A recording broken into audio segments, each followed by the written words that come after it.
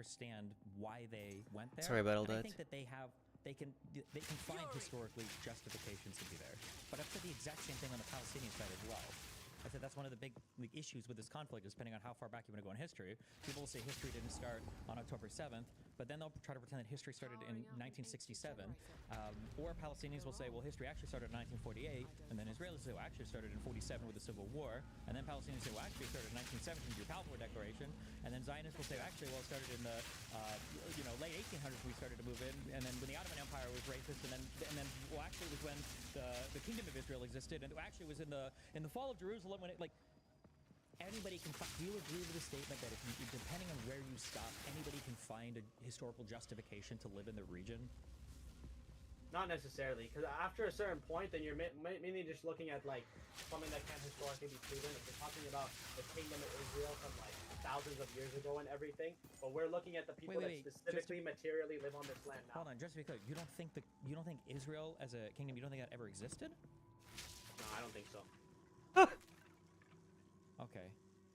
Are you one of those people that think that, like, if you were to dig under the, like, Al-Aqsa, you wouldn't find, like, any Jewish shit?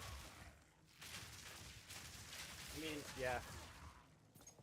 I think if you're looking at the material reality of the situation now, you have to understand that Palestinians are being displaced from their homes, ethnically cleansed, massacred. You can't just look at things from 3,000 years ago and be like, well, we have an entitlement to this land because of this from 3,000 years ago, so now we get to go and massacre all your children and ethnically cleanse you from the land. Like, that doesn't make a justifiable sense to me.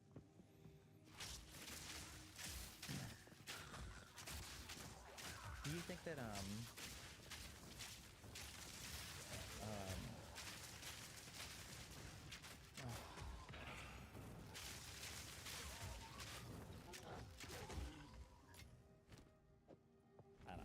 I don't even know where to go.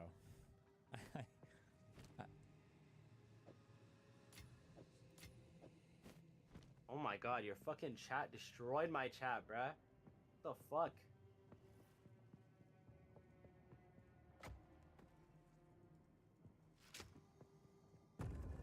My chat got cooked, bruh. How many people are in this chat now? You said before, you said that that Jews and Palestinians had lived peacefully together. Why do you think there were ever Jews in that region? Take this! Yeah, there are Jewish people that are indigenous to the land as well too, but a lot of them are settlers that came from European countries. Stop doing the talking too. points. Why do you do the talking points? Just be a human being for like 2 seconds. I'm asking you, where do those Jews even come from? You said there are Jewish people that are indigenous to the land. There are actual Arab Jews. I understand from that. From where? Why are they there? From when? There are people that live there that are Jewish, but I'm talking about the majority of when did they come? Israeli citizens now. Come from? Where did they start at? Why are there Jews that lived in the Levant? Why are there Muslims that live in the Levant? Why are there Christians that live in the Levant? Well, where did the Muslims come from? The Muslims came back from conquest, no? From Muhammad, from the... No, they were placed there in the beginning of time, or... There's people that decided to become Muslim there. There's assimilation in the land. Well, at the end of a sword. Wait, are you an atheist or are you Muslim?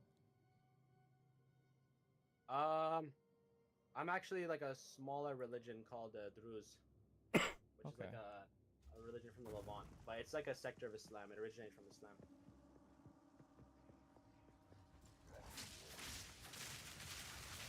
Nah, I'm hate watching.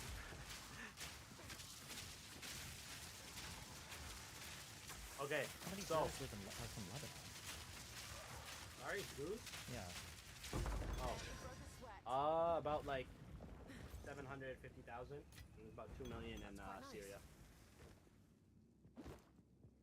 I'm someone that's actually indigenous to Levant. Like, I can check my ancestry and everything, and I know I've been indigenous there. Cool. How do the Druze in general a lot of feel Zionists, like, they're actually from like... How do the Jews feel like Hezbollah? Wait, what do you think about the fact that the Jews, like it seemed like they wanted to join more, like the Israeli side in 47, 48? Yeah, I don't like that, honestly. That's another reason that I'm very vocal about the perspective that I have, is that, you know, I feel like there's a lot of people in my religion. I'm not asking you, like, I'm asking you, why do you think that happened? It's propaganda, honestly. They fell for propaganda, I'll be honest. Which is unfortunate. They ended up becoming propaganda tools It's divide and conquer. That's essentially how I see it. They let them believe that, you know, we'll give you all these rights and beliefs and all this stuff, but you have to betray the Palestinian people.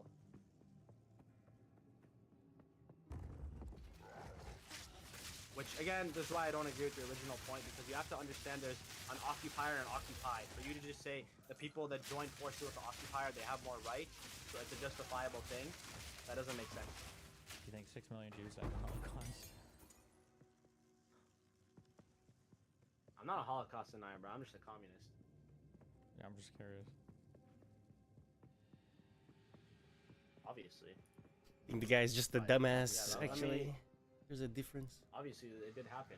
I'm not a denier. Did 6 million Jews die there, though? Yeah. Why would I deny the number? I don't know, gauge the anti-Semitism here. Oh, yeah. You're hilarious. I don't have any hint of anti-Semitism in me. Fully anti-Zionism. Okay. So, another quote I just wanted to bring up towards you is, you could look at, for example, David Ben-Gurion, you know, the Israeli first prime minister.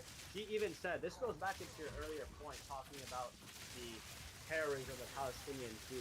He said that viewing violence by Palestinian aggression was misleading because of this specific context. He says, end quote, let us not ignore the truth among ourselves. When we say that the Arab are the aggressors and we defend ourselves, that is only half the truth. As regards our security and our life, we defend ourselves. But politically, we are the aggressors and they defend themselves. The country is theirs because they inhabit it, whereas we want to come here and settle down, and in their view, we want to take them away from their country. This is the first Israeli prime minister. He knows what he is, he knows what the Zionist regime is, and the intentions behind it. So for you to sit here and act like it's some defending thing, it's a very disingenuous Zionist talking point that is often repeated, but I disagree with, of course. Wait, what's the disingenuous Zionist talking point? If you could try to listen, I said that he talks about how... No, wait. I'm asking. You said I'm making a disingenuous Zionist talking point? Yeah, you were before. Where you try to act as if Palestinians are committing terror attacks and they're the terrorists and stuff. But you have to understand that this started originally as them being the aggressors, the Zionists being the aggressors. And this is what led to the responses towards them. So do you think that Palestinians have never committed terrorism? Fury! I think they committed terrorism against the Zionist regime, which I would justify. It's a right to resist against occupation. You have a right to commit terrorist acts? Right to resist against occupation. Why do you That's keep correct. restating right to resist? You know that right to resist isn't Because right to commit terrorist you're attacks, right? explaining it in a disingenuous talking I'm point. just So I'm asking a wording it simple- properly. No. So This guy's a literal terrorist sympathizer, apparently. UN would protect that? I don't believe in them killing civilians, but that's also not what happens a lot of the time. They're attacking I'm not military asking bases. what They're happened a lot of attacking the things like time. I'm asking in general. If you're an occupied people, you have the right to commit terrorist attacks against the civilian population. that. No, I don't believe that. Okay. You But I'm just said talking you about the right did. to resist Terrorist against the attacks, Zionist though, regime. Yeah, Okay. but you're miswording it to try to make it seem as if I support something else. It's another disingenuous talking point. How is it disingenuous to just try to establish like a simple fact? I'm just trying to see if you agree that because initially you said the PLO did never Because commit you know any what I'm terrorism. trying to say. You know what I'm inferring. Well, I and know then what you're trying to make it do. seem What you're something trying to do is you're trying to downplay any potential terrorist activity. You're trying to make it sound like all of the resistance was noble and there was very little of any terrorist acts. That's what it sounds like you're saying. Yeah, a majority of it. I would say so. Okay. So like the suicide bombings all throughout like the Second Intifada and stuff in public areas, all of that was like justified and based active You have resistance? to understand. Why do you from the keep saying you position of have to them- understand? I do understand. What are you talking about? What do you think I don't understand? Because you have to look at it from the position of Palestinians resisting against their occupiers. You don't They're- even know Let's what go Palestinian murder is. innocent women and children. Like, I don't It's not understand. terrorism, though. I still don't. I'm not sure if you even know I what a defined it Palestinian to you. is. You're asking me stupid ass questions like It's what a not a stupid Palestinian This is. guy's branded, dude. What a Palestinian To no one's is surprise. arguably like at the heart of one of the like largest points that gets argued about the history of Israel and Palestine. What do you mean that's a stupid question? Palestinian Because it identity is a is a stupid huge question. issue. It's not a stupid question. It's a really big deal to Arab Palestinians that live in Israel and to Arabs and Palestinians that live in the West Bank and Gaza. How do you say it's a stupid question? Yeah, exactly. The people that live in Palestine are Palestinians. Very basic.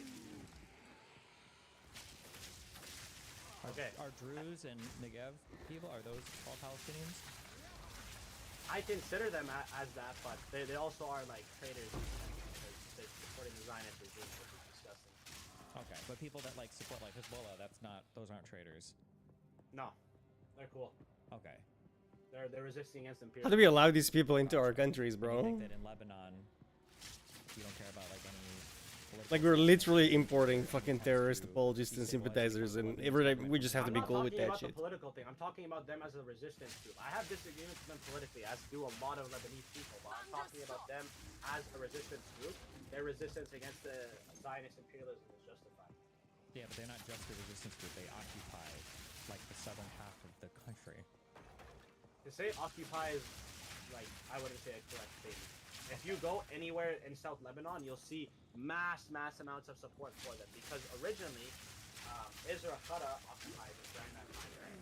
Up If you until go to the southern the part 2000s. of Lebanon that's controlled by a group of people who will murder you if you disagree with them, everybody there agrees with them, do you think that's an argument in favor of Hezbollah? You think they'll murder you if you disagree with them? That's the perspective you yeah. have? Yes. 100%. Okay. I think that just shows more of your racism towards Ottoman. Who would they be murdering? Why would they murder someone? It would be other Arabs. Unless What- someone what is part of my specifically statement causing was harm racist? towards them. Because you're just assuming that they're just gonna, like, some like crazy terrorist regime that's gonna murder anyone that tries to disagree with them. I think it is a crazy terrorist regime. I do think it would There's a be lot of where- people from South Lebanon that do disagree with them. They say, like, you know, we shouldn't really be as involved with it. But you have to also understand the history of South Lebanon and Palestine. Before the occupiers came in Britain, South Lebanon and Palestine was essentially the same area. The currencies in Palestine could be used in South Lebanon as well too. So there's a lot of historical context to understand when you're making statements like that, which I disagree with you on. The currencies in South Lebanon could be used in the modern day. Wouldn't that just be the currencies of the entire Ottoman Empire? No, I'm not talking about the Ottoman Empire. I'm talking about pre-1948. That's like during the British Mandate.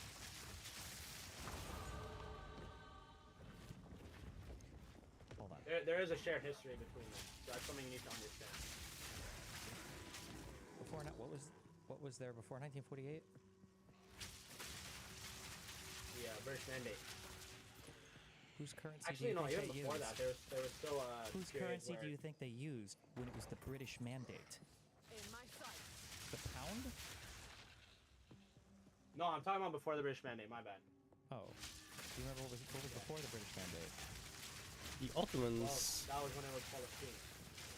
Nope. It was never Palestine. Oh. Like the country of? Hey, Yeah, Palestine. this guy's a retard. But you look at it from like a white person perspective, where you don't really see it as like a country, unless it's specifically like a country with borders and everything. But It was they part of the just- Ottoman Empire, bro. How's that a it's an country? area of Lebanon. They just never had it like historically claimed until like a lot of countries started doing it later on towards the 1940s.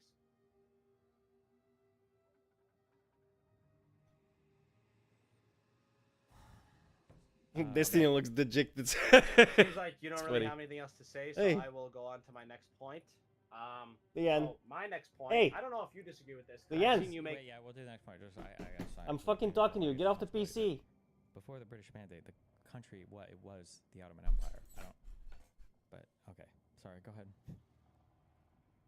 Oh, Okay. I swear to God. I But you hate have to when- understand there what was is a shared region between them. There was a train that went from Beirut all the way down to Jerusalem. Everything. Yeah, They it all was would the share the same land. fucking country. That's yes, why a it lot was of them all feel a part of the historical Ottoman connection to Empire, Palestine. ruled by the Turks. Yes, it was the same Okay. country. Yes. Cool, cool. There was no country of Philistine Anyways. or Palestine or any. That was not. Are a they country. still considered a Palestine? No, no. There was no country there of Palestine. There was a region that extended all the way from, I think, maybe even into the from the Sinai Peninsula up to around Lake Lebanon and Syria and stuff. I don't know where exactly it ended, but there was no country there. It was all part of the Ottoman Empire. But go ahead. What is the next part? So this is actually something I would disagree with you on that you were talking about before, which you have been kind of hesitant to describe the genocide that's been happening in Gaza since October 2023. That I You've been hate, hesitant to dude. describe it as Bro, you're such, talking even English. though there is Why are you many, why are many you features spazzing that, all of a sudden? You're like just show that talking there's normally, and then all of a sudden, genocide. Gaza. First point Like, that I bro, have just say is Gaza. Jesus starvation fucking as a weapon of Christ. war. It drives me up They the cut wall, off dude. Food and water supplies. Israel imposed a complete siege on Gaza, explicitly preventing the entry of Gaza. water, food, medicine, other essential supplies, even targeting international aid such as the World Central Kitchen and UNRWA, How and many, there was also yeah, a you specific said- instance. Sure. Okay. So they've been cutting off like food and water and stuff. It's like the whole for how long? nonsense between we shouldn't call Well, they were. Kiev. They've been We controlling it we since shouldn't call them 2007, Kiev but because it's called especially Kiev. after October Well, it's Kiev in 2023, fucking that's English, when they were dude. withholding Fuck off. funding Like, who towards cares? the country.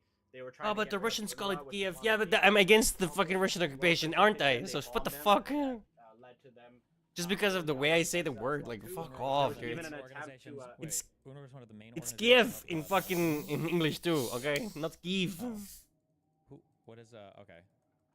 What does the UNRWA do again or whatever? They give food or? Yeah, UNRWA's a part of like human. It's like it's also New Orleans, not Nolans, right? Because just because they call it Nolans doesn't mean it's Nolans in actual English. It's New Orleans. Fuck off. I fucking hate that shit, dude. Like, for oh, Palestinian refugees, they help them out. Okay. And you it said they've annoys been me. Being sieged and cut off for how long? Makes you For, like, sound a really year? stupid. No, the siege in Gaza has been happening since 2005, 2007. I think it's 2005. Yeah. They've been sieged for 17 years. Yeah. How many people have starved to death? There's tons of people that have starved to death. But again, the siege is being lightened because of organizations like UNRWA that have been supporting them and trying to help out during this time frame. Over 70% of Gaza, as I was saying, relies on I cringe every humanitarian time. organizations such as UNRWA to help them out. How many people died of starvation though? I don't know the specific number, but I've seen many videos of people like that been like literally you can just see their bones and they're fully dead of starvation, even children, especially in North Gaza where humanitarian aid's not being allowed to pass. Really? Yeah. Bones in their faces. Are you sure you're not thinking of I pictures said, of children I said in Yemen? like bones, like their body is literally filled like bones. Like there's nothing left on their skin. No meat. Really? In Gaza? Yeah, like why are you denying that? Because I don't think these pictures don't exist. Are you a Nazi? Like what is wrong with you? I'm telling you this. Like, do you want me to go pull up the videos and pictures I've seen of Palestinian Yes. children that literally are at their bones and they don't have anything left and they've been starved to death? Yeah, find one.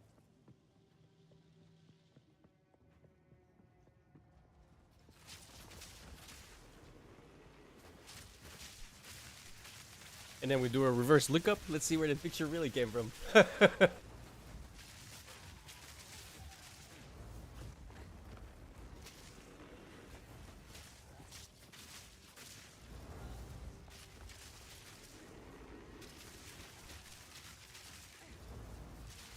To be clear, there's going to be a picture with multiple children who are skin and bones, right? Not one child in a hospital bed who is suffering from a disease or something, right? There's going to be like multiple. There's going to be like a picture of like lots of children that are all clearly emaciated and starving to death, right?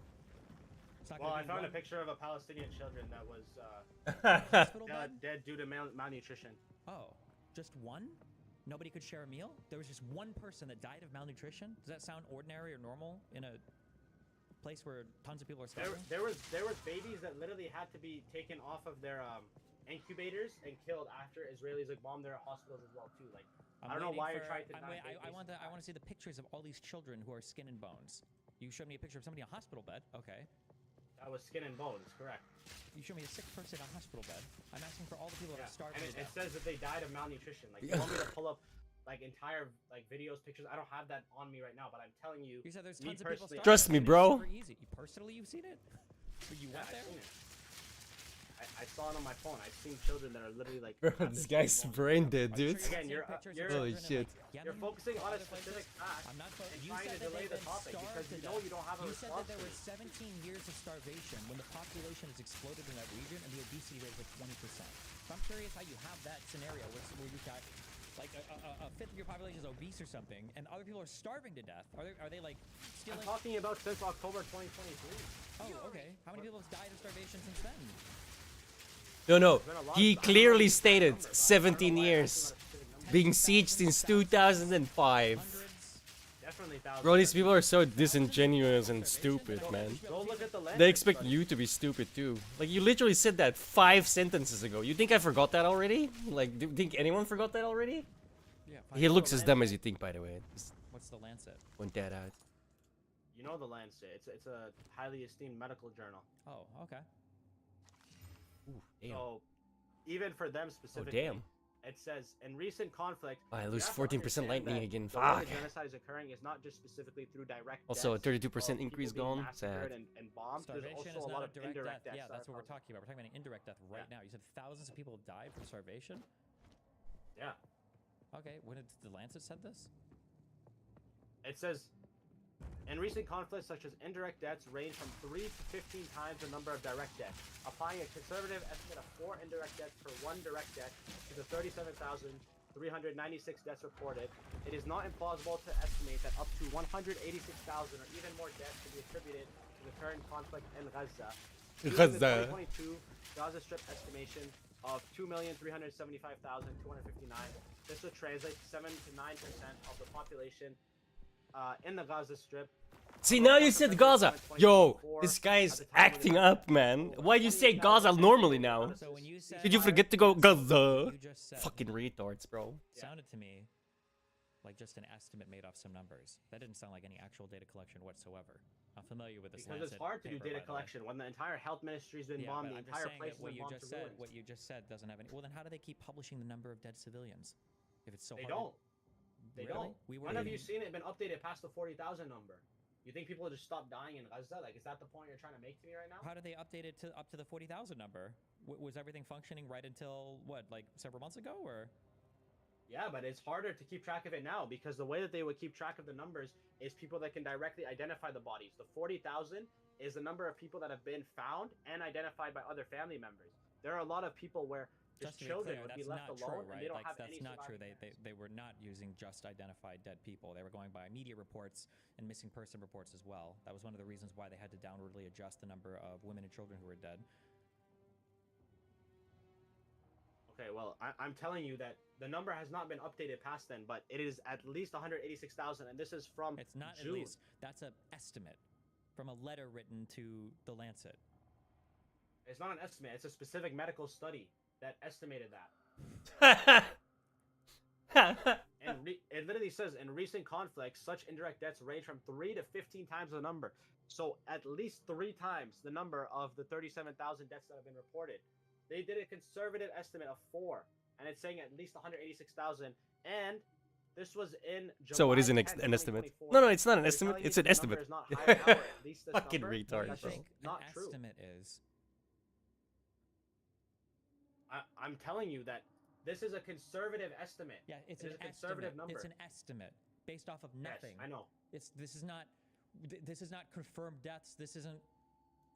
Because they're not specifically counting, they're counting the number of direct deaths, which was 37,000. But the number of indirect deaths would be much higher from people that have died because of diseases, malnutrition, lack of supplies, things like that. That is what is leading to the deaths, especially in places like northern Gaza where the humanitarian aid is not reaching them.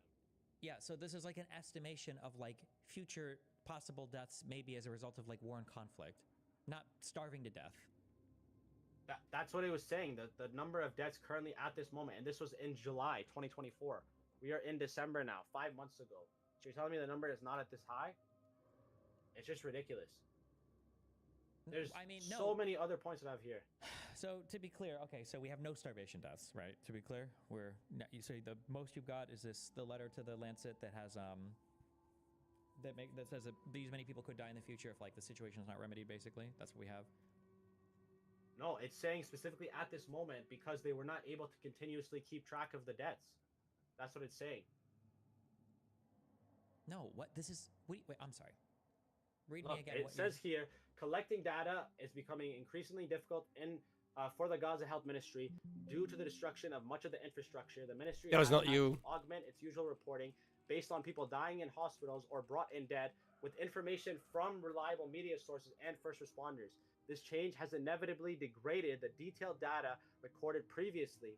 Consequently, the Gaza Health Ministry now reports the number of unidentified bodies among the total death pool. As of May 10, 2024, 30% of the 35,000 deaths were unidentified. So this is the problem. They can't really identify the deaths. They can't have the hospitals that are keeping track of all the people that are dying because the hospitals are being bombed as well too. So you have to understand that when you're applying the context. Because now when all the hospitals in Gaza are being bombed, it's harder to keep track of all these people that are being massacred. At the start of the conflict, there were still functioning hospitals that could keep track of it. There's no infrastructure left now to do any of that. Storming arrow. What do you think that what do you think that what you're reading is telling you? I'm telling you that it is harder to keep track of all the deaths because Hold of on, hospitals. you know what? Let's fuck it. We'll do something. Make me exactly what you're reading. Make me the first. Okay, perfect. I'll send you it. You should be reading this article. I don't know how you haven't read it yet, but it's not on Wikipedia, so I'm not surprised. Good one. I am familiar with it. There's a thing about the Lancet. It's been like universally criticized. The Lancet itself might have actually made a statement against it. I don't remember, but I am familiar with it. My guess is you've probably never actually surprised. opened this before. You probably read this off of some other website. No, I have read it. I have which read is it why for you sure. are making really weird and bizarre claims about it. I've read you direct statements from it, and I've explained it properly to you. But The whole "oh, he only reads from Wikipedia" is such a retard statement, too, dude. Okay. You know, on the bottom of Wikipedia, that's where the sources are, right? You know, you can click on that, and then you go to the actual websites and stuff. So I don't know what the fuck you're talking about when you're claiming like, "Oh, he only read Wikipedia." in Gaza, It's like, it's made it more okay, but difficult to count the dead. the fact that you only read the headlines of newspapers doesn't mean I only read the headlines of newspaper articles. You know what I mean? Like, it's such a stupid fucking criticism. It only shows that you're a retard. Oh, I wasn't paying attention. I was ranting too much. Heavily at the start of the conflict. It's now slowed much slower. So now they are attempting to count the deaths by using a conservative estimate of up to at least 4 times what the actual confirmed number was, which was 186,000. But this is from July. I'm telling you now the number is even higher. I would estimate it to be at least 200,000 or 300,000. Oh, okay. Sure. Let's take the estimation of this guy that clearly has no fucking clue. Estimation. Well, my estimation? 5. Are there Like, what the conflicts, fuck? And they're just multiplying the number of dead in this region by I have about as much information about that guy, right? like Who are you gonna believe? 3 to 15 It's times. so stupid. And that's Yeah, it. anywhere from 3 to 15 times. It's saying they did a conservative number of 4. It could have been much higher. The actual number could be closer to 500,000 for all we know. But So we you can't think a confirm quarter that. of the population could be dead, and we just Yeah, have no possibly. idea. Have you seen the destruction in Gaza currently? Like, the entire place has become destroyed. Liberals like yourself talk about Gaza being turned into a parking lot. It essentially has become turned into a parking lot. People are living in tents. There's no residential buildings left. They've destroyed every structural building, supermarket, hospitals, schools. They are fully attempting to destroy any possible life and make Gaza as uninhabitable as possible. And that is the point I'm trying to make towards. Okay, so to be clear then, so the best example that you have of starvation is somebody took the current number of deaths and then they multiplied it by 10 and said maybe this many people are dead, and that's it. You do not understand anything I have said. I am telling you that it is impossible to specifically count the number of people because of all the infrastructure that has been destroyed. I understand in that. Gaza. So Why are what you I'm not- asking, I'm Why are you restating not that. acknowledging that? Yeah, I'm sure it can be hard to keep track of people. You're the one that said earlier that they were identifying bodies. That's not true. But so I'm asking you. They were originally, and I agreed with you that they otherwise had to use media reports because of that, because they were not able to continue to identify them because of the structure of all the infrastructure in Gaza. Even as of May 10th, 2024, when they were at 35,000 Jesus. deaths, 30% of those deaths were unidentified. Yeah. Okay. So not just after 40,000, but even when they were only reporting 35,000, okay? Yeah. They weren't, That's what made it more difficult. okay. So nothing was going past 40,000 deaths or anything like that. Okay, so the only evidence you have that mass starvation is happening or whatever is somebody took that number and they said, well, in armed conflict, there can be indirect... I actually have another. I have another No, one. as well, too. just one thing, okay? Because we still haven't Okay. gotten anything from starvation.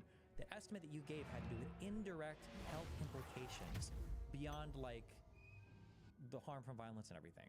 Like, Okay, I'm gonna send you another well, article. no. as well, too. I just want you to be clear so we understand, right? That you're Yeah. talking about a death toll to where somebody might get, like, a cold or the flu and have, like, and die, like, a year from now or something like that. Like, this is, like, the type of thing that this is estimating. It's talking about indirect deaths. It could be the cause of malnutrition or a disease specifically. It could be the cause of someone dying from the rubble. It could be cause No, of. rubble is not an indirect death. This Yeah, is talking that's- about indirect that's deaths pretty from direct. health stuff. Yeah, I know. Then But I'm why saying, did you let's just say say like rubble. because of like well, technically it would be like the uncleanliness of that area. It could lead to like a disease being caught. So that is like kind of like an indirect death. But if you're talking about someone specifically being crushed, that would be a direct death for sure. Okay. You also understand that this would assume that there is absolutely no help given to the region afterwards, right? Well, a lot of the help has been kind of withdrawn from it. If you look at, for example, the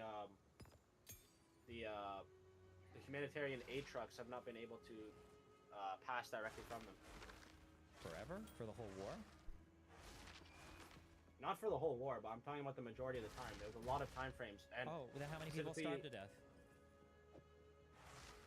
I don't Shouldn't know there be the like exact hundreds number. or thousands or tens of thousands? There's no information, no data. And I mean, again, Google it. You said there there's is no tens health of thou- ministry that you is said able there to are keep track tens of this. thousands Why are you people, making me repeat my point? So nobody can track who start. Why don't we have videos and pictures of people? Shouldn't we be able to easily look up? So Like, you're gonna go and count every single video. Please, Destiny, go and count every single video of a starving and dead Palestinian children for me, and come back to me.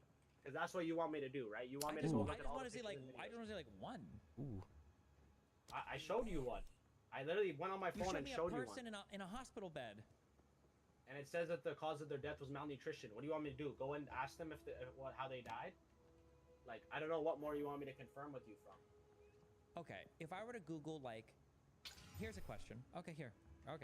Do these children in Okay. this video? I'll just link you some. In this NBC video, okay, now this is back in February, so maybe they're starting to thin out. Do these children look emaciated or starving to death to you? Okay. Okay. Well, it's more that sucks. Okay. That's pretty good. Oh shit, I have to turn off my ad blocker. Oh. Damn. Yeah, to answer your point, they don't specifically look like that, but it depends on the area that they're in. If they're in South Let's Gaza, go. they can access a lot more humanitarian aid. The people in North Gaza have very clearly Gaza. not been able to access that same humanitarian aid. That is where the problem lies. Okay, should I be able to find? So there are no pictures or videos of all these emaciated, starving children in North Gaza, right? That was just wrong. You just made that up. So I will what's the find next one? videos and I will send you them afterwards. I don't have videos of them You on said the there are moment. thousands of them. It should be super easy to find them. So I don't know why you're saying I'll go and search. It should be one Google search away. You should see a ton of them, right? I mean, I searched and I found one video specifically, Only but I have one? to look for How? more. I'm not gonna sit here and spend the whole stream looking at my phone for videos. Okay. So there's nothing there. Okay. What was the next point? Okay, so there's also a point specifically from the Refugees International that talks about how Israel obstructs the aid to Gaza and how they are specifically trying to block the humanitarian aid from going there. I've also sent you that article so you can read it. So no the next humanitarian point aid gets I have, into Gaza or what? they're specifically obstructing humanitarian aid from going in. And even the ones that did go in, I saw a video of them Nature's pouring a fury. bag of flour and it was literally sand. This is the type of tactics they use to starve Palestinians. Oh, They so want to how be have none as of them responsible How for have none of them indirect death. starved then? If they're sending sand in instead of flour, why is it that we can look at the COGAT That's a numbers and we can Nazi see? talking point. How is it a Nazi talking point? To be factually correct? Because it's not factually correct. I'm telling you, Palestinians have starved. But then, The ones in yeah, you're you're Gaza telling are me, yeah, starving. with no, but It you takes, have no evidence it takes of that. someone multiple weeks of not ingesting any type of food for starvation. It doesn't mean that they're still, it doesn't mean that they're going to starve to death, but they're still facing extremely inhumane conditions that are going to lead to malnutrition over time. Sure, you know it's that, not going to happen. You know that, it's been more than multiple weeks since the war began, right? Yeah, I know. I'm saying it's going to take months of them on Yeah, this you type know, of it's food been diet. it's been more than months since the war began, right? I'm saying that. But I'm saying they're not all going to pass away at the same time. There's going to be different opportunities for different people. Okay, there's been like a year's worth of opportunities. Shouldn't a ton of wouldn't you expect? Let's do like a sanity check. Wouldn't you expect like tons and tons of people to be starving to death if aid has been blocked this whole time? Aid is being withheld. It's coming a lot slower. It's not being able to go to everyone. People in South Gaza are able to get a lot of aid. People in North Gaza are having a lot of aid blocked towards them. They're fully trying to ethnically cleanse that area. Okay, That's the point I'm let's say, trying to okay, hypothetically, let's say it's true. How many efforts has Hamas gone through to ensure that aid gets to people? They have been trying to do hostage situations, hostage deals, I'm but gonna repeat Israel has this. I'm rejected just them gonna cut you multiple off. I'm times. gonna repeat it. So to be clear, that was a bad aid throw tactic where you did an irrelevant response to a very simple question. I'll ask again. My simple question was, what has Hamas done to try to get aid to people? I didn't ask anything about hostage negotiations or anything like that. That's what I'm telling you. They have tried to.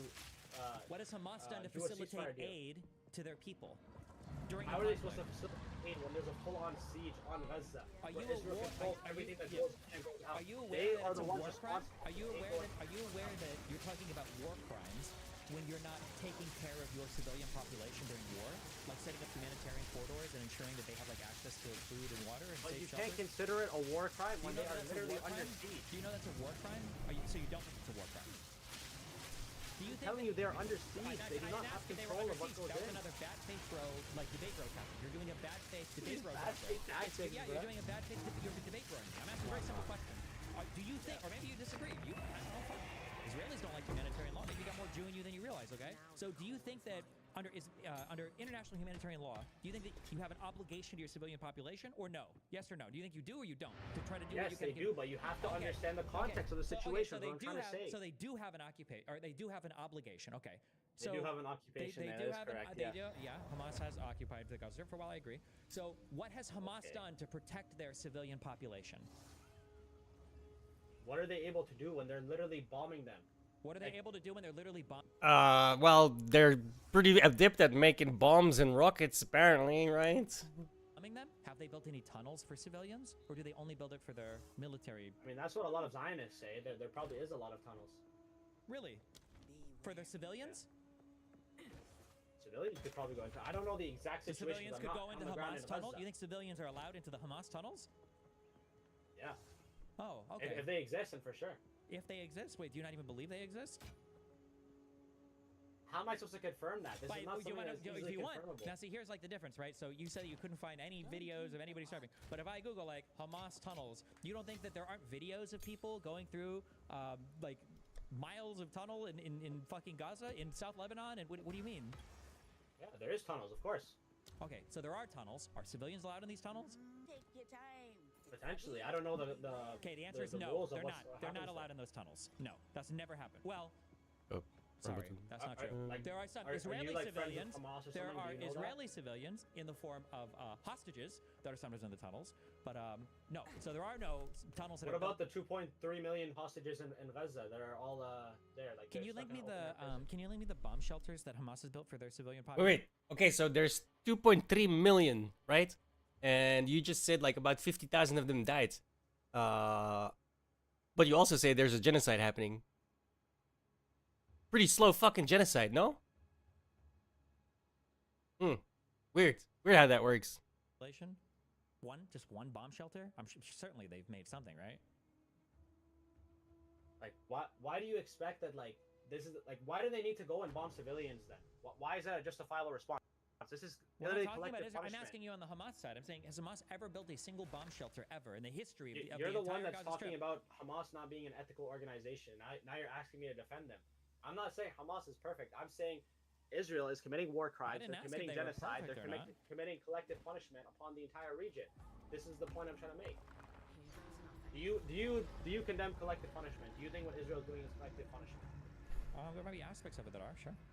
Oh yeah, aspects of it. Yeah, like carpet bombing the entire region. That's not collective punishment. Yeah, Why yeah, would they? sure. How is it? Can you tell me if they carpet bomb the entire region? How have they only killed like Um, 450,000 people? Yeah, I don't. This Isn't that guy like over knows 1,000 what people carpet died? bombing Again, means. go back to the original point. They are not able to directly keep track because all the infrastructure has been bombed.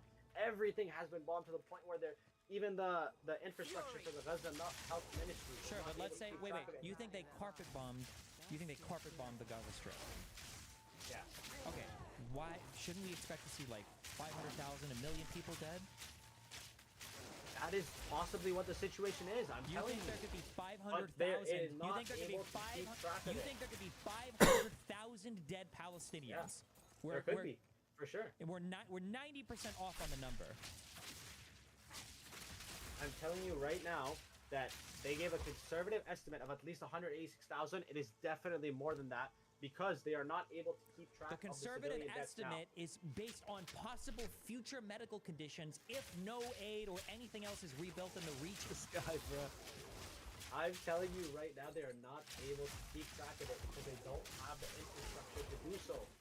if the Bro, the entire increased Israel attack speed is conflict nuts. out- That 15% is working hard, dude.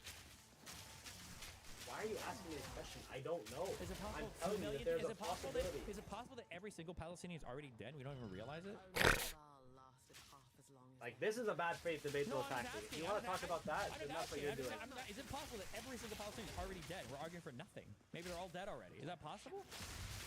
No, that's obviously a stupid point because there would have been journalists talking about that. Oh, but there wouldn't be journalists talking if a quarter of the population was dead. If 500,000. You think one specific journalist that's all like they're disparted now, they're all in different areas. A lot of them that are there are just Oh, in one specific lag. area. Like the ones in northern Gaza, the one in south Gaza, the one in the ones in those type of areas. One They don't journalist know per- about the entire region. They can't make a collective agreement for the entire region. Like this is such a stupid point they are making.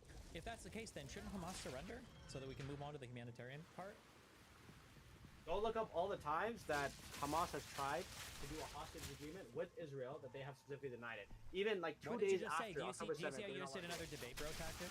How I asked if Hamas should surrender. You go, well, look at when they've tried to do like a hostage negotiation.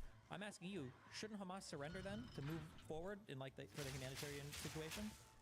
I think at this point, yes, there is a lot of people that don't agree with that, but they have also tried that because they want to get back the Palestinian detainees that are in Israel that are being illegally held against their will. Oh, okay. So that then they don't weren't have trying any. to surrender. They were trying to do a hostage swap after illegally. Do you agree that taking hostages is a war crime? Yeah, well, the 2.3 Palestinians in Gaza are great. basically That's hostages. great. They're in open air Basically, prison. that's They're great. not So allowed to the answer is you no. agree that Hamas taking hostages on October 7th is a war crime. So you're saying that they tried to end the war by swapping their hostages with people that have been detained or that are prisoners in Israeli prisons? Yeah. That was their peace agreement? Yes, exactly, You because know there are that even if Palestinians they that are did there You know illegally. they weren't going to agree to long-term peace, right? These were always just for temporary ceasefires, right? No, there was always an agreement for long-term peace. No. No. There was one that was That's there from just the not beginning. true. The reason No. These they were all for committed that ceasefires. attack, This they was a got- ceasefire negotiation. 100%. Okay, well, you're just saying it's not true. I'm telling you it is true. Oh, show it to me then. Go find it. Go find me the original agreement that would have guaranteed long-term peace, where Hamas said, The original agreement that would have agreed long-term peace is if the Palestinian detainees, the ones that were in the prison that were held there against their will without a specific reason, were given to Gaza, they would be released, and there would be a Gaza. ceasefire agreement. "Oh, Israel is the one that a always ceasefire, destroys. a temporary ceasefire, so not peace." So okay, thanks. I'm glad you got that debate bro tactic Well, out of the way to call it. I mean, temporary of ceasefire course, instead against like peace. Okay, they're okay. always going to resist against the genocide. Okay, cool. So then there was no peace agreement. Okay. I'm telling you right now that there would have been a ceasefire agreement. That's fine. We weren't asking if there would have been a temporary ceasefire agreement. I was asking if I'm there not talking would about have been temporary ceasefire. You know what a ceasefire is? Not a temporary ceasefire. It's a ceasefire. peace. I'm telling you, that's what would have happened. Are definitionally temporary. Yeah. Ceasefire means we're not going to shoot at each other right now. Yeah, and that's what they would have done. That's not peace. There would have been peace if they brought back the hostages that were being taken in Palestine. I mean, in occupied Palestine. All the ones that have been detained against their will and they are not given a specific reason, that is the main reason that the hostages were taken. Was it really just people that have been detained without being given a reason, or does it also include people who are convicted of like actual terrorist attacks?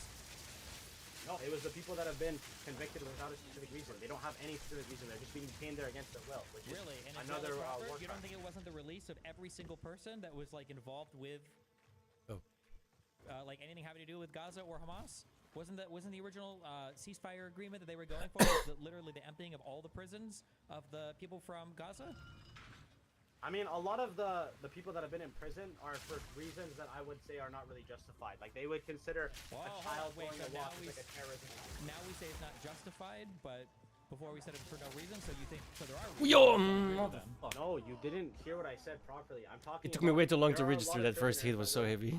Held for unjustified reasons as well too. As I said earlier, there's a 99% conviction rate because it's under a criminal court. It is unfair in the way that they are treated. That is the way that everything goes. So, like for example, like let's say a child goes and he's like 12 years old. He throws a rock at an Israeli soldier. He's gone. He's in prison. This Hell? is not a fair way to treat a child. Like this is the type of shit they do. A lot of times as well too. I'm just curious. they In will make America them- or Canada, what do you think happens if you sling a rock at somebody? If you're a kid, if you're 12 or 13 years old, what do you think happens? I mean, I don't think they put them in a criminal court and they try to arrest them. By definition, it's a criminal act. Yeah. You know you can't just sling rocks at people's heads, right? You know That's like, an- that's illegal. an- Yeah, but even in Canada- Children. That's literally an attack with a deadly weapon, bro. With 12-year-old can't sling rocks at people's heads.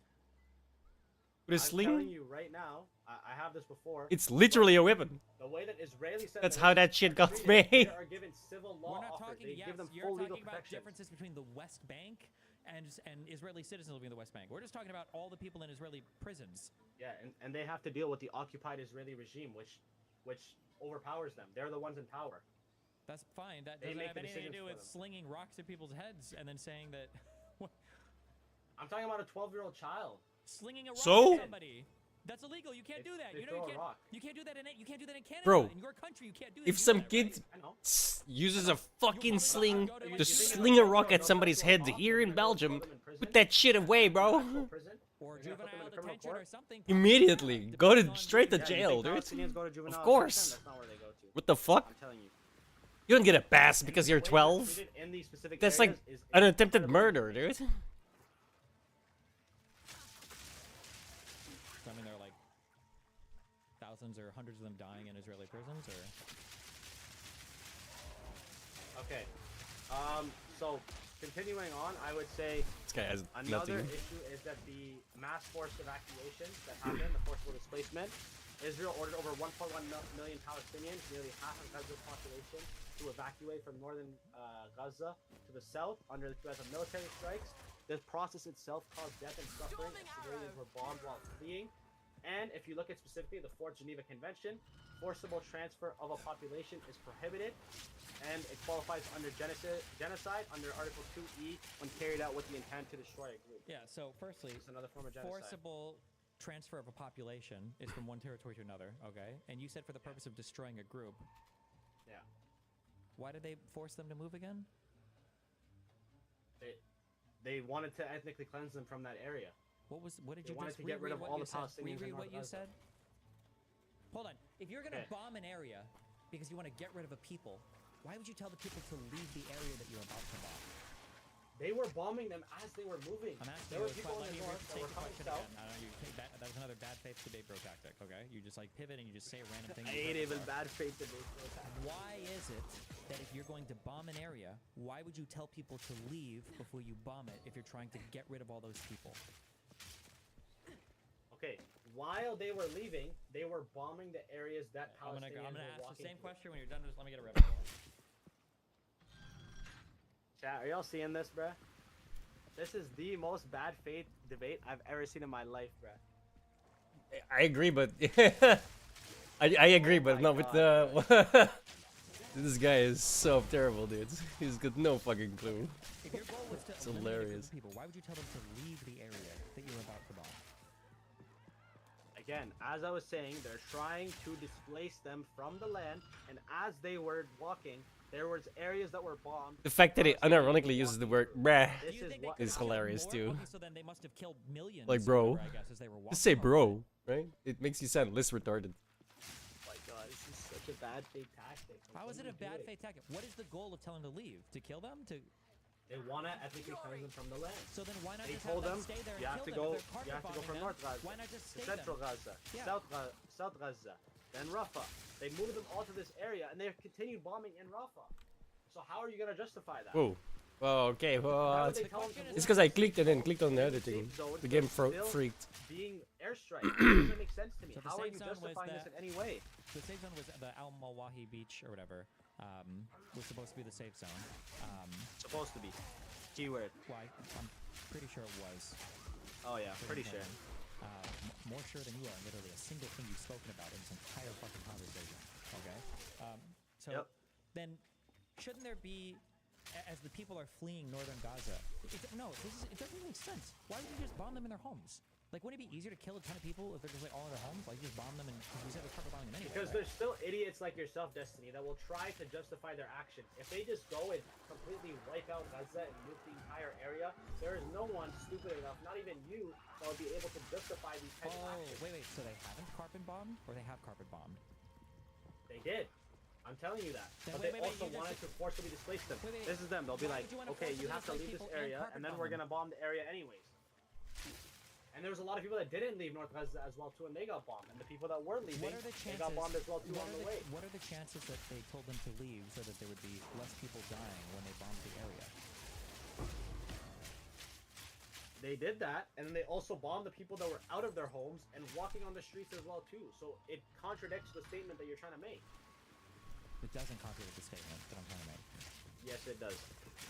Because if they actually cared about them, they would have waited until people actually left and bombed the area, which is still wrong because, as I said, forcible transfer of population is prohibited under the Fourth Geneva Convention. It's the forcible transfer of a population. And there was a denial of a safe zone. Again, collective punishment, all these types of things are all war crimes. They are specifically under the Geneva Convention that is wrong. Okay, let's try You this. are not Okay, condemning. this'll be that our- you are sitting sure. here and trying to justify with your bad faith This will be tactics. this will be the last. This will be the last one. We'll see if we can settle on this or not.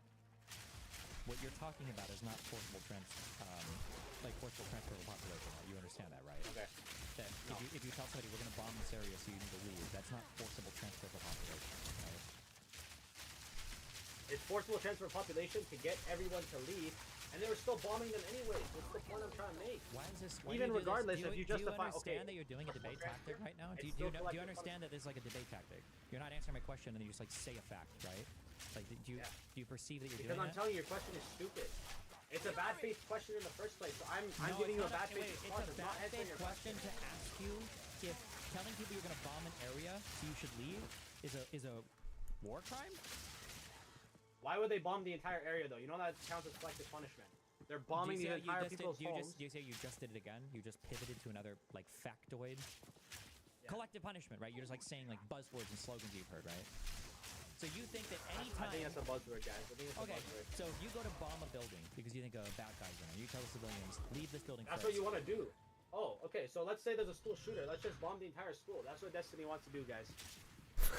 Guys, next time there is a school shooter This or a guy's terrorist in a retarded, building, dude.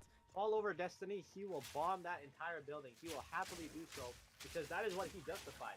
Or he'll give out pamphlets to the people in the school, and as they're leaving the school, then he'll bomb them anyway. That's what Destiny wants to do, guys. Yeah, so if you're gonna bomb a building and you tell the civilians you should leave first, is that ethnically cleansing? They're bombing them anyways. And is we the pivot point I'm again, trying and to we make. pivot again, and we pivot again. Okay. I'm gonna have to keep asking. They I'm are just gonna keep displacing asking them from this. the land. I'm gonna keep asking this until you hang up, basically. If you tell a group of civilians, hey, we're gonna Yeah. bomb this building, you should leave first, is that ethnically cleansing? Yes. Okay. Okay. So there's no Yes, way. So and there's- then so that, so, they still so there- bomb them so anyways there's in that no area. Way, This is the so point I'm there's trying to no make. way you should never tell civilians. Do you understand that what you're saying right now is a direct contradiction to, like, international humanitarian law? That you're supposed to tell civilians, you're supposed to give them warning before you attack It's places. also against international humanitarian law to collectively punish an entire group of people We're not talking by about just collective bombing the punishment entire right now. region, We're which not is what talking they've about done. collective punishment right now. You probably won't, because you don't agree with it. Don't agree with what? You obviously know that there's collective punishment, but you're just avoiding it and trying to focus on one specific thing, which it is forcible transfer of a population. I agree with that. It is carried out with the intent to destroy a group. They're getting all these people out of their homes, and they're bombing them on the streets as they were walking. Like, I don't know how much more clear I can be about that. Do you think They are more- making the do you place think that- uninhabitable to Do you live. think that more or less people would have died than if they would have just stayed in their homes? I think they should actively go and try to fight Hamas and not go and literally bomb the entire region, because they are using that as an excuse to You see justify how you the just bombing did, of you the did entire another region. debate bro tactic there? You didn't answer my question, you just stated another factoid. So I'll ask again. Yeah. Do you think that more or less people died as a result of them leaving their homes first? I think the same amount of people would have died anyways. It's hard for me to say which more or less people would have died anyways, because, you know, we said, okay, let's say you did everything that Destiny wants you to do. You go all the way to Rafah, and you're getting bombed in Rafah anyways. You're getting bombed in the refugee camps in Rafah. Like, what is the point then? Why are we even doing that in the first place? There's people that didn't even decide to go, and they're still living in northern Gaza because they realized they were going to be bombed no matter where they went. People that went all the way to Rafah were still bombed anyways. Okay, here's so a what question. is the point in your eyes? Do you agree that Gaza is one of the most densely populated areas on Earth? Yes. Shouldn't there be bombing attacks then, where like one bomb is killing like thousands or tens of thousands of people if they're all being packed into one area and then bombed intentionally by the Israeli military? There was a bomb in a hospital that killed like 500 people. You know that that wasn't from Israel, right? And you know that there were It was an 500 R&D people missile. dead. You know But there were. anyways, so I digress. all of that has been debunked. Yeah. And your eyes, of course. Also, that's not even that's 500 people. Isn't that kind of weak? Shouldn't there be like bombs that have killed like 10,000 people? This is the most densely packed area on Earth, and it's such a Because small not area. everyone's gonna die from that bomb. There's people that are going to get their limbs blown off. They're gonna get injuries, critical injuries, but they're not going to directly die from it. If you look at the actual number of people that have been injured, disabled, it's way higher than the people that have been killed. So Because how the are so chance many of, people dying? let's say, a shrapnel going and killing them, it's way different compared to someone getting their whole leg blown off. They're not going to die from that. They're going to get bleeding. But if they get the support necessary, they're not going to die immediately. How can they So get the this is, support again, necessary? a disingenuous So you're tactic. telling me that these people who don't have access to a single fucking hospital are all surviving their limbs being blown off? They are getting surgery done on them without anesthesia. They're getting operated on floors because they don't even have tables. They're going to hospitals that are already being broken without any equipment. So They're all doing of the the what? most All of the bare citizens are bones just stuff like to try to get them natural to survive. bare bones. So if you get limbs blown off, you can just like do like your mom and dad can kind of patch that up for you. Would they have fucking extra large band-aids? No, they'll have like full-on clots and everything. They'll have to do stuff to try to maintain it. It's not going to be perfect, but this is the situation and the reality of that they live in. Why do you think there are so few like individual huge bombing attacks where there should be days with tens of thousands of people being killed if Israel's goal was to like move them all into one area and just bomb them all? No, it was 1 million people that were moved out of Rafah before they did that attack there. Shouldn't they have just like bombed and killed like a couple 100,000 there, like really easy? Wouldn't it be super easy to do that? Well, you see, there's still like people like yourself, I said, idiots that are going to try to justify this. If they bomb, let's say, the entirety of Rafah and they kill like 300,000 people, like all of Rafah is destroyed, then even people like yourself wouldn't be able to justify that.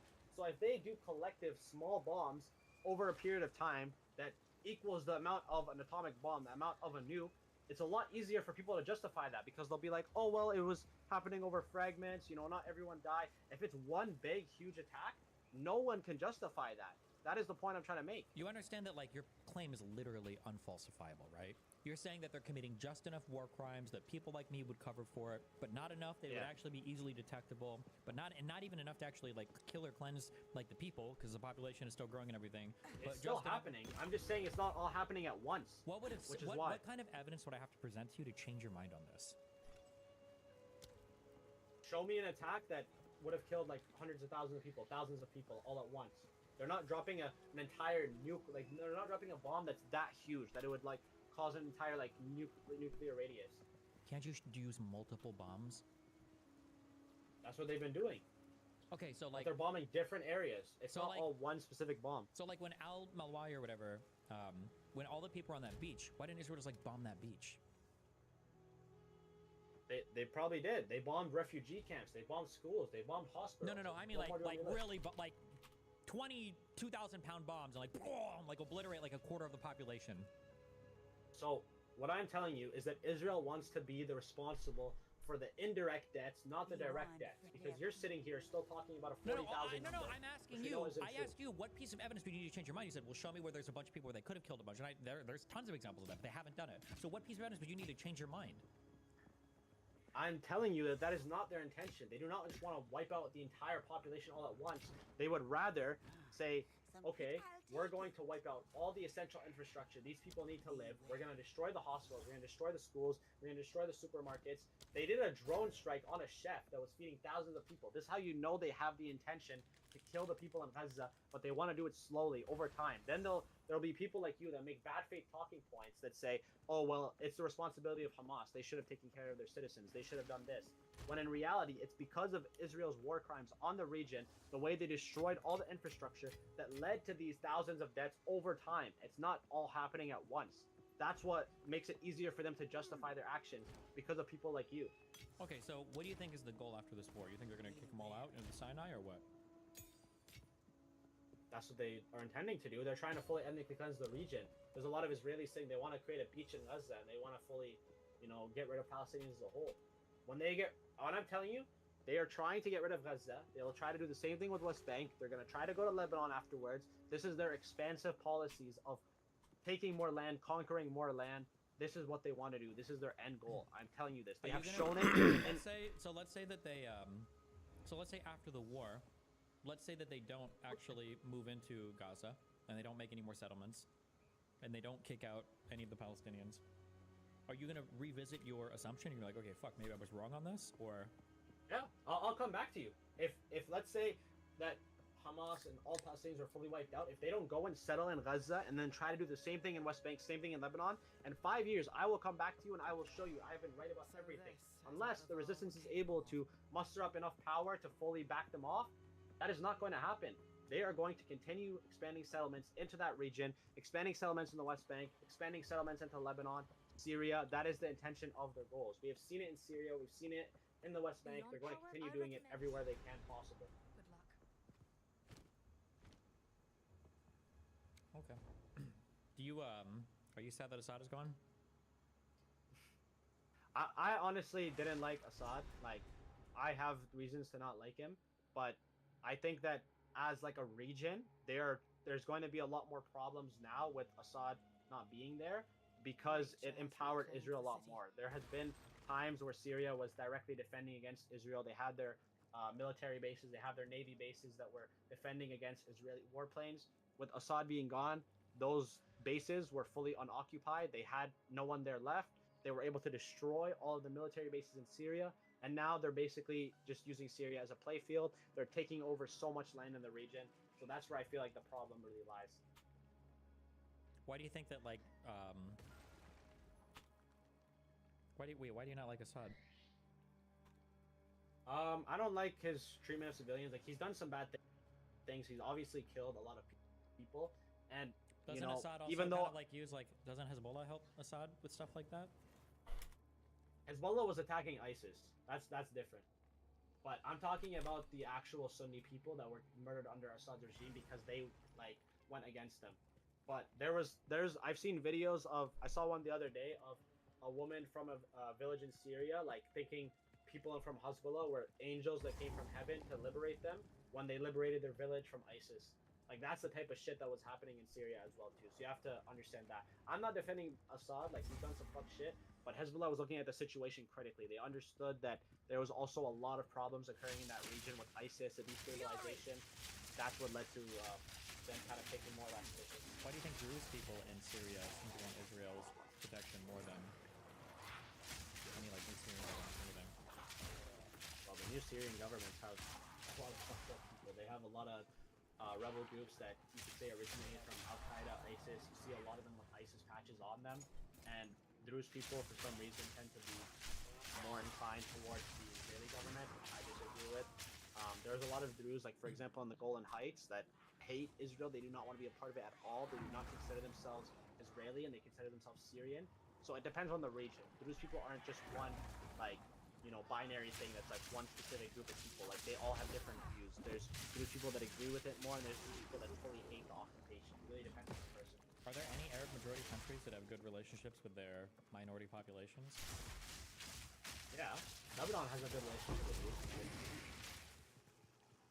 They don't do anything harmful towards them. I mean, they Well, ignore collectively the fact fuck up that, the like, entire Lebanon country. is like a super struggling state right now to even have control over itself. Besides Lebanon, is there an example? Because Lebanon was also kind of founded explicitly to be this, like, like, equal parts government. Yeah, I also disagree with the way the government is based on that. Why do you disagree with that? The government is based off of like religion, which I believe is going to cause a lot of problems. I'd recommend you look into Kamal Bluff. He's a really, really sick guy. He was one of the main Lebanese politicians for the Lebanese Socialist Party, and he really supported Lebanon. He wanted to collectively destroy the religious conflicts within the government, because in Lebanon, I don't know if you've looked into it, the president has to be Christian, the prime minister has to be Sunni, I forget another position has to be Shia, finance minister has to be Druze. Like, they literally differentiate everything based off religion, and that's what creates so much conflict, you know? So I think that needs to be clearly expanded because it caused so many issues. And that was implemented by France. Are there a bunch of secular leaders in any other Arab state? Technically you could say so. Like, you could consider like Hezbollah like a secular leader now. They've gained like a lot of political power in Lebanon, but But I don't know too much about like the other Arab states. I mainly just You'd say that follow, Hezbollah is like a secular group? Yeah, I would say so. They originated as a resistance group to go against Israel, and then they ended up gaining more power and going into political means. Say like which a lot of Nasrallah them was like a wanna strong disagree like secular leader figure for Hezbollah? with. Oh, Nasrallah? Was a strong Yeah. secular. Okay. Nowhere to run. All right. Well, I guess that's it. So you heard it here, guys. Destiny does not condemn collective punishment, and yeah, that was basically it. He consistently had bad faith debate bro tactics the entire time. Tried cutting me off at every point. He did not address any of my things and went off technicalities. Exactly what I expected, but I hope people were able to understand the Palestinian liberation movement a lot more and understand that this is a conflict between occupiers and occupied, and not the way that Destiny tries to frame it. awesome. I'll just reiterate my point earlier that if you ever want to see peace in the Middle East, the most important thing we can do is to get people from outside the region to stop talking about it, because holy fucking AIDS would be the number one. Yeah, definitely number people one like way Destiny, guys. We should is get him to get stop talking people, about it. or at the very least, people who are whiter than me should not be talking about Middle East. Yeah, this light's not doing me any favors right now. I look hella white in it.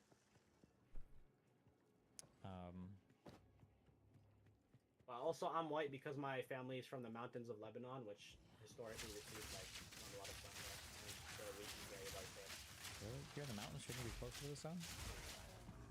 Not how it works there. It's not hotter there.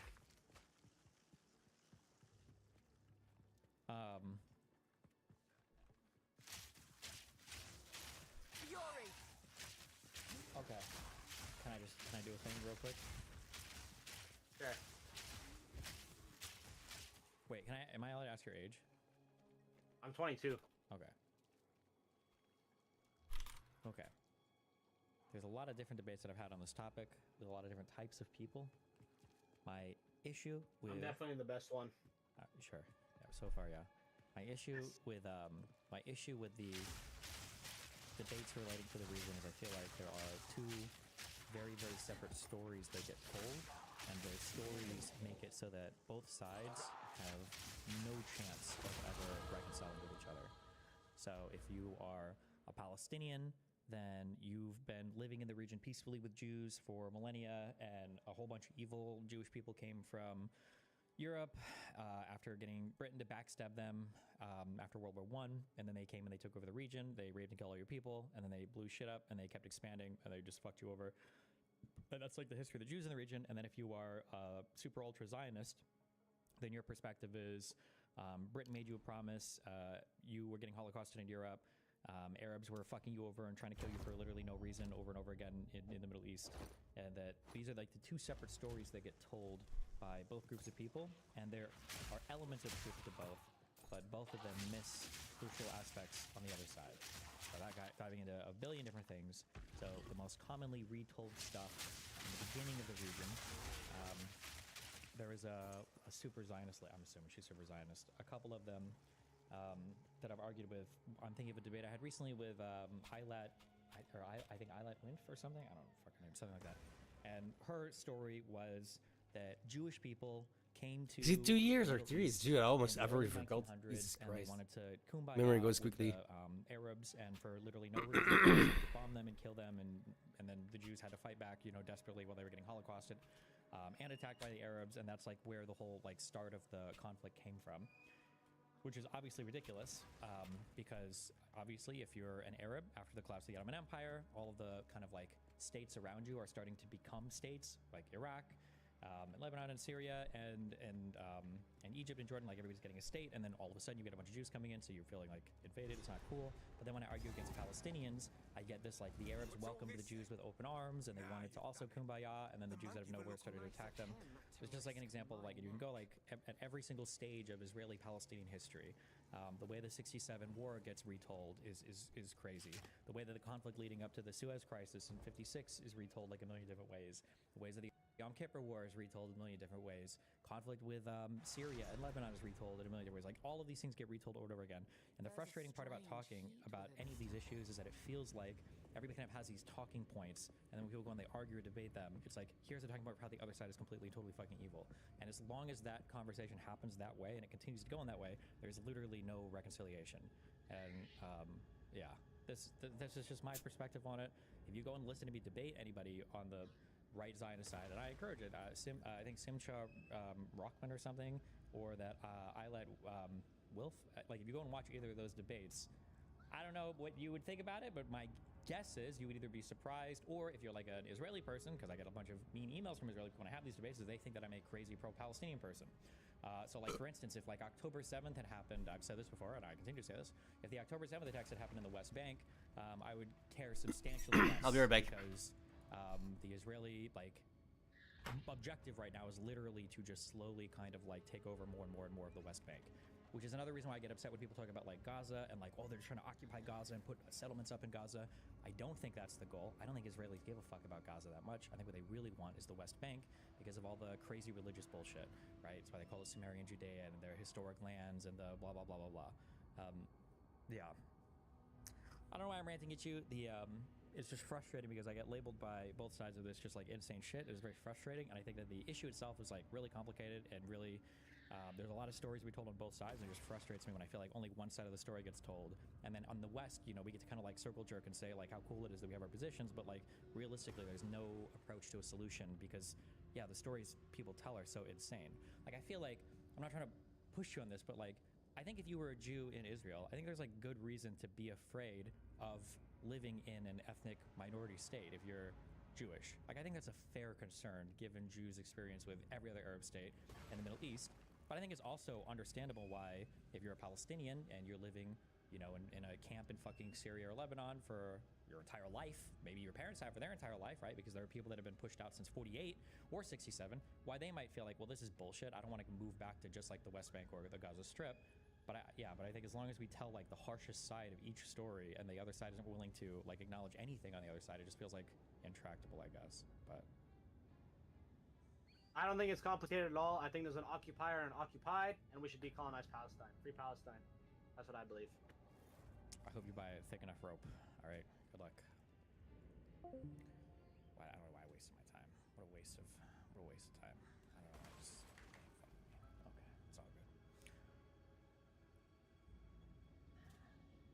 all good. Okay.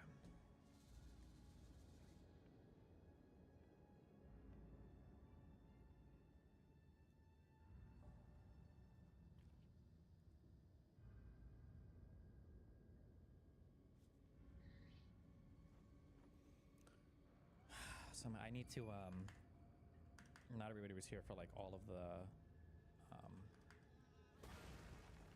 research streams, so I understand sometimes if I just like don't respond, it seems like maybe I should put a stronger argument out or some bullshit. Somebody made a list of the talking points. All right, so I have to like run through some of these. Why don't I engage more with his points? They will just spin this on all of you. I mean, I am kind of, but like, it's like if somebody were to argue that like America is an evil country, it's like, why do you think it's evil? And it's like, because A starts with asshole and America. It's like,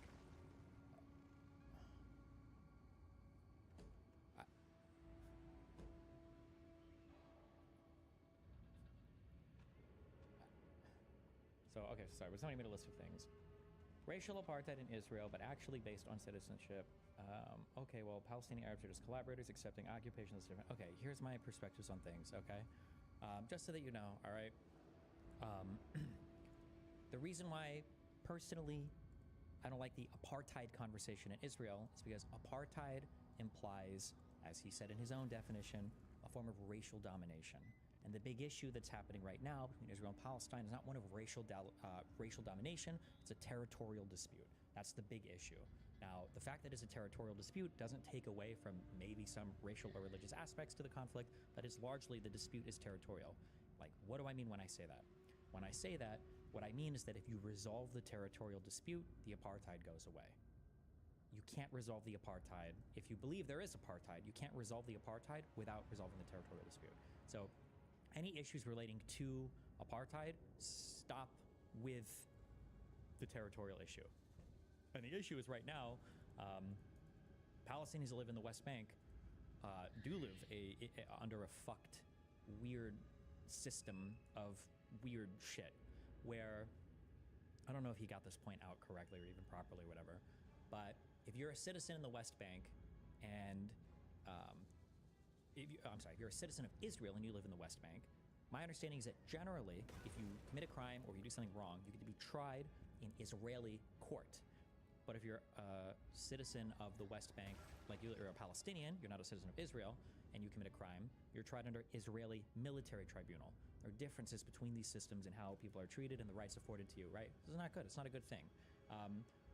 My ordinary response would be that it's not a big deal because obviously it's a military occupation, but a military occupation is like a short-term temporary thing. This is a military occupation that's happened for almost 60 years, okay? And if you're Israel, you can't be of the mindset that like, well, it's not apartheid, this is a military occupation.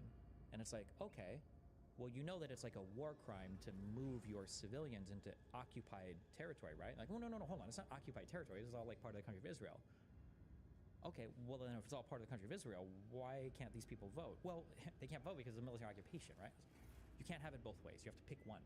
Okay, you can't have it both ways. Now, Israel knows that, and there are sneaky, complicated ways that come from Oslo 1 and Oslo 2 with how Area C and then A and B work and how the territory is divvied up and where Jewish citizens are allowed to live and who gets to vote or whatever. But that has to be resolved. That's the thing that has to be resolved. But it's the territorial thing. The territorial thing is what needs to be resolved to get rid of that. Nothing to do with apartheid. And the apartheid thing misses the whole everything that like the Palestinians, you know, are because they're Arabs and blah, blah, blah. It's just not, yeah, it's just dumb. The Kingdom of Israel never existed. Well, yeah, there are Jews indigenous to the Levant. Oh, that was dumb. Kingdom of Israel certainly existed. There is some Arabs. I don't know if Arafat started this idea or if this was actually Mahmoud Abbas. The idea that the Temple, fuck, I mixed these things up. Temple Mount is the foundation of the second temple, right? Is right? And then Al-Aqsa Mosque is the Muslim mosque that's built on top of that in the compound or whatever, right? I believe, yeah.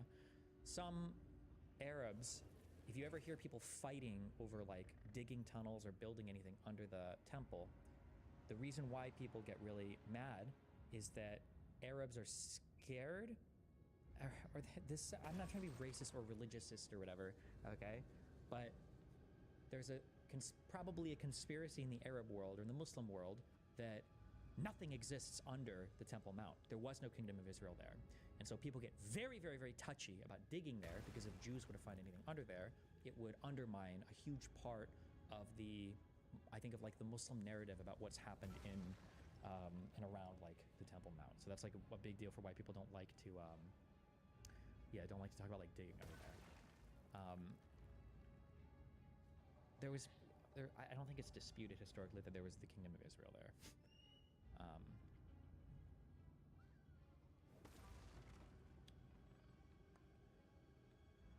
Claims about the countries of Palestine and Lebanon during the Ottoman Empire. So prior to 1917, prior to the collapse of the Ottoman Empire, there was the Ottoman Empire. I think there were large like regions under the Ottoman Empire. My Ottoman history is not great,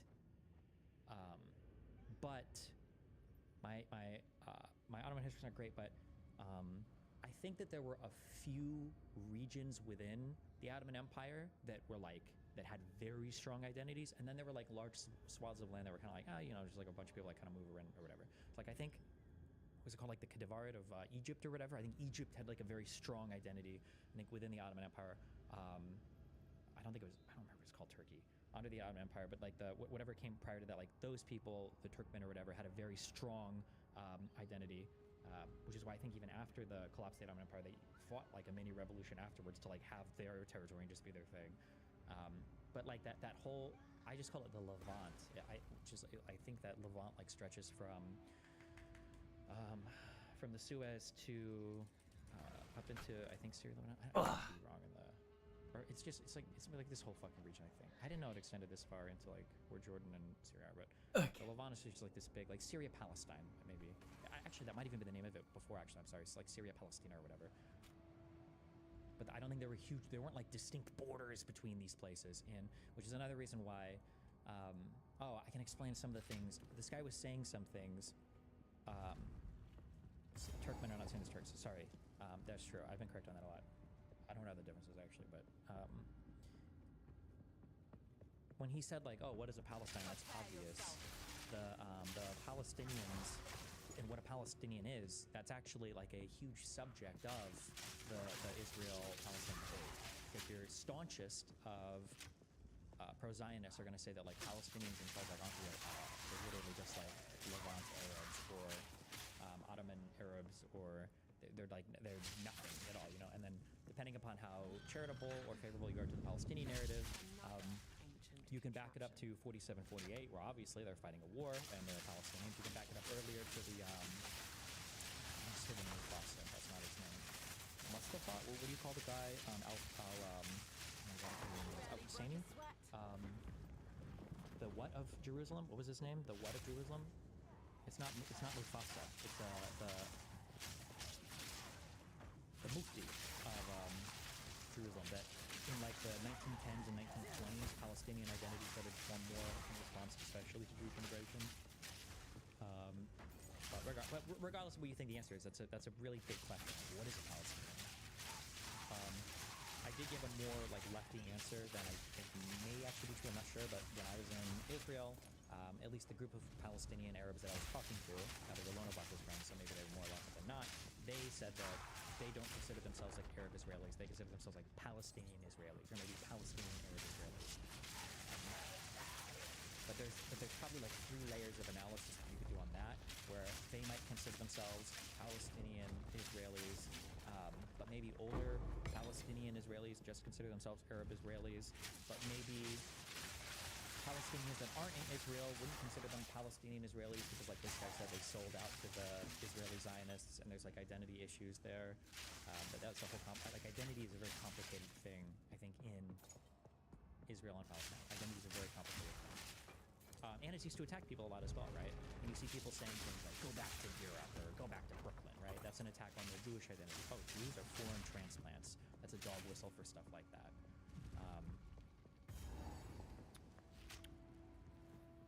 Claims about the countries of Palestine and during the Empire, there was a railroad connecting them. Yeah, I don't know this. I mean, there was travel all throughout the Ottoman Empire, but at that point of the debate, that Palestine is the West Bank, but you don't want to say Palestine is just the West Bank and not the whole Israel. Yeah, I know. Yeah, you can see them playing fast and loose with the definitions as well.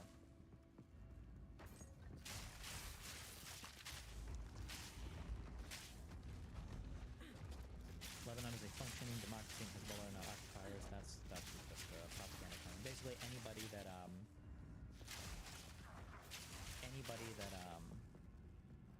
claims otherwise are just like America bad, Israel bad.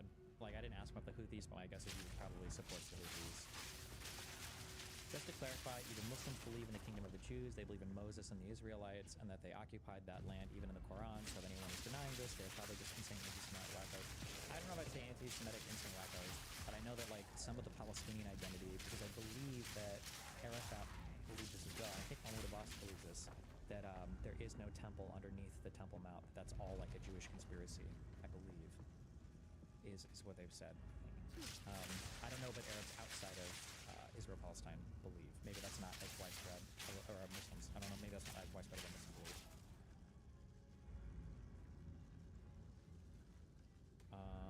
Didn't answer if October 7th was justified. Oh, he probably believed in a ton of conspiracies about that, whatever. Tons of starvation deaths, thousands. Well, okay, it's not possible to verify, not, Oh, no. Peace agreement, but actually a temporary ceasefire. Ow! There's a difference between a ceasefire and a peace Ow! agreement. And I'm stressing this because Come here, you. ordinarily I'd say it's maybe whatever, doesn't matter. But if you don't have a formal peace agreement, so right now, Syria and Israel are in an awkward place. Because Syria, as in the past, said, fuck you, Israel, we don't have borders. Remember, a lot of the borders in the Middle East were just drawn up, you know, they were drawn in military conflict. They're armistice lines. Well, now that Syria's gone, those aren't like, I don't think those are technically real borders. I don't know if they've ever been agreed upon by both sides as real borders. So this is like, oh, you know what, maybe we are going to creep up here and take some more land. I mean, I don't think that those two countries have ever agreed on what the borders between those two countries look like. Not for whose fault that is, and we'll just back and forth. But, I mean, warning civilians to leave an area before you bombing is ethnically cleansing is obviously stupid. How do you continue with these talks when someone treats the conversation with little care about the actual situation and acts smugly as if they care the most about it? I don't know.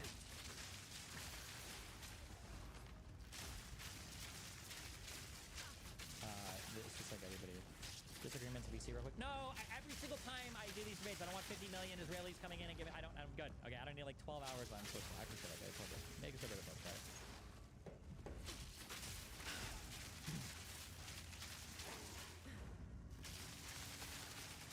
The ironically thought there were several 100,000 dead in Gaza. Yeah, but that's because his perspective on the war is all the tweets and memes and shit that he's seen and read. That's it. That's like where all of the information comes from, right? But yeah, there's repeating like all the talking points. Oh, I didn't even see those things. Fuck. Dumb. You still get blasted by UV radiation in the mountains, even if it's not warmer there. Oh yeah, I don't actually. I don't sunburn even in the mountains. I'm just like me.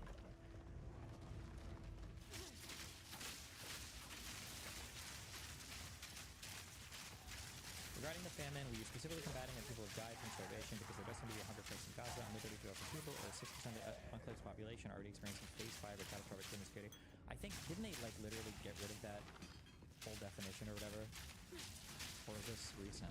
Oh, it was October 7th. I don't believe that phase 5, all that bullshit was bullshit. I don't trust anything that I read about Israel Palestine now without like I have to read all the underlying material. Otherwise, it's all bullshit. There was a claim before that there were more hungry people in Palestine. There were more IPC 5 people, category 5 people, which is like a designation for starvation. There were more of those people in Palestine than in the rest of the world combined. Which doesn't pass the smell test immediately because there are like very few starvation deaths in Palestine, and there are like tens of thousands in other countries. So I don't know how that's even possible, but yes, I don't know. It's good. But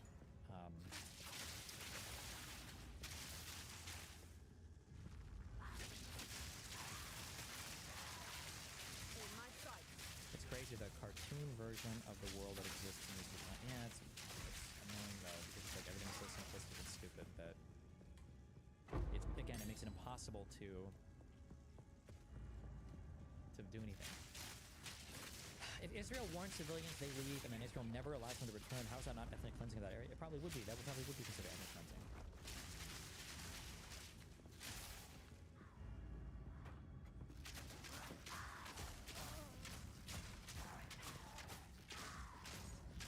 Do you not get tired of this? Of course I'm tired of this.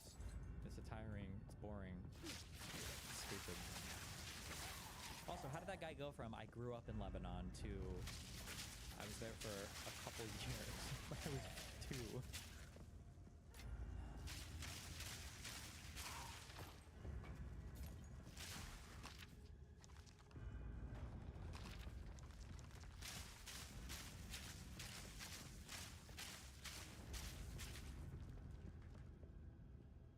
Part 1, Part 2.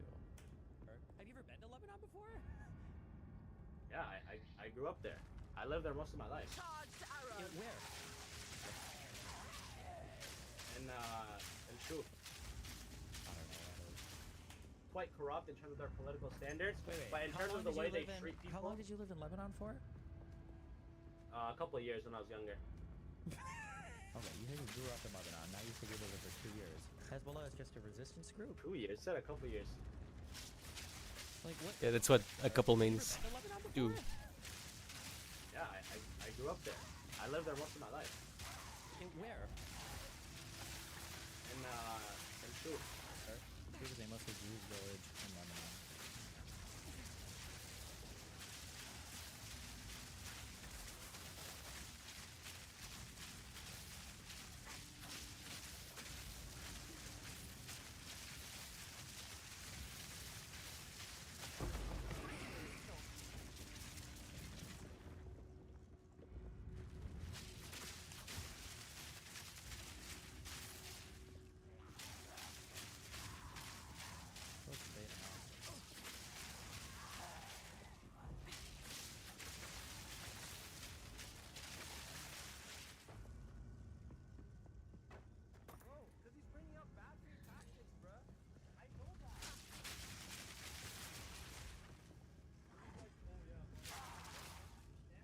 Can somebody help me? There's some, hold on. There's some volume somewhere on the kick player that I've like lowered that I need. Show all controls. There's a volume that I've lowered on this player. Where can I change it at? It's somewhere. Why do I have no volume bars on this fucking computer anymore? Wait, do I have them on?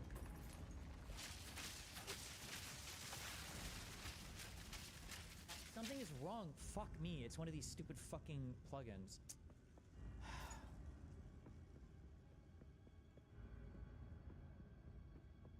Put it in picture-in-picture and you'll get a volume bar.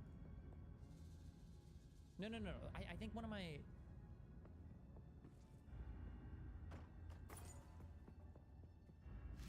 I think one of these plugins is fucking it up.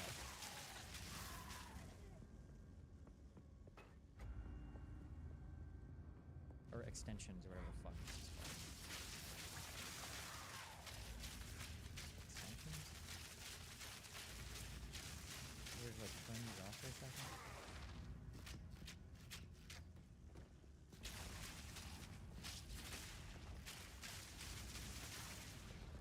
What? Oh wait. I don't understand. Prepare yourself.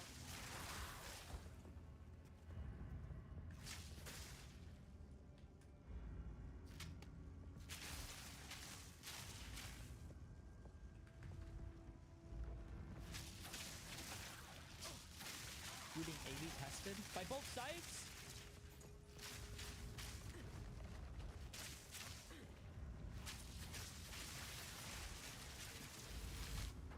Is the window scaling different? It could be the size of the players.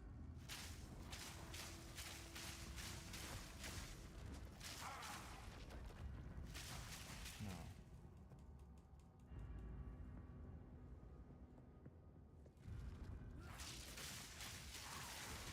Is there a way to clear the cache for like a single site?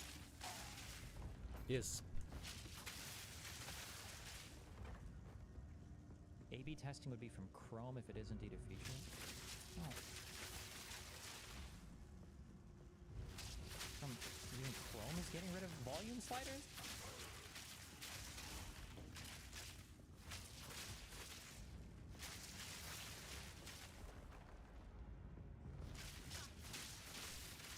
I shall overcome. Enable modern media controls. This is a 6-year-old fucking...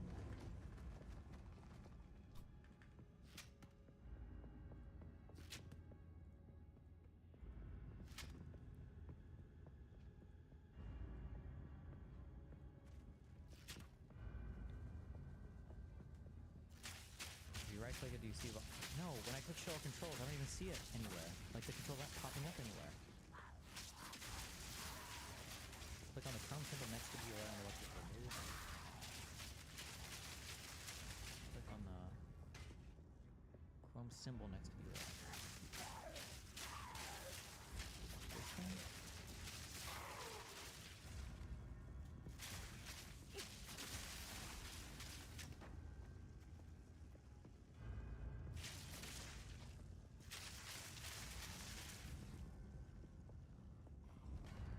You think I got rid of anything?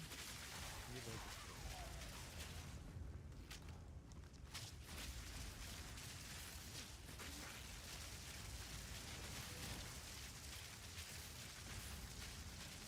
Use the add-on disabled volume mixer. You can boost the volume to bypass this. Yeah, I just don't know Rather not why. break my back. I don't understand why I don't have volume sliders on this computer anymore. Like, I don't have it on my Twitter videos either. It's Kick's Dog Show website. Why is it having on Twitter too then?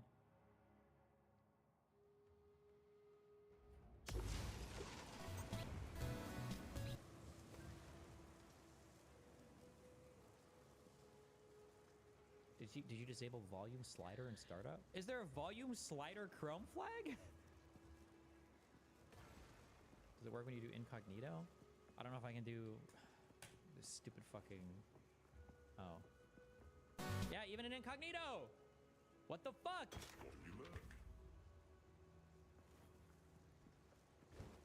Go. Alright. Me. Fucking hate spiders.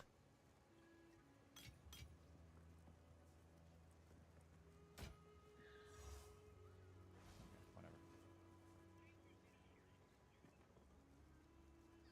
Bro, because he's bringing up bad faith tactics, bruh.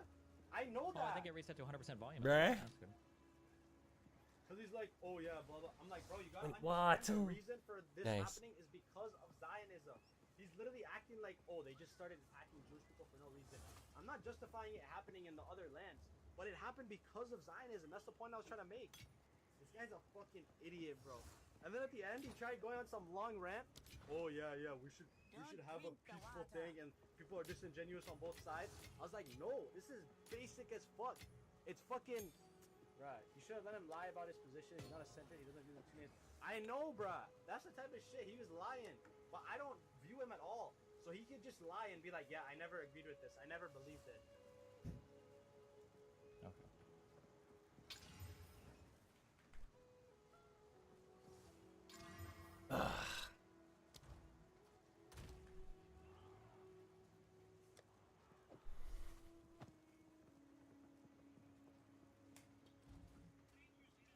This is the same clip? Yeah.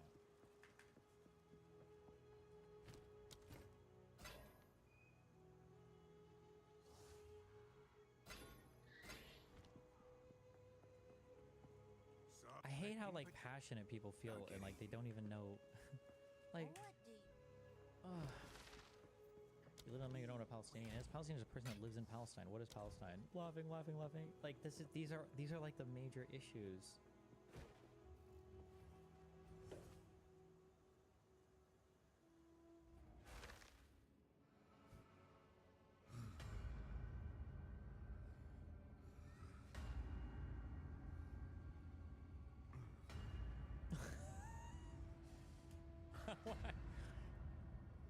You said Hezbollah was a secular group, Lameo. They are elected, LOL. Okay.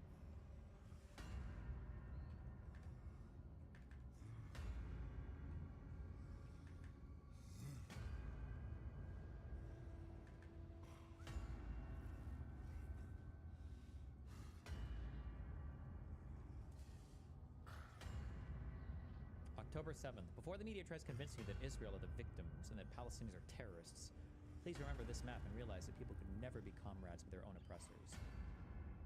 The map. The legendary map.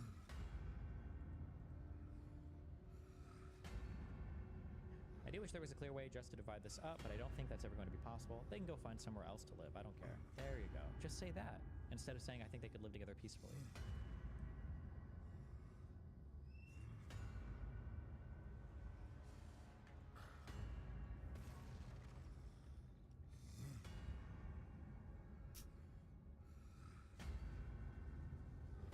This was posted on October 7th, by the way.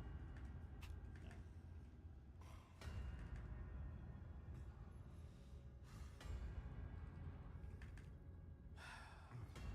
Can you explain again what was wrong with this map? The Palestinians didn't technically live on all of this territory even, and this whole territory was under the British mandate for Palestine. This wasn't the country of Palestine in 46. In 47, this divvying up the territory was the UN partition plan. I believe it was presented as I think it was partition 181, or I'm sorry, resolution 181. This was rejected by the Palestinians and the Arabs. From 49 to 67, after 48, these are the borders that basically were temporarily agreed to, because this is where the armistice lines were from the people that fought in this war, which was Israel and all the surrounding Arab countries. This was not Palestine, this was Jordan. Jordan occupied this territory. It literally gave citizenship to all of these people. I believe it formally annexed it. Palestinians were mad enough that the king of Jordan was assassinated in Jerusalem over it in 1950. The Gaza Strip here was owned by Egypt. And then after 67, there was a big war. Now the West Bank is like in some weird occupational limbo, and the Gaza Strip is in some weird occupational limbo.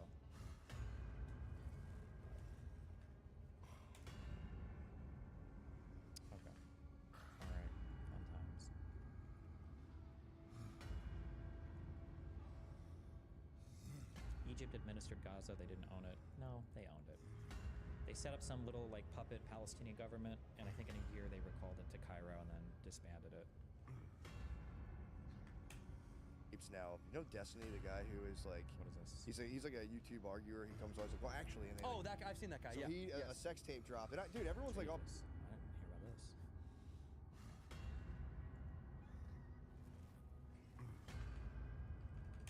Sounds like fake news.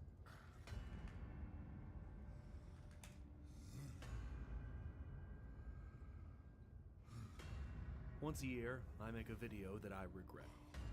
I'm begging you to stop caring. In your view, how bad faith was this guy on a scale from 1 to 10?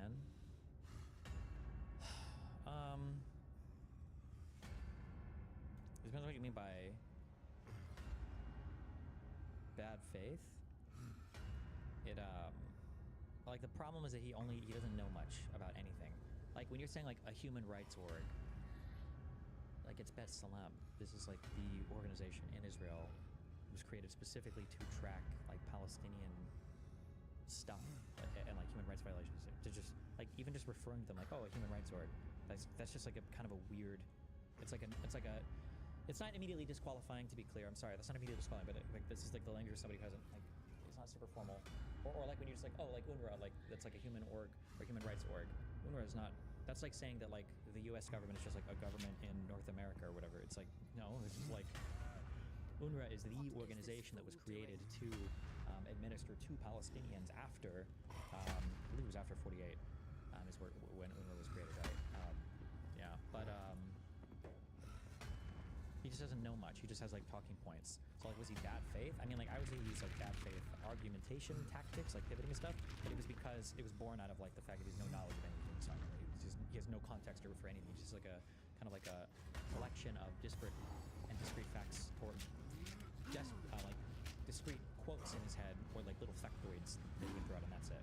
He has no idea about anything else. Like when he didn't know that like the Ottoman Empire was there before.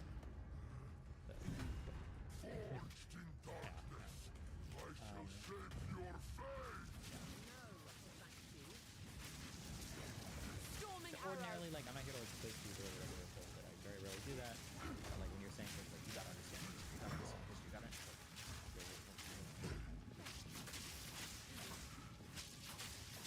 I was just quoting the exact quote from the Nathan Robinson article. Oh yeah, maybe. What's up with the Palestine stuff? I think that was how it was like pronounced. I don't know. It's like Palestine, like I don't know. There's like technically better or more authentic or Arabic pronunciation, I think, for some of the things. Because like Palestine comes from like Philistine and then like Palestina or whatever, some bullshit. I don't know all the different random fucking bullshit. Okay, that's how you pronounce it in Arabic. Okay. Oh fuck! You know, I didn't think that was actually hitting me, but it was.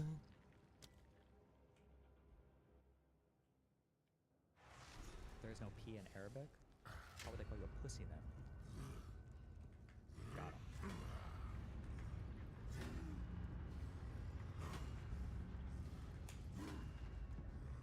Yeah. No. Right. So no, stop. Don't know any as a right-wing to be polite, we try to be nice, but there are so many young liberals who sit here and say the corporate press told me that these people are bad, and the machine state government has decreed by 10. So I don't care what crime they. I swear to God, not being bad faith, but why are you engaging in the identity politics at all when you just call him a white dude? Like, what's the point? It's funny to be racist, but you can only be racist to white people, so in a few moments in my life, I'm purely be racist. I embrace it. I don't care what the jury said. I don't care who was on the jury. Enrique Tarrio, who was not there, should be in prison for 2 decades. Tell me this now. Why is Enrique Tarrio in prison? Yeah, so they uncover with his plot to overthrow. Plot. Enrique Tarrio?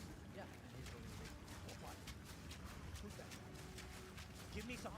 Give me some fucking data. Stop squinting at me and saying the prosecutors did the thing. You didn't know. You didn't read it. You didn't read the court papers. All you know is that the fascist machine state told you should be in prison, and you're saying yes to that. Tell me why. No, I understand that law and books have been there for a long time, but I agree with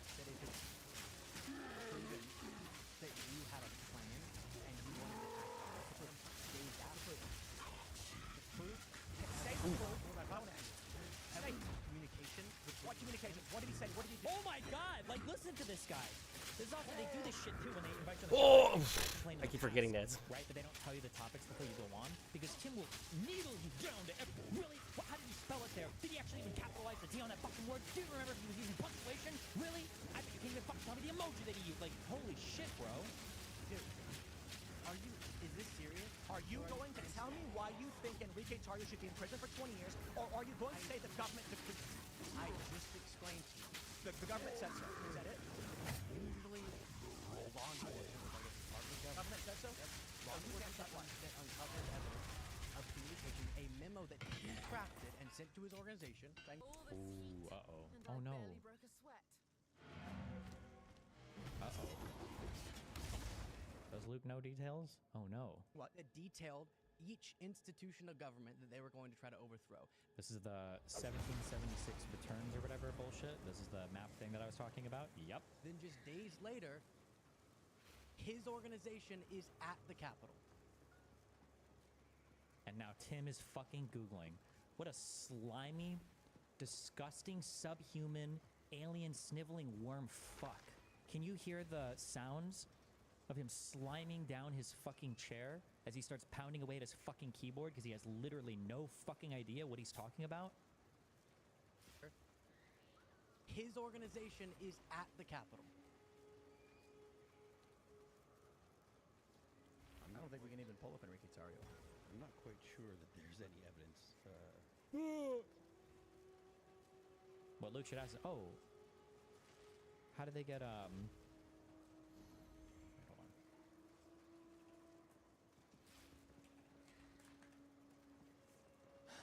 Federal court in the U.S. is also cucked. I want videos. Yeah, okay. This wasn't. They didn't plea out anything. This is. They went to court and they were convicted on it, right?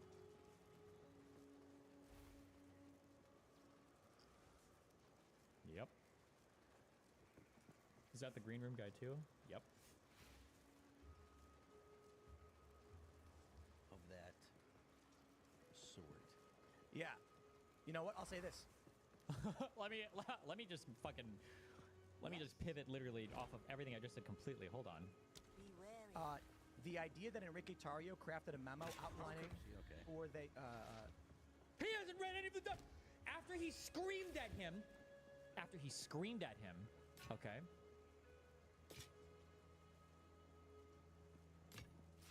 After he screamed at him for not having read any of the court documents. He said that. Remember, right? Hold on.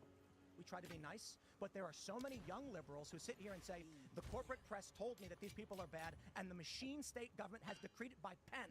So I don't care what crime they committed, I don't care what the jury said, I don't care who was on the jury. Enrique Tarrio, who was not there, should be in prison for 2 decades. Tell me this now, why is Enrique Tarrio in prison? Wait. Yeah, so they uncovered with him his plot to overthrow What the plot? government. Enrique Tarri, is it? Yeah, and his organization. There is Owen Schroyer, who was at a permanent. They put him in prison and specifically cited his speech. My dude, you don't know what you're talking about. You don't know what you're and talking it's fine. I get it. We try to be polite. We try to be nice. But there are so many young liberals who sit here and say the corporate press told them who showed Where's that these that? people. Oh are shit, I bad, did and do the Kabbalah. machine state government has decreed it by pen. So I don't care what crime they committed. can't I do don't that care what here. the jury right wing as a right wing group and a run-of-the-mill Christian conservative who showed up on that day not to protest. Let's talk about Brandon. This is the ultimate problem. People are suffering because of it. Now you say that It's coming up after Luke's first answer, is sit it? here and say who was on the jury and prison for They uncovered with him his plot to overthrow what plot? Enrique Tarri, is it? Yeah, and his organization. What plot? Who's they? Give me some Prosecutors. Give me some fucking data. Stop squinting at me and saying the prosecutors did a thing. You didn't know. You didn't read it. You didn't read the court papers. You didn't know. You didn't read it. You didn't read the court papers. You didn't know. You didn't read it. You didn't read the court papers. You didn't know. You didn't read it. You didn't We read get the it, court guy. papers. Witness Wikipedia evidence time. And then he goes to Wikipedia. These guys gonna call me a wiki warrior. Read the actual indictment. Just the indictment. You don't have to read anything else. Just read the fucking indictment. Yeah. You know what? I'll say this. The idea that Enrique Tarrio crafted a memo outlining Okay. or they Tim is discovering this live. Oh no. He's discovering it live. Tim had no. He hasn't even read the wiki on this. He hasn't even read the wiki. He's like, wait. He's like, oh shit. He's like, wait a second. Enrique Tarrio, he was just a guy who wasn't even at the Capitol, right? he must have gotten sentenced and convicted for 2 decades. I think for no reason, right? For 2 decades for no reason, right? It must have been, right? And he's like, oh, he's like, shit. Wait, what? 3 months, featured witness, evidence, featured Atario and co-defense, including videos, thousands of messages, and encrypted chat groups.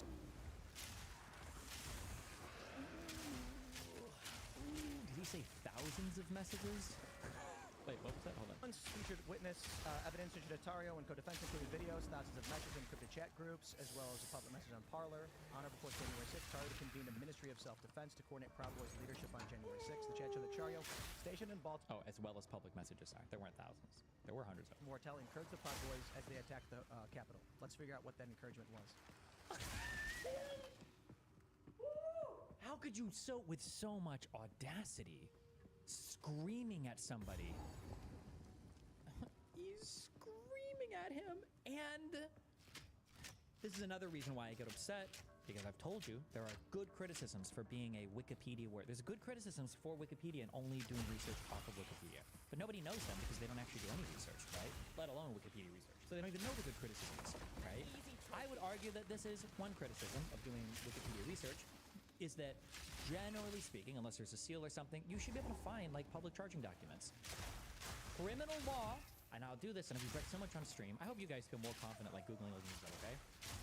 Criminal law in the United States is generally pretty simple. It's criminal law, okay? You talk to people who go to law school or whatever, nobody's ever been like, oh, criminal law, oh, it's the most complicated, oh, it's so impossible to understand. No, bullshit. It's like civil procedure or it's like business or whatever. It's other like weirder shit like that. Criminal is, it is supposed to be pretty simple, right? It's criminal stuff. You should know it. It impacts your rights probably more than any other section of the fucking legal code in terms of like what you can be deprived of, right? So most criminal law stuff is relatively simple. You can read it, you can understand it. You should be able to read a charging document and understand it. You can do that. So this guy is reading Wikipedia, which isn't bad, by the way, but now he's trying to figure out what's happened, so he clearly didn't even know, and now he's going to click through Wikipedia to read a news story on it. Just find the charging document. Let's figure out what that encouragement was. Are they going to actually say in the article? So here's a citation. Proud Boy and 3 other members of the far-right groups were convicted Thursday in a plot to attack the Capitol. A jury in Washington, D.C. found Tario and 3 lieutenants guilty of seditious conspiracy after hearing dozens of witnesses. Jurors cleared a 5th defendant, Dominic Pizzola, on a citizen charge in a civilian milestone of the Justice Department. Pizzola, by the way, is the guy that broke into the fucking window. The first person to break into the Capitol. Oh, somebody emailed me a really good meme. So I said in the past that I generally don't like to make around stuff like this, that I'm actually pretty careful about like making public bets because you can get fucked on like really stupid technicalities. And some guy emailed me. I think he said it's a good thing that you didn't make that bet about Pizzola being the first person to into the Capitol, because Pizzola broke into the Capitol first, but there was a guy next to him that jumped in before him. I don't know if that guy was a Proud Boy or not. He might have been, but I was like, oh shit. Which is now secured conspiracy, blah, blah, blah. They will never stop. Okay, that's interesting. Wikipedia asserts that they did this, but there's actually nothing in the news article that actually states that's true. Like, the level of media and legal literacy here, this is shameful. Wikipedia asserts, it's a Wikipedia, bro, and it's... They attacked the, actually say in the article. So here's a citation. That encouragement was. Like... are they going to actually say in the article? So here's a citation. Proud Boy and 3 other members of the far-right groups were convicted Thursday. How do I go back to the... Means that a jury felt beyond reasonable doubt that somebody did crime, okay? Yeah, see? I don't think he even knows what the charges are for the crime. You're definitely not going to see in a news article about a conviction particulars to the charging document. Why would you even expect to see this here? In the plot to attack the Capitol. How do I go back to Act D? Oh. Jurors cleared a 5th defendant, Dominic Pizzola, on a citizen charge. Wait a minute. Significant milestone of the Justice Department, which is now secured. Where does this go? Blah, blah, blah. They will never stop. Okay, that's interesting. Wikipedia asserts that they did this, but there's actually nothing in the news article that actually all right, perfect. That's true. They're low level, right? Let's actually even look. What did the Wikipedia article even say that he clicked the link to? The Wikipedia thing said, the trial lasted more than 3 months and featured dozens of witnesses. Evidence introduced at that trial against Tario and his co-defendants included videos, thousands of messages, there's a bunch of shit I haven't done here. Encrypted group chats among Proud Boys leaderships, as well as public messages on Parler. From both before and on January 6th, Tario had convened a Ministry of Self-Defense, or MOSD, to coordinate Proud Boys' leadership on January 6th. The chat showed that Tario, stationed in a Baltimore hotel room, encouraged the Proud Boys as they attacked the Capitol. This is a link to a news article saying that they were convicted of these crimes. And this is the evidence that was presented at trial. Attack the Capitol. Let's figure out what that encouragement was. You've definitely helped me feel more confident looking things up, which helped me realize how brazenly people lie online. Yes, you can look stuff up. You should rely more on your ability to read and interpret things. There is I think because like everything in the world feels more complicated sometimes than it is, we don't ever flex that part of our brain.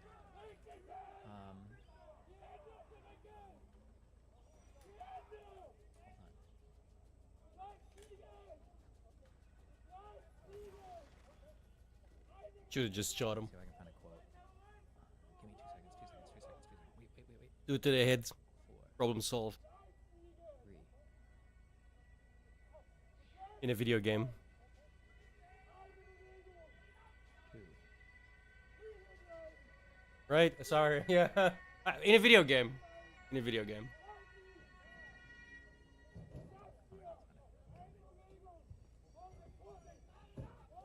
Fuck. You can read things on your own and form your own opinions. It feels like super difficult and super scary, but like if you just get into the habit of like reading things, stuff is a lot more simple than people think it is. It's not like everything is insanely convoluted and super complicated. Like you just read things and you'll Are they going to actually say in the article? So here's a citation. Proud Boy and 3 other members of the far-right groups were convicted Thursday in a plot to attack the Capitol. A jury in Washington, D.C. found Tario and 3 lieutenants guilty of seditious conspiracy after hearing dozens of witnesses. Jurors cleared a 5th defendant, they will never stop.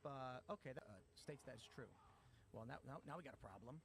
Actually, nothing in the news article that actually states that is true. Arabia. Well, what level of intelligence sharing or conversations will be taking place between the two countries now? I would be astonished if those conversations hadn't already begun some time ago. There are very good relations. There's no reason for there not to be. As I mentioned, the previous Saudi ambassador to Berlin is well thought of in that country. He spent some time there. He gave interviews to German media. So the Saudis, I'm quite certain, will be offering the German Domestic Intelligence Agency every possible bit of research, bit of clue. They'll from DNA to not that he needs dental records because the man has been arrested alive. So there will be close cooperation there. An earlier question that you asked is sort of as to whether it'll be state authorities. Germany is very federal, so there's a lot of power vested in the local, and I think it's Anhalt is Damien McGuinness will know this better than me, but Magdeburg is right bang in the center of Germany. So although yes, the federal authorities will be involved, it's very much a state-led investigation, this. But it may well be that there are international connections. Now, when you talk to people in counterterrorism on both sides of the Atlantic, they tend to say these days that it's that much harder for groups like ISIS and Al-Qaeda to send groups of people abroad and across Europe in the way they did, for example, in 2015 with the horrific Bataclan attack in Paris that killed dozens of people, and where the perpetrators were able to cross borders very easily, carrying Kalashnikovs and large amounts of ammunition. That is that much harder to do these days. There's much more intelligence sharing between agencies, between countries, between nations. There was a time where Belgium had such a bad reputation for this that if the Belgian police wanted to find out what Belgian intelligence thought about somebody, they had to go via London, which was obviously bonkers. Things have got a lot better. Is that true? Holy fuck. Database sharing these days. I've never heard of that. I'm from Belgium. Terrorism, and as I say, we don't know exactly what this is going to be branded as, but it hasn't gone away. Of course it's fucking terrorism. The fuck else would it be? Understandably given to the things that are going on in the Middle East, Gaza, Lebanon, Syria, Iran. These are all huge events, absolutely, cataclysmic for the people involved, and of course the Ukraine war between Russia and Ukraine, that a lot of attention has been taken away. But unfortunately, the spectre of terrorism has not gone away. There are still people who are angry for one reason or another, and there is still recruiting going on. There is still online jihadists, for example. Let me jump on Discord, Alric, if you want to talk. But keep it, It's too early to say. keep it to us, please. Even if I this don't man want to is of get South banned. American, origin, we simply don't know what his motives were, why he has taken it on him to do something like this, especially being a doctor. The Hippocratic Oath, do no harm. Very odd for a doctor to be doing this. Not completely unheard of. There have been doctors who've gone off to join ISIS, but it's pretty unusual. Frank, thank you so much for that. I want to bring in Christian Hello, Calvert, guys. Yo. terror expert, international security and policing professor at the How's it University going? of South Wales. Christian, just listening I mean, to pretty that, good, all I things wonder considering, what are the big right? Key questions Yes. that are being Bad raised in video your game, mind really. They could be much worse. Yes, I think the profile of the terror perpetrator is absolutely unusual. I think that's the biggest question for me at this particular moment. Why does a Happy 50-year-old Christmas. Saudi citizen commit such I a know, right? terror attack? I'm on this bird who Usually the kind of pukes out the profile another of small terror boss in the attackers, ultimatum. of those Yeah. Oh, it's so fuck. That's annoying. in the 30s. That one was annoying. The age is really Yeah. quite unusual, so I'd be interested to know have a whether little he bit has family, too what less kind of impact the damage. family might have had on him, whether his children, what his relationship would have been at work, what status he has right now at work, I feel like and the biggest question this is like a is prime example of what all of people this like me links have to been saying for years now. motivation, Yeah. but, He's like, the biggest question is oh, but he's been also here for who, like 16, in a 17 sense, years. Yeah, and he hasn't learned a goddamn thing. Relatively difficult to believe that Uh, he acted completely Let's alone. I say think the truth. the I authorities have are saying that he bleeded was for my acting country. alone I have at the getting event, wounded. so that is of course entirely Yes, possible. and I really But don't know if the I'm car so naive seemingly had explosive at my younger devices, days so that would beg the question that then, I actually, now where are feel it, those fully explosives coming realize from? that. Who I provided don't those don't think explosives? it's I For don't what think you can say it's like reason? naivete. It's like you and wanna you wanna make your country better, right? But the problem is the people in charge of your country do not want to do that. Get some level of answers to over the next It's like the people in charge of my country do not want to do that. are going to be Oh wait, really the my kind of questions that mobile phone. voters in Germany are going to be asking as well. Why My mobile did phone this is happen? How could this going happen? crazy right And now.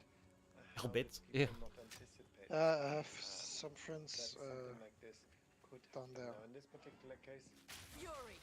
from what we hear from the authorities and the unusual profile of the attacker lends credibility to what It's like authorities the are unusual saying, profile that of the attacker. They're just talking about it now. suspect What's unusual of about it? having an intention of committing a terror attack. That's Nonetheless, the fact that question. he Like had access in the to past explosive devices 20 years, who's been doing the suggests terrorist attacks?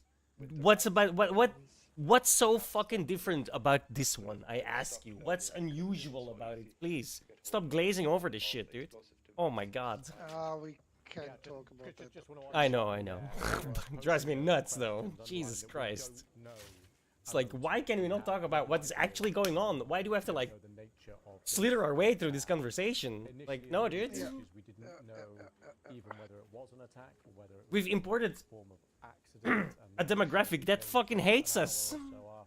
Do you know what Elon wrote? If you saw that?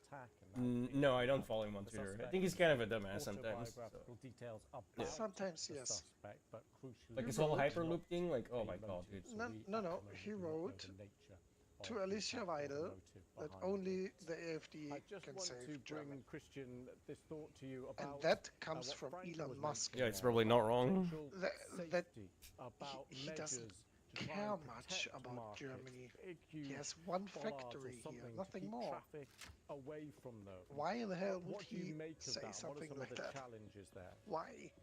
Yeah, clearly there I need mean, to be because it's more like measures. Europe is a big part It of the is, West, man. We're like the very obvious. I don't want to say said final it earlier frontier, in but the if we podcast fall, that it's there over, was dude. the foiled possible terror attack in Augsburg that fortunately could be prevented. No, I have We to knew kill the that bird again. Christmas market So very clearly something. Don't do that to me. It's high time we take a page out of the Polish book, dude. I'm just saying.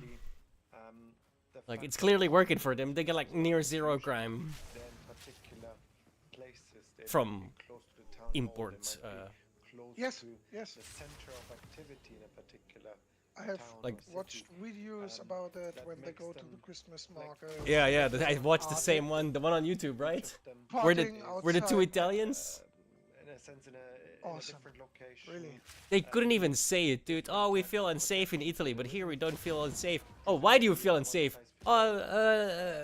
Men. Oh, which kind of men? Yeah, okay, say no more, right? Fuck off. It's like, they've got people so fucking scared to just say what's going on that it's nuts, dude. And then they expect... Of course nothing's gonna change. You don't even address the fucking problem. Appreciate that, Christian Counter. Thank you very much for lending us your analysis. Plus your one to thoughts and all your maximum expertise. We really elemental appreciate that. I want to head to Berlin though. For a short It's like time. leaving the faucet open and then complaining that your drain doesn't drain the water out. Yeah, but you're constantly putting more water in. What the fuck do you expect? Yeah.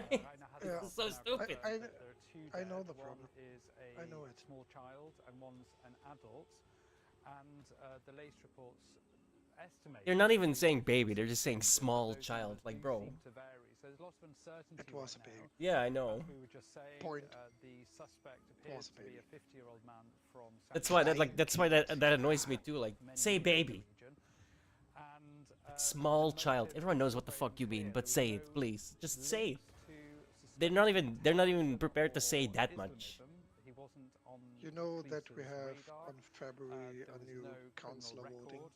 And I think that's the big I didn't know that. was the motive behind this terrible act. So what Germany, you have to wait.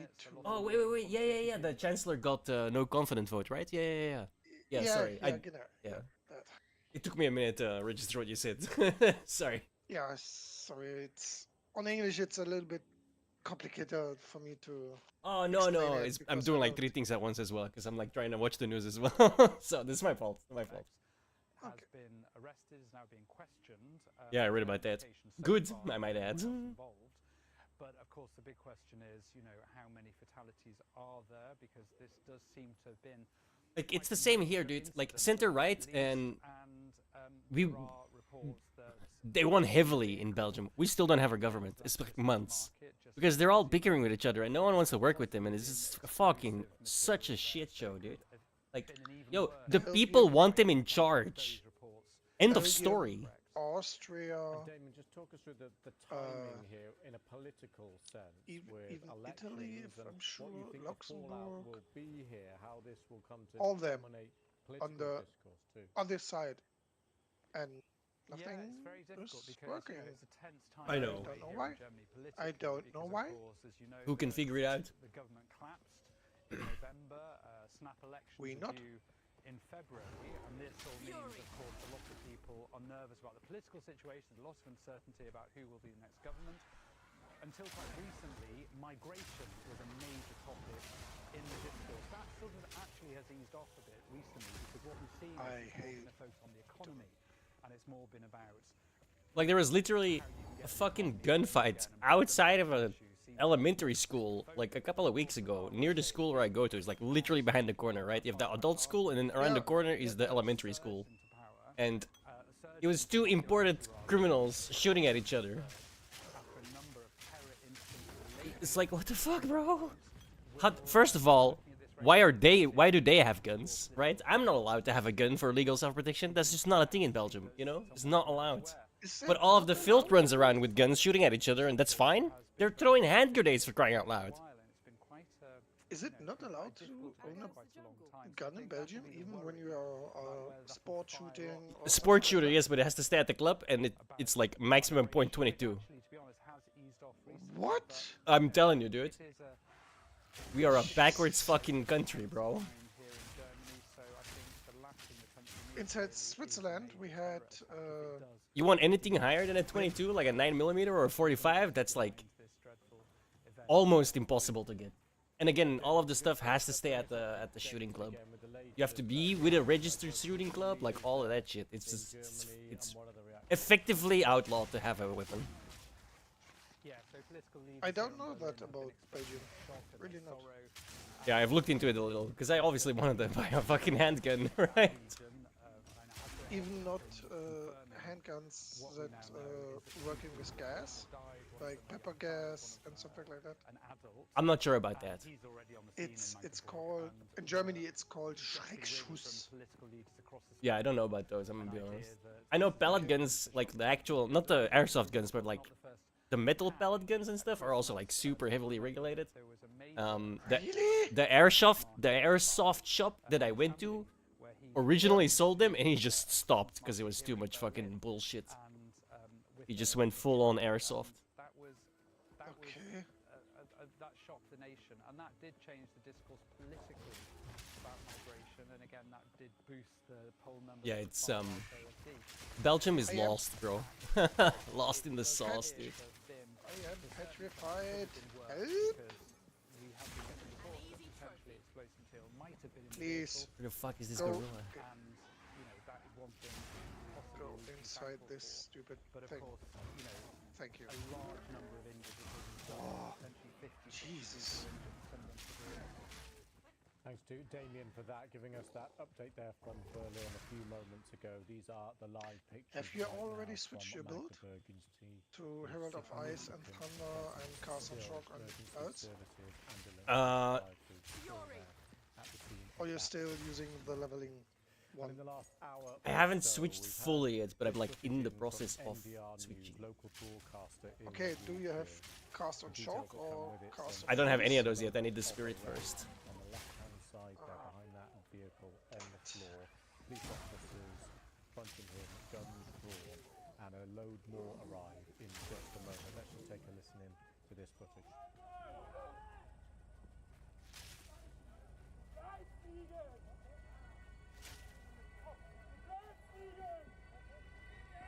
Is this the flask or chart? I'm killing a boss. Hello, GGG. It's pretty obvious that you don't give a charm.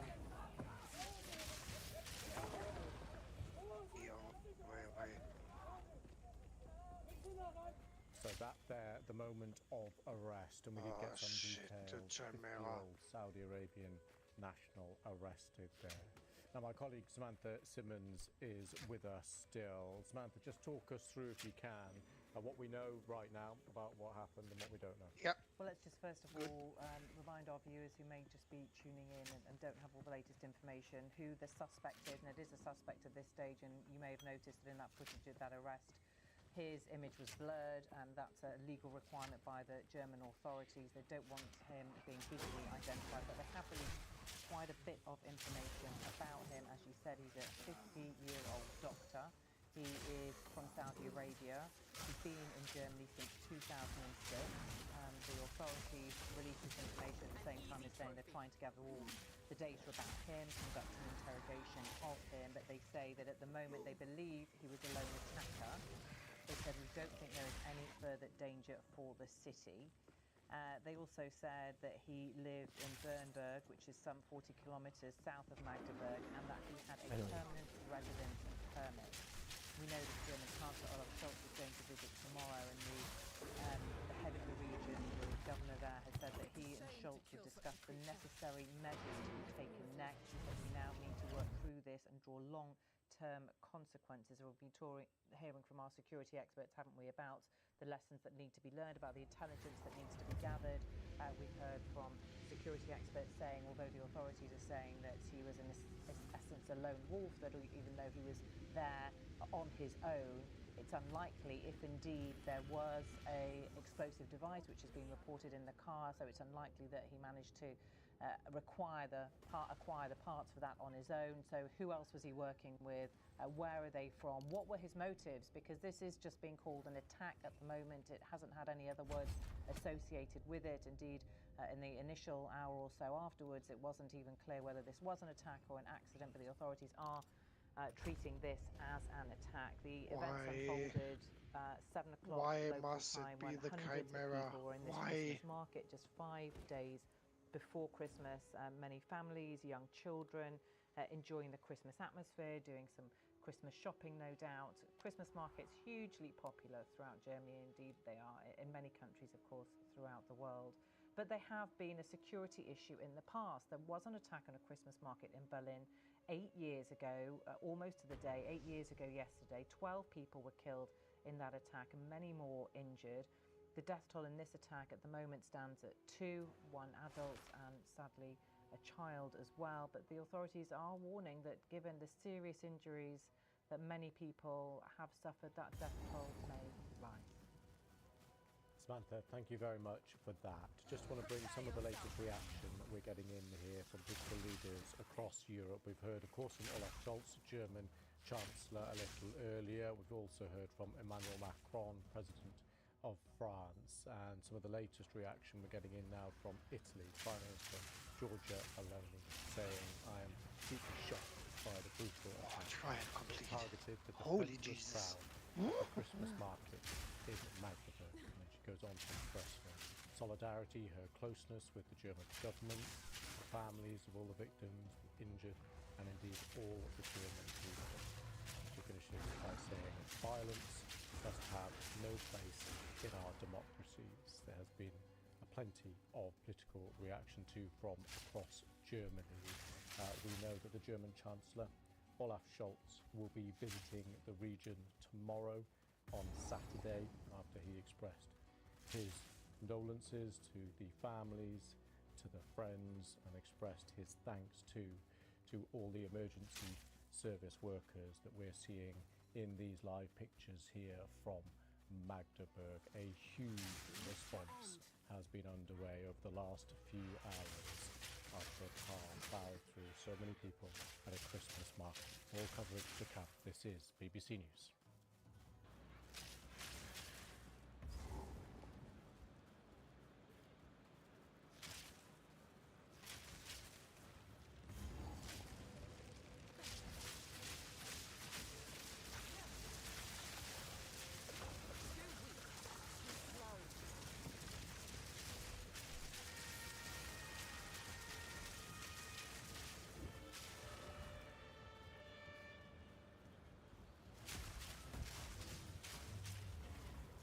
I am tempting to go to endless ammunitions.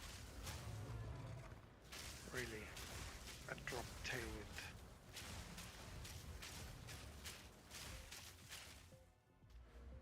Hello and welcome to BBC World News America. Well, let's begin with some breaking news. An apparent attack at a German Christmas market. At least 2 Could be people nice. dead and For me, more that's than the third one, I 60 think. I injured think I'm over doing the endless past ammunition day on the third one. After a car drove into a crowd at a Christmas market point in the blank or eastern far German shot? city of Magdeburg. Point blank. Officials are calling an attack. They Far say all shot, local 7 hospitals are meters preparing for a is mass casualty event. the whole screen. Footage on social It's media, which we're not totally showing useless. because it's too graphic and it hasn't been verified at this time, appears to show the car hurtling at high speed between Christmas market stalls. The state premier said the driver had been arrested, describing him as a 50-year-old man from Saudi Arabia who arrived in Germany in 2006 and has been working there as a doctor. The German Chancellor Olaf Scholz said in a social media post, "The incident leads us to fear the worst." It comes almost exactly 8 years after a truck was deliberately I driven got into a Christmas 2 market really in good Berlin, soul cores. killing 12 people and Increase injuring more elemental than damage with 70 attack at by that time. 30% and Let's attack talk with some more this now weapon about what penetrate we know at this 50% time. elemental We're joined by resistance. our security correspondent, Frank Gardner. I need a new Frank, we should bow. say at this point we don't have any information regarding motive or intention of this individual who has been arrested. But what are we seeing in terms of the response from the German authorities to us? Well, obviously, it's been a major incident for first responders. They were very quickly on the scene. If you look at the footage of his actual arrest, I'm sure that you'll have access to that. It's been playing on local television and on internationally. You'll see there's a relatively undecided response by the German police. They are very the man. They're ordering him to get on the ground, but they seem to at one point to pull back because they are clearly afraid that he might have an explosive vest. There is talk of possibly explosives being in his car. They weren't detonated if they were. This is a very unusual situation. Not because of what happened. It's not the first time that somebody has rammed a car at high speed into a Christmas market in Germany, nor indeed in Europe. Something similar happened in Lyon, not in Lyon, in Nice rather, in France. But it's unusual that he is 50 and a doctor and a Saudi. Usually, when these things happen, and if terrorism is involved, it's normally a North African individual, much younger, in their 20s, at the most in their 30s. But we simply do not know the motive. There could be mental health involved. He could have been fired at work. His partner could have. This guy's already making excuses. There could be all sorts of things. He could have been given some horrendous medical Or diagnosis. the live stream was a press conference. None of which excuses what he did, but oh no, some random in London. Inevitably, people will be looking at terrorism as a possibility because ISIS, so-called Islamic State, has often called on its followers, dwindling as they are, to do something like this. There have been attacks similar to this in several European countries, and then I'm and finished. it's always a risk. I think the thing that is strange here is that given how popular these German Christmas markets are in Germany, that more precautions haven't been taken. This man was able to drive his dark BMW through the crash barriers and career through hundreds of shoppers. Okay, so now it's the fault of the dude. And killing at least 2 Who's this retard? before he was stopped and arrested. And Frank, just sort of on that point, I mean, you mentioned there was an attack almost exactly 8 years ago yesterday, on a Christmas market in Berlin. But what is the security situation like in Germany at the moment? Well, it's reasonably tense. It's not the highest it's been, but there have been a number of plots that have been intercepted.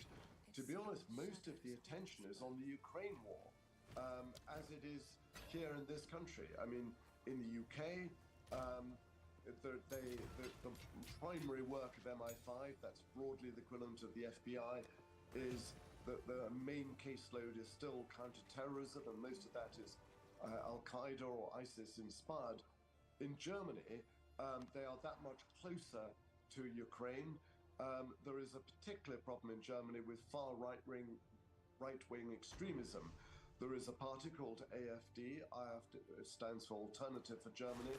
And there is a fear that when something like this happens, because the origin of the suspect is Saudi Arabia, that there will be political capital made out of this, because the whole idea of too many migrants. Yeah, the AfD bads. Half the country voted for it. Angela Merkel, the German chancellor, allowed in around 1.5 million migrants. This guy needs to shut the fuck up, man. This guy's a complete retard. He's got no idea what's going on over here. And very unpopular in parts of eastern Germany. Magdeburg, where this took place, is eastern Germany. And Frank, just briefly, Propagandist. we've seen already statements coming from President Macron, from Giorgia Meloni, expressing their shock at this. But in those other European capitals, will this call them now to look at their own domestic situation in these days before Christmas? I think it's a reminder, a very unpleasant, unwanted and uncomfortable reminder that although we tend to be very concerned about the war in Ukraine and the war in Gaza and Lebanon and Syria, that terrorism, the spectre of terrorism, has not gone away, both far-right and Islamist-inspired. And we still don't know if this is... Why is the far right all of a sudden? When's the last far right terrorist attack you've heard over here, dude? Fuck off, bro. This is such nonsense. Oh my god, this guy's a propagandist. Full and through, dude. Who is this retard? Our security correspondent, Frank, thanks for talking to us as this news is just developing. We will return to it a little later in the program with our correspondent. Unbelievable, man. These people just can't stop lying.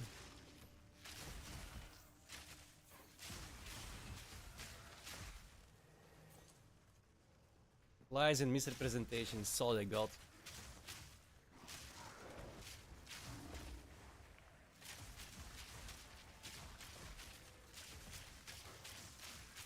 When did the BBC become a... Well, it's always been propaganda, right? Let's be honest. It's just wokey propaganda now instead of allied propaganda. Like, nothing's really changed.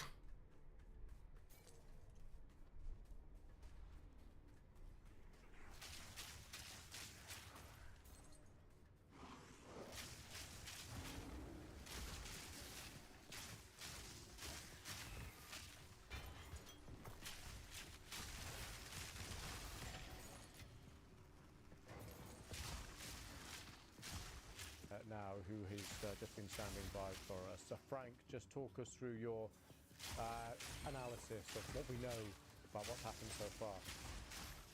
Well, okay, this is unfortunately not the first time that somebody has used Christmas and Christmas markets. Frank Gardner, that's the retard. Into a load of people, so the immediate suspicions will be that this is some kind of terrorist plot inspired by outside, from outside. Very minimal details so far that at roughly 7 o'clock local time, a dark BMW went through the crash barriers in the town of Marburg. Those who are just joining us, town in central Germany, roughly halfway between Hannover and Berlin, and crowded Christmas market. People out 5 days before Christmas, doing their shopping, and this is something that Germany does particularly well. It's a major tourist attraction and therefore a major potential target for any terrorists. And I think the worrying thing here is that, okay, we still don't know exactly the motive, and as your previous commentator was saying there, 50 is a very unusually high age for somebody to be carrying out something like this. There are often more than one reason why somebody would want to do this. It's not always purely terrorism. It's not purely ideology. It can be mental. There could be all sorts of reasons. The stress that they're undergoing. They might have been fired. Their wife or partner has left them. They might be extremely upset about something. But there have been a number of, there've been a number of similar attacks like this. For example, there was one in Nice some years ago where a Tunisian man used a lorry to mow down a large number of people. Around 80 were killed in the city of Nice in southern France. Germany had its own one in Berlin in about 8 years ago, and in which case, and again, a Tunisian man was the culprit there. In this case, a 50-year-old Saudi Arabian doctor. That's very unusual for a number of reasons. Very few of the terror suspects in Europe have been Saudis. Now, obviously, the 9/11 plot involved a lot of Saudis, but that was a long time ago, 23 years ago. 50 is quite old, and it's odd. This, I mean, there are a lot of things that don't really kind of stack up. There was no particular warning. I'm not sure that there was any particular spike in traffic or gossip or chatter, as it's known as in intelligence circles, about an imminent attack. That said, only 2 months ago here in the UK, the Director General of MI5, Ken McCallum, said, look, we're dealing with a huge number of state threats, specifically Russia and Iran, but also terrorism hasn't gone away. And over 70% of the terrorism cases that they're dealing with are Islamist-inspired, i.e. Al-Qaeda or ISIS-inspired, where people have got a grudge against the West generally for its policies, largely in the Middle East.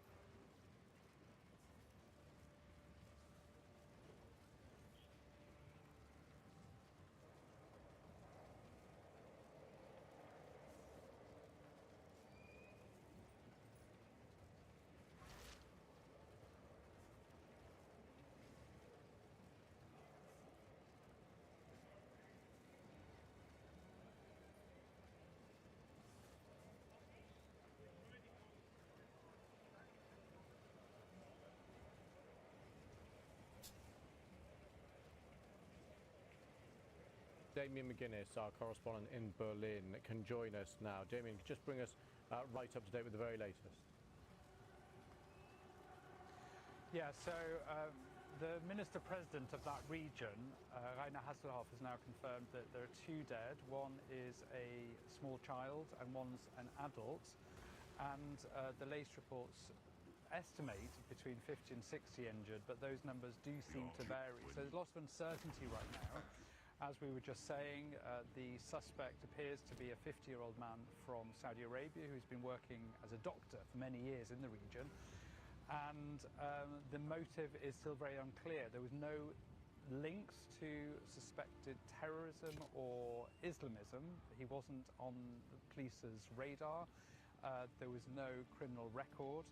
And I think that's the big question now. What was the motive behind this terrible act? So what we're now seeing just in the last few minutes, a lot of leading politicians here in Berlin have been expressing their shock and sorrow about what's happened. But of course, this is a developing situation. I mean, the good news is that this person, or the suspect, has been arrested, is now being questioned.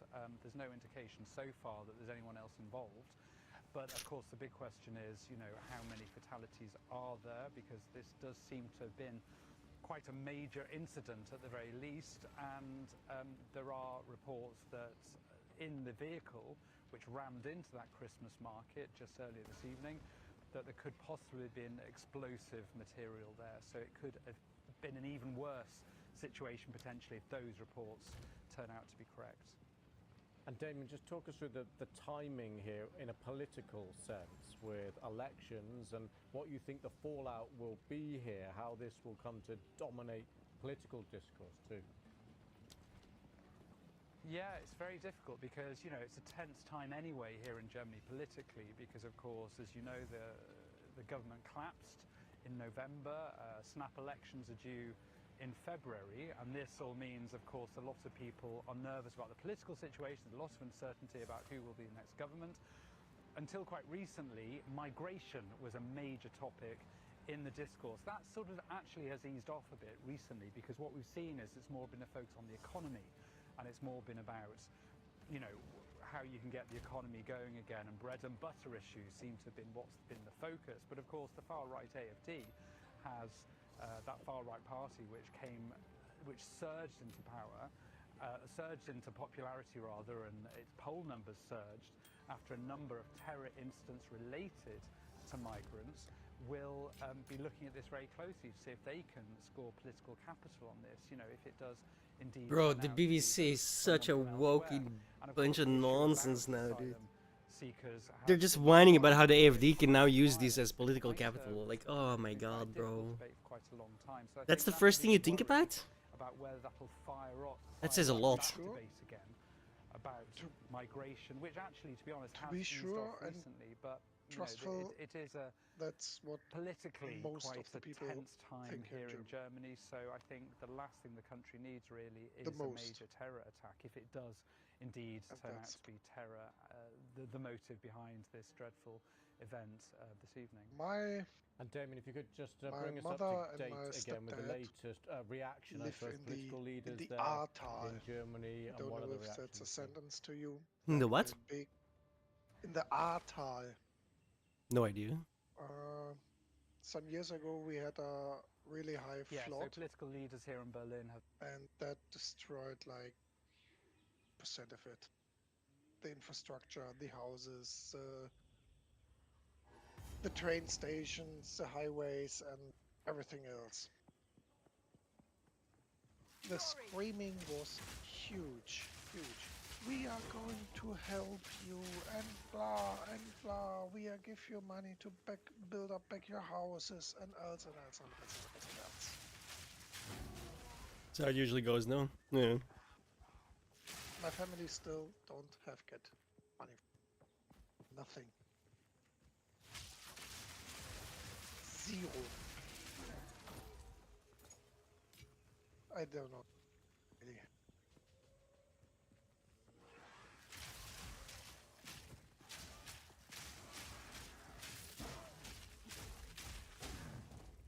have been expressing their shock and their sorrow and the regional leader of that region, Rainer Hasselhoff, has been confirming what we now know is that 2 people appear to have died, one of them a young child, one of them an adult, and he's already on the scene in Magdeburg, and we're getting really from political leaders across the spectrum an idea that this is really going to shock the country, because this is of course not the first attack at Christmas.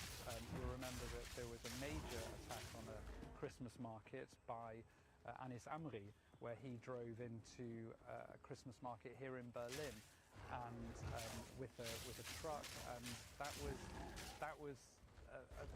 shocked the nation, and that did change the discourse politically about migration, and again that did boost the poll numbers from the far right AFD. This attack so far, it does appear to have been, to a certain extent, it could have been worse, because we have been getting reports that potentially explosive material might have been in the vehicle.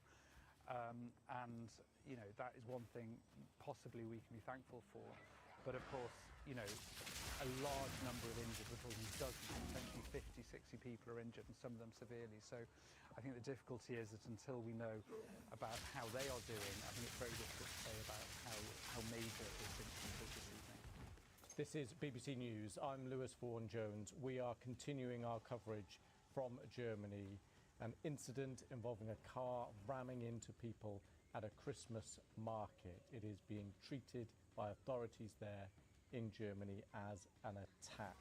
It's in the city of Magdeburg, about 100 miles or so away from Berlin. We've had this footage in from NDR News, local broadcaster in the region. The details that come with it saying that this is the moment of arrest. On the left-hand side there, behind that vehicle on the floor, police officers confronting him, guns drawn, and a load more arrive in just a moment. Let's just take a listen in to this footage.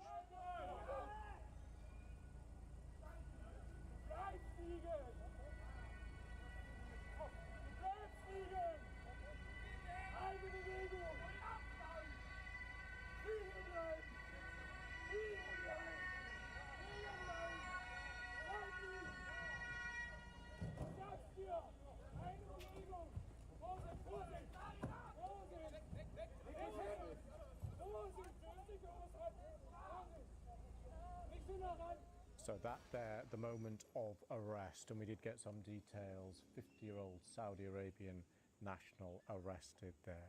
Now my colleague Samantha Simmons is with us still. Samantha, just talk us through, if you can, what we know right now about what happened and what we don't know.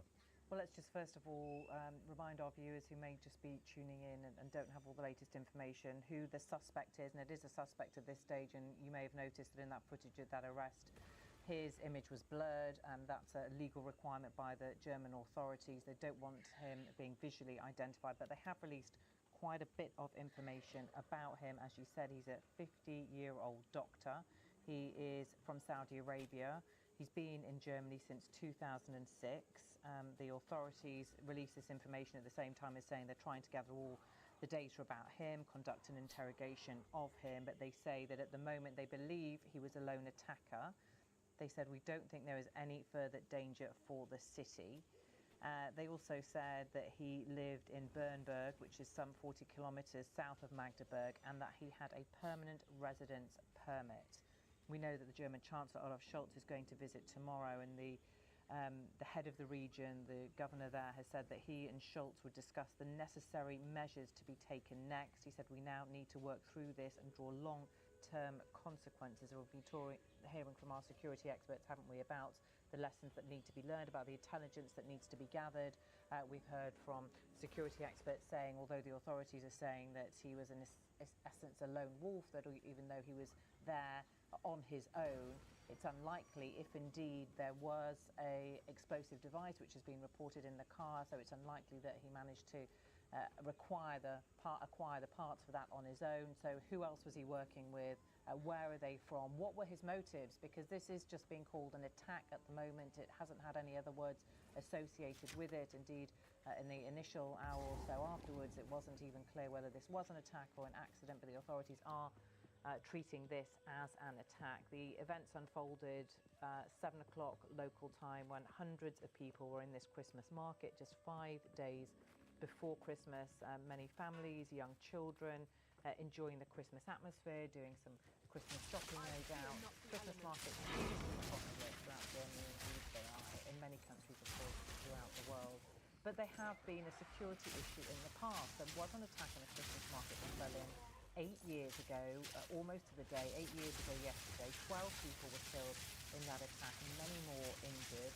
The death toll in this attack at the moment stands at 2, 1 adult and sadly a child as well. But the authorities are warning that given the serious injuries that many people have suffered, that death toll may rise.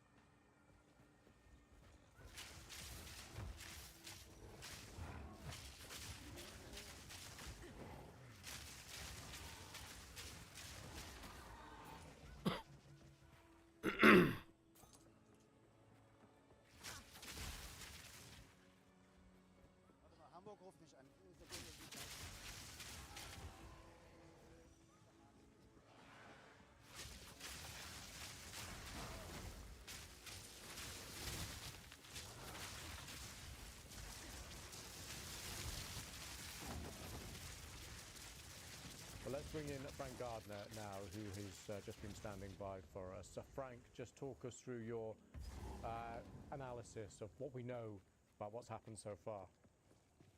Well, okay, this is unfortunately not the first time that somebody has used Christmas and Christmas markets in Europe in particular. It's just repeating now.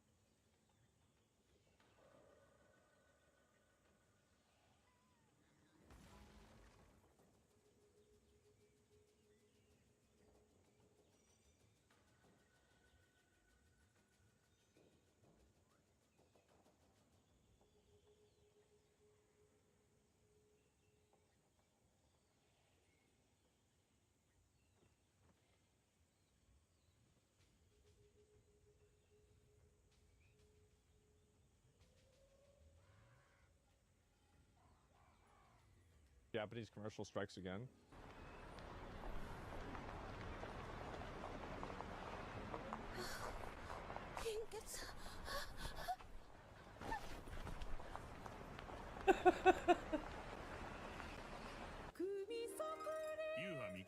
I didn't expect that. What the hell? What the hell was that? Japanese commercial strikes again.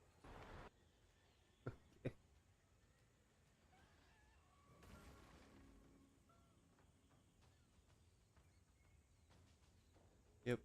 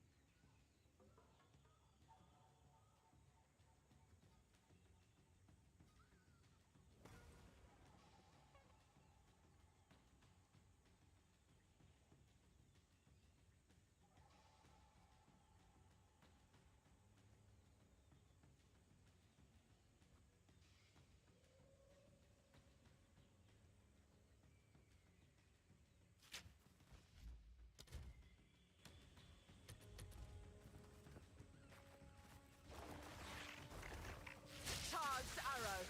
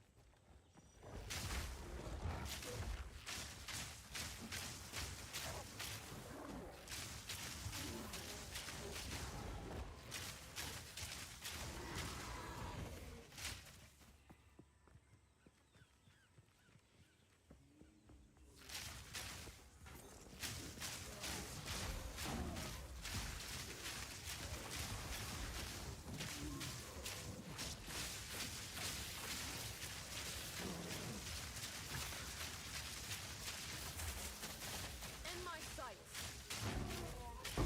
Wicked lethal.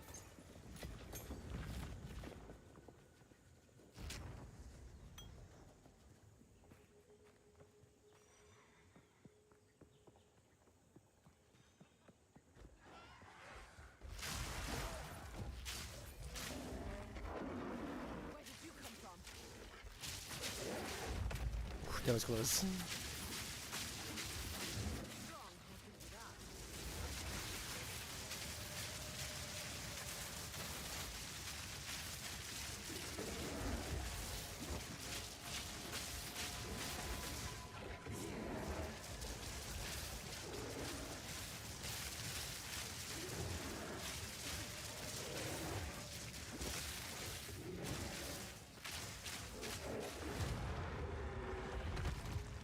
It's a shame to kill such a creature, but you left me with little choice.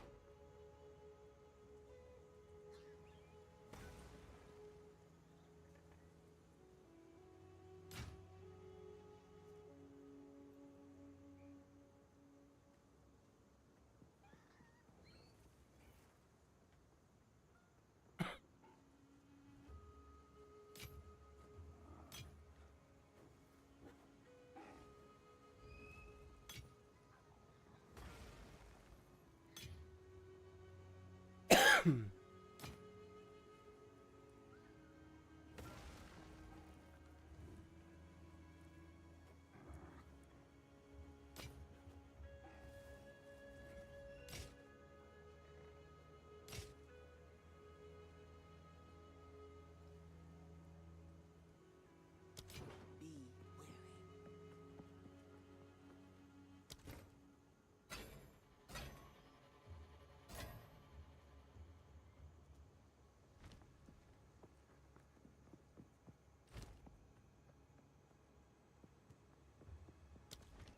eat anything colorful.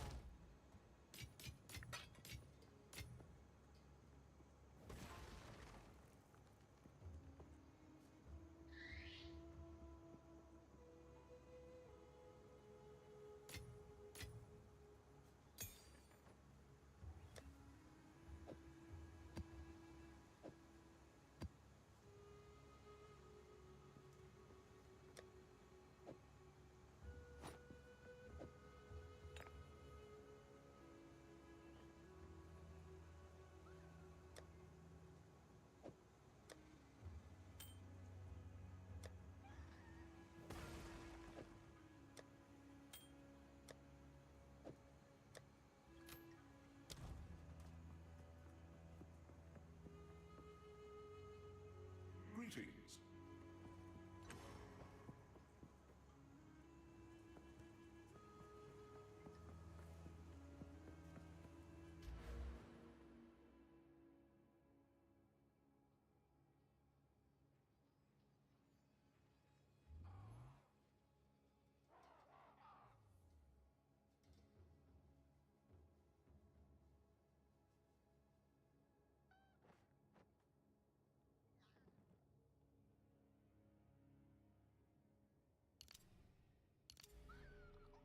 Nature's fury.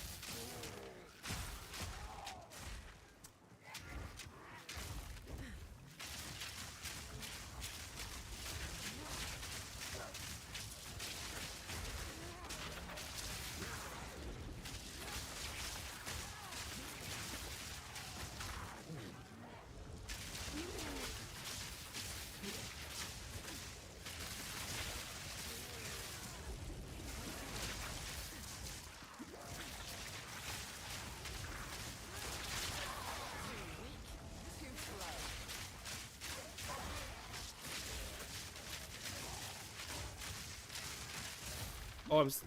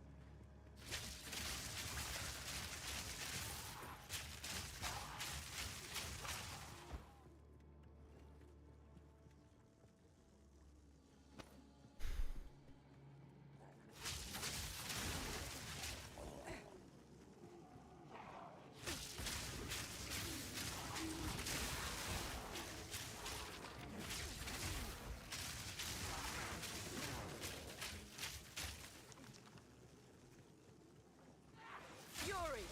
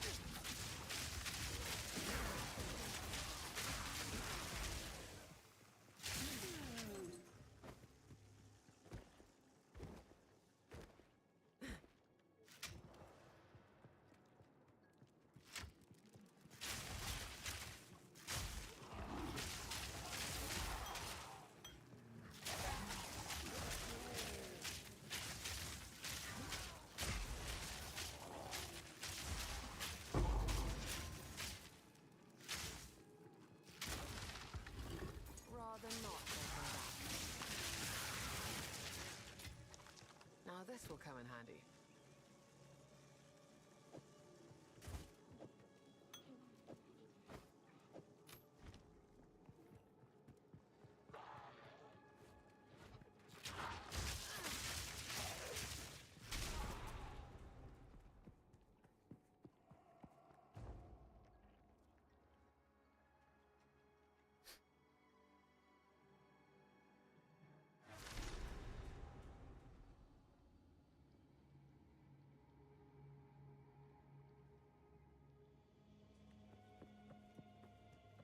So this is what I could smell.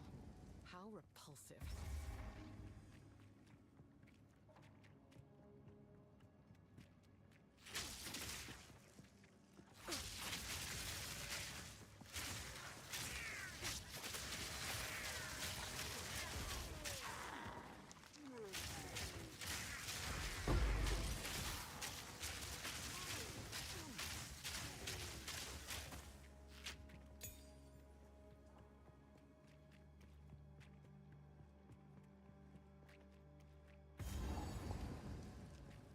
Storm point!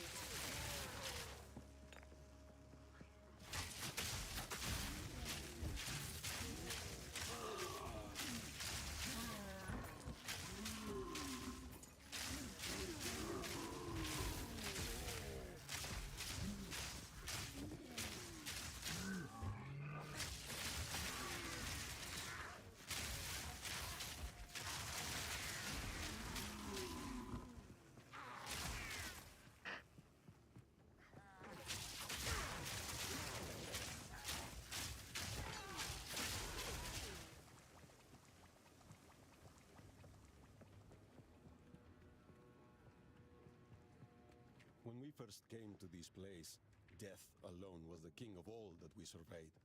Solemn his high and lonely throne. We got little and were starving, but this man-made mountain offered us nourishment. Keeping the gaps and stems brought us grand visions of a thriving world. It was a promise of things to be. This, then, will be our new home until our promised land is made real. Barely broke a sweat.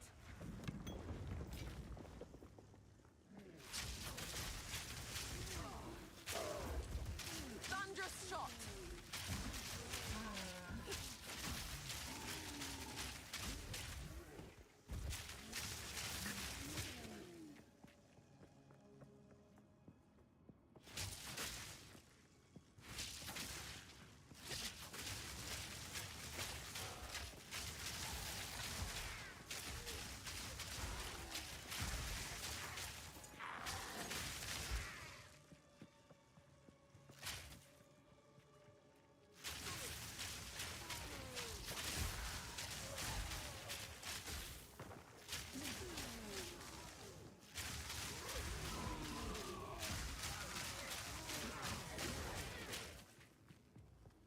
God knows how to fix for that.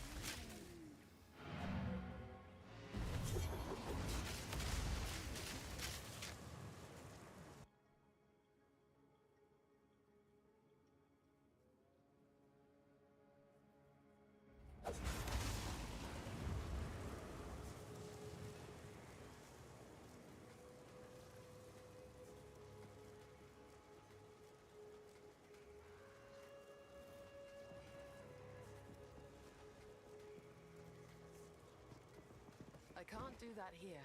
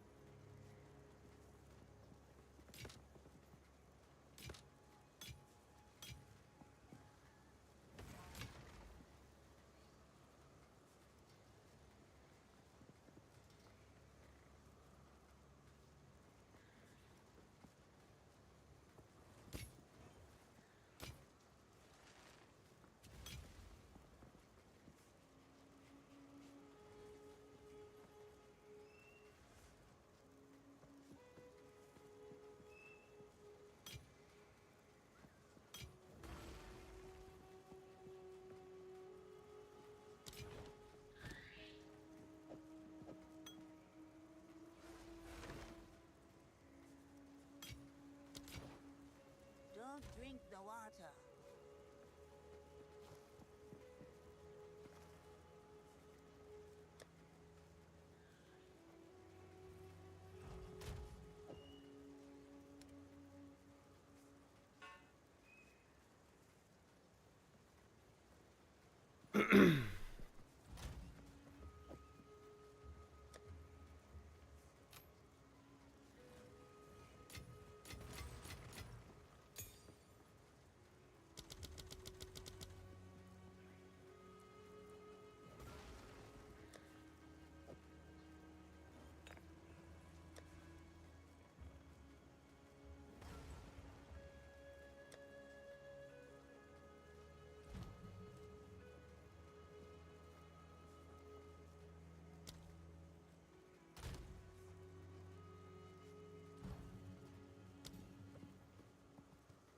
Use escape.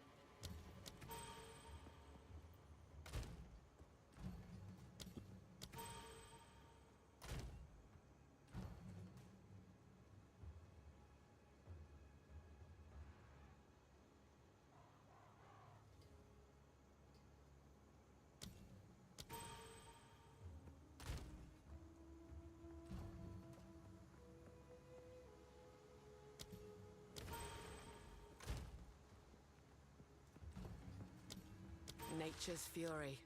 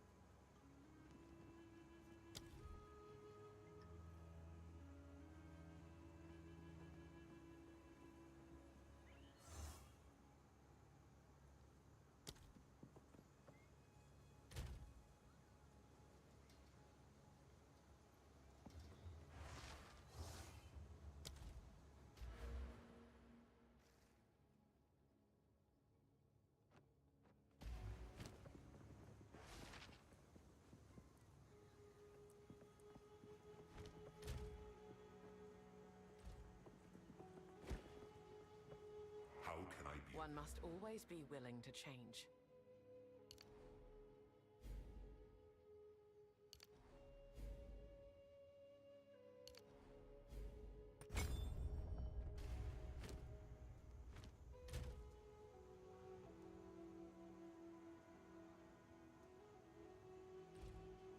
Greetings. One must always be willing to change.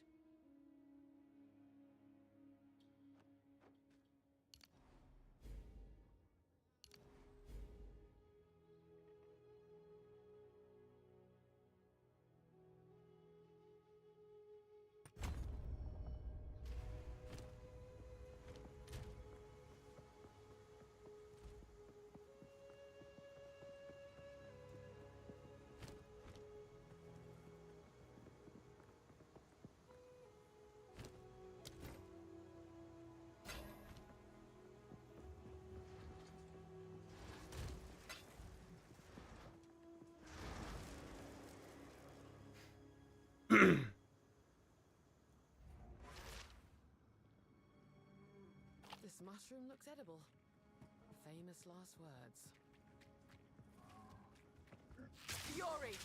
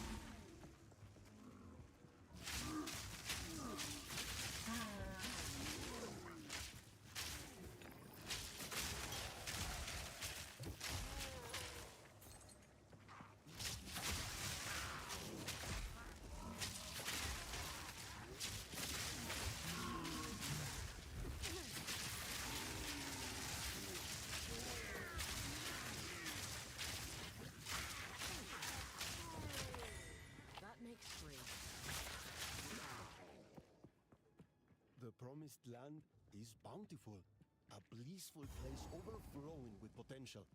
My brethren surround me. We are one, experiencing the entirety of time all at once. Even as I write this, I am on the cusp of transcendence.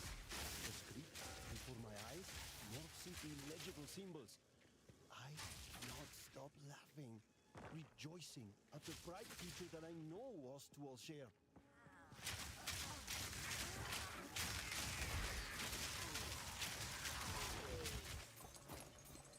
Take this!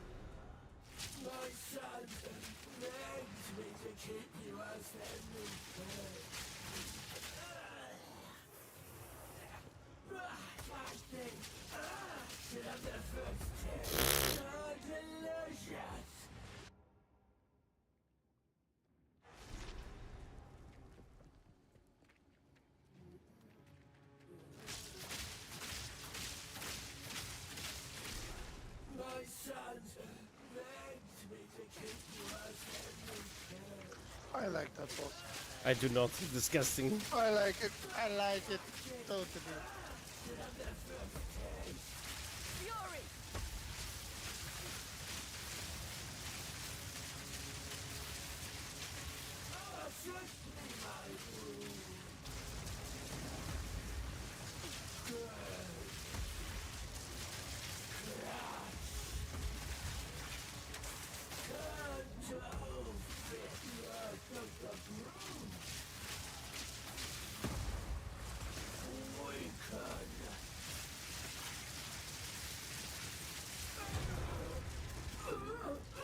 I just did the world a huge favor. This should grant us When access you to use the temple. only your lightning shot, you see literally no damage. But when you place lightning rods, so orb, Yeah. oh, epic.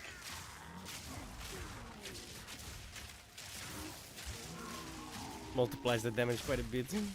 Yeah.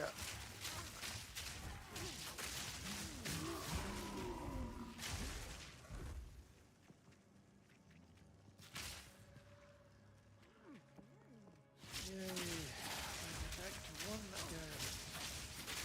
So I have to identify all the shit again. Why?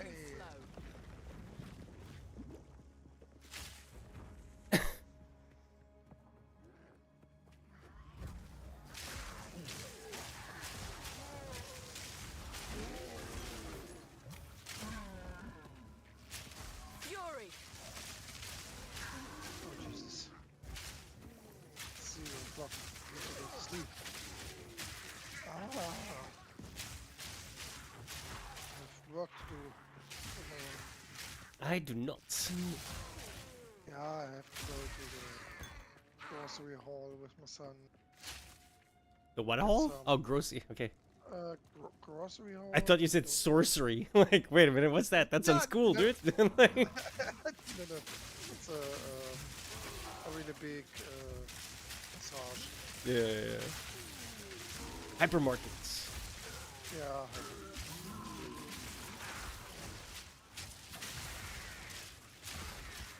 You want some pot? Christmas.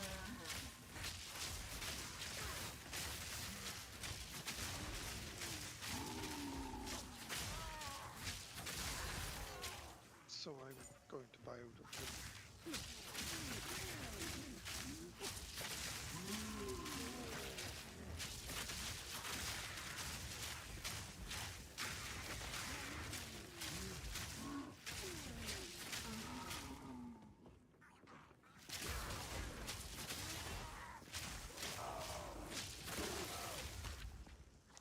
Yeah. Fired 3 shots in the middle and then disappeared. That is a message. To go to bed. Yeah, I know. Time to sleep. Yeah. Have a good one, dude. I see you tomorrow. Yeah, man. I'll be here. Yeah, bye-bye. Peace. Peace.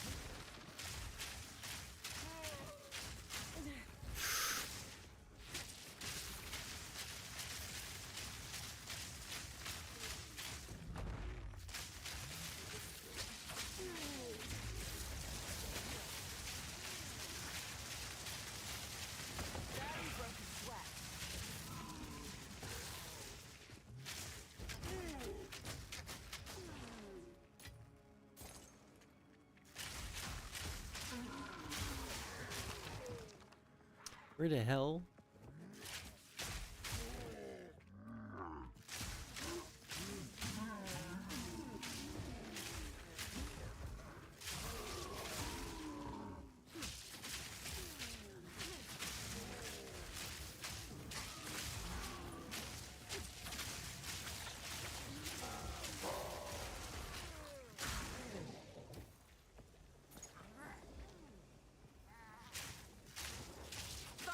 shot.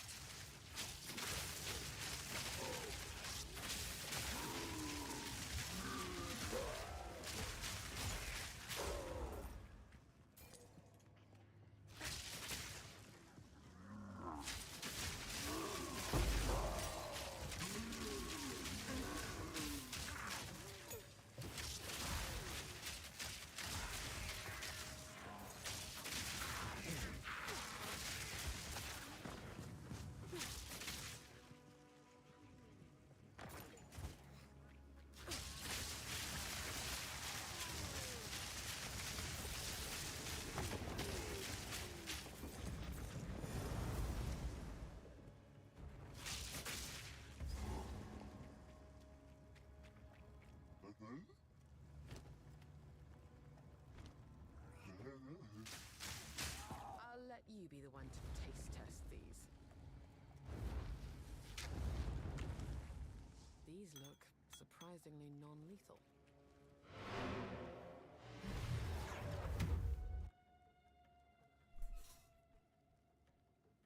Oh god. Oh.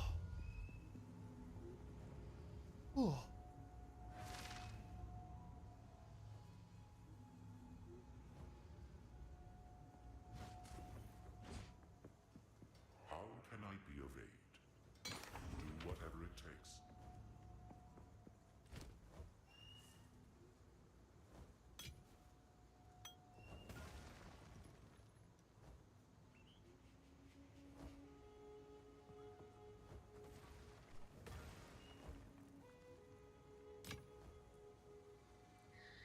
Don't drink the water.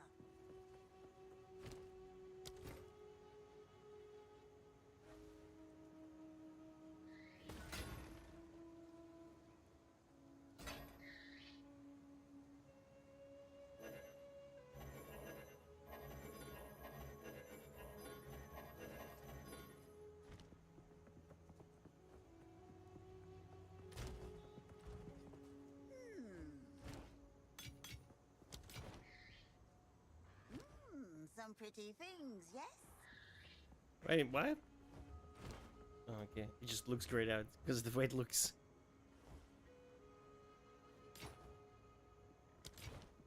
Don't drink the water.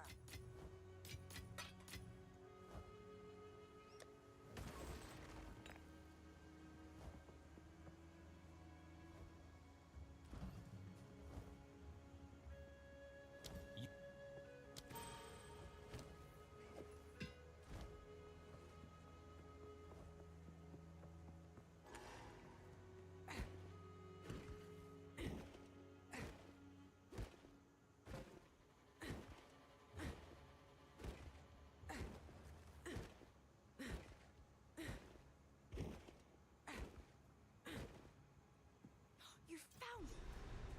How can I help?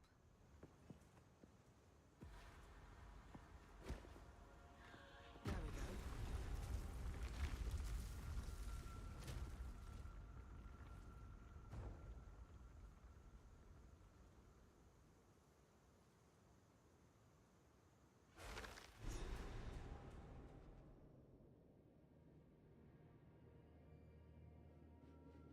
The light.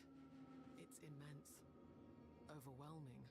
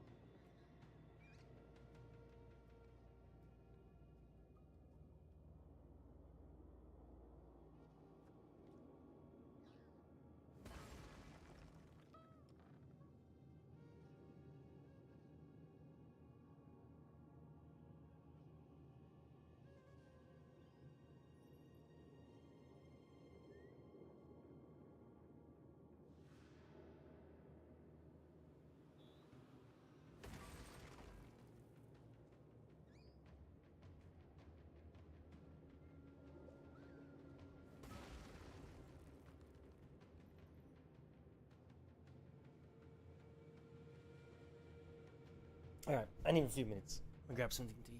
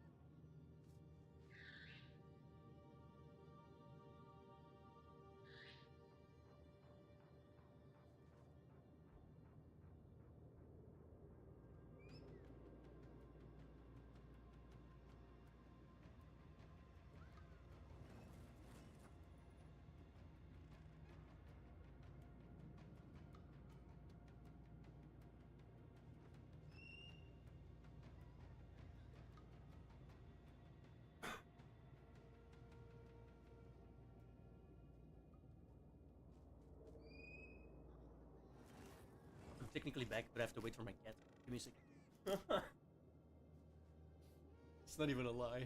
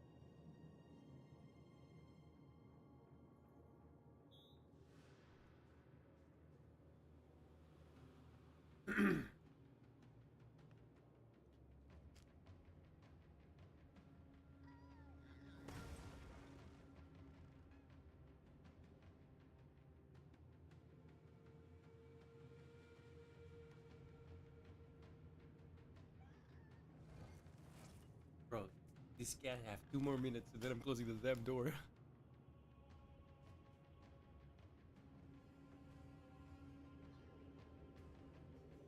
All day.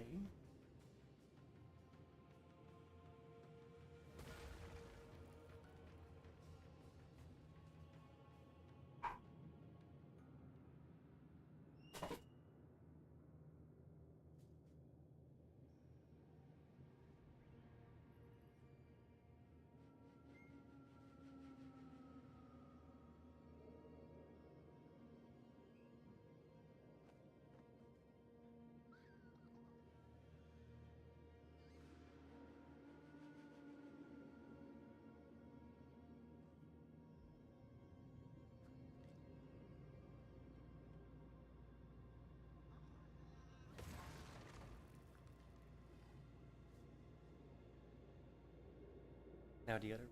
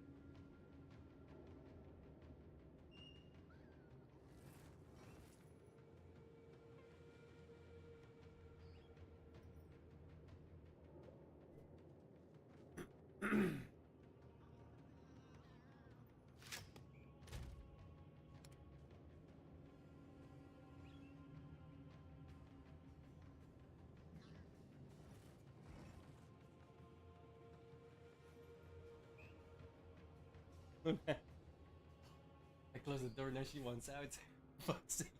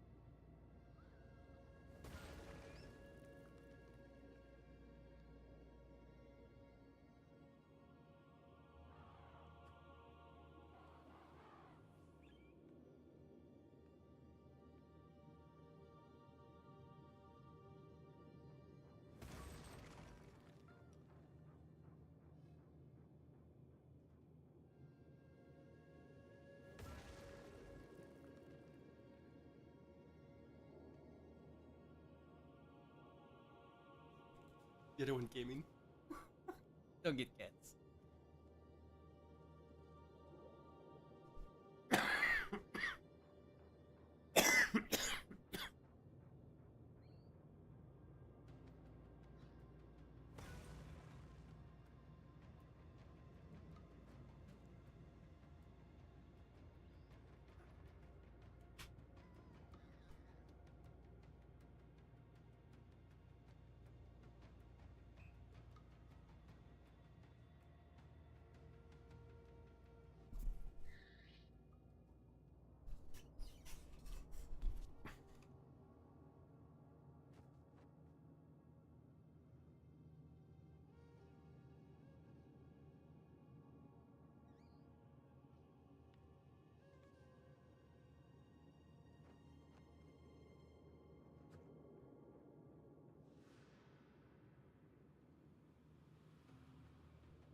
often talk about patterns and pattern recognition with the video games that have been coming out, specifically in 2024, when they display a habit of portraying certain, we'll just say, ideologies and agendas in the games themselves. But another pattern that's been discovered is the actual people behind the games and how they consistently display that pattern of hating the very gamers that they're making games for. What's going on, guys? Welcome to another episode of Smash AT.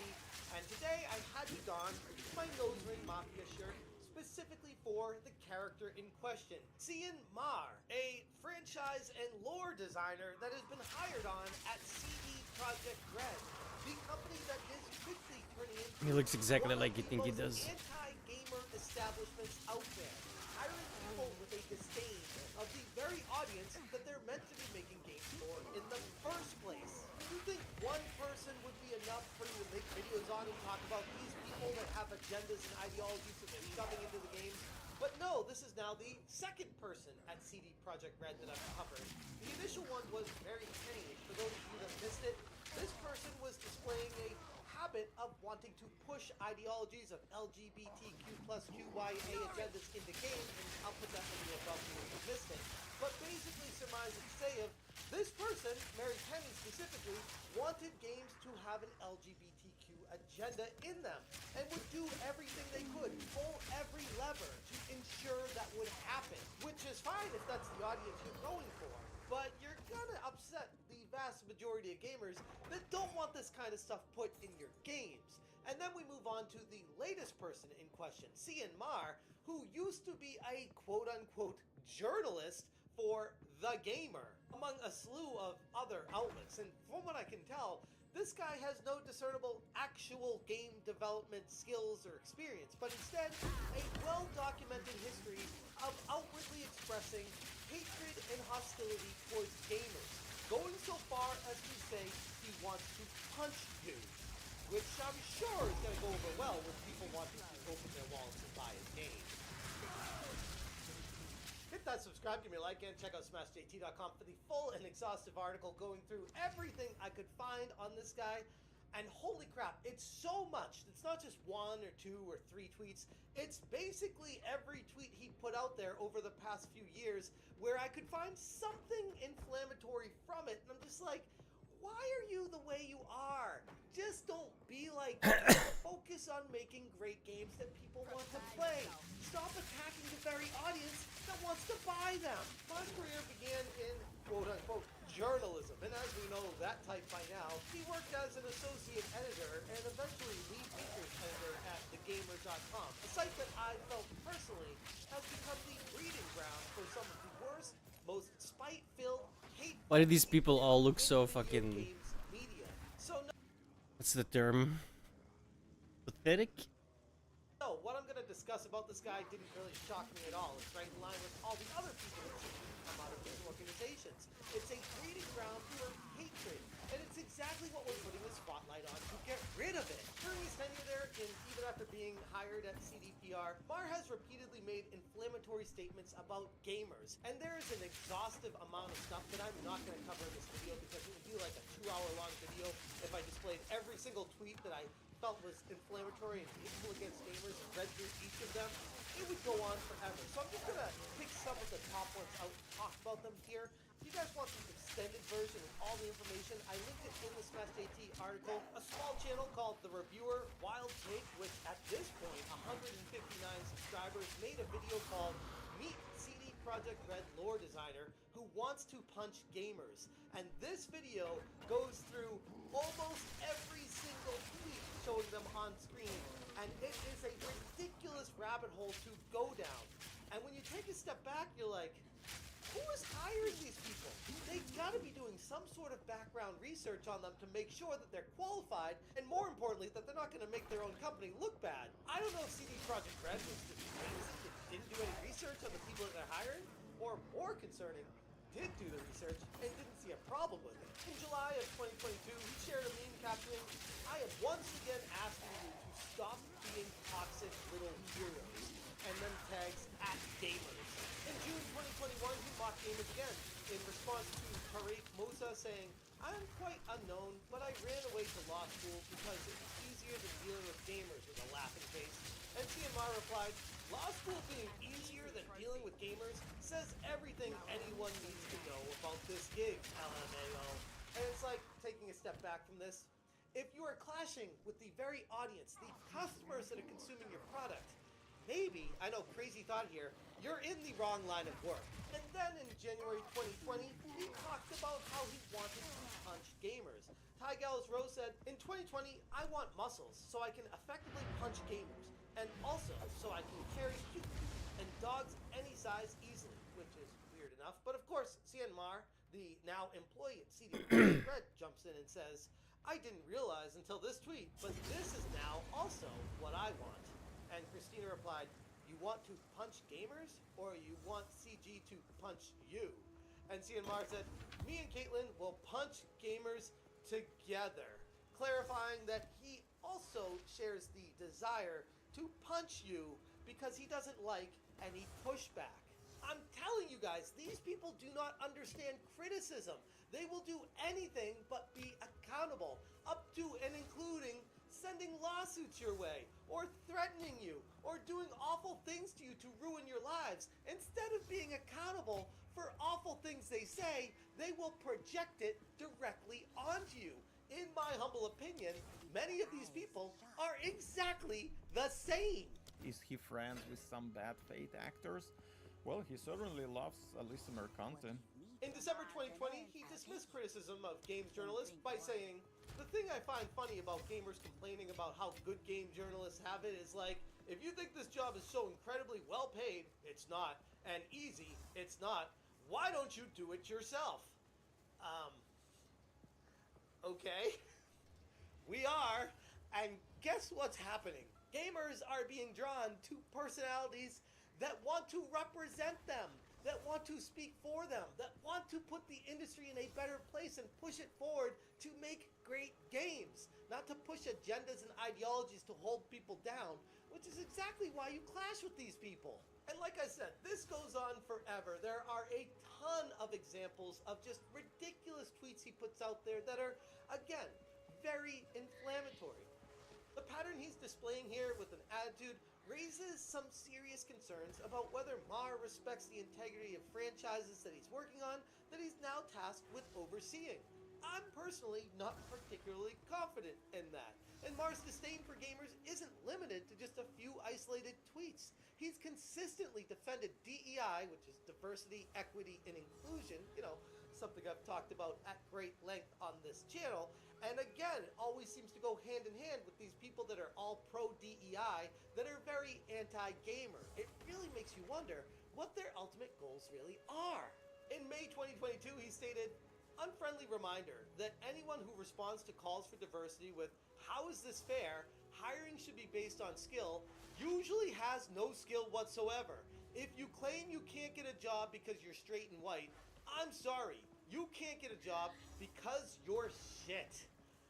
Wow, okay, so now he is completely making a blanket statement across the board here that if you're upset that you feel like you're being turned down for a job because you're straight and white, that you have no skills, which flies directly in the face of many people who I have had personal interactions with in the game industry myself, showing me their resume and their history of great work they've done being passed over for other jobs because of DEI initiatives. It's true, it's happened. I have seen it myself.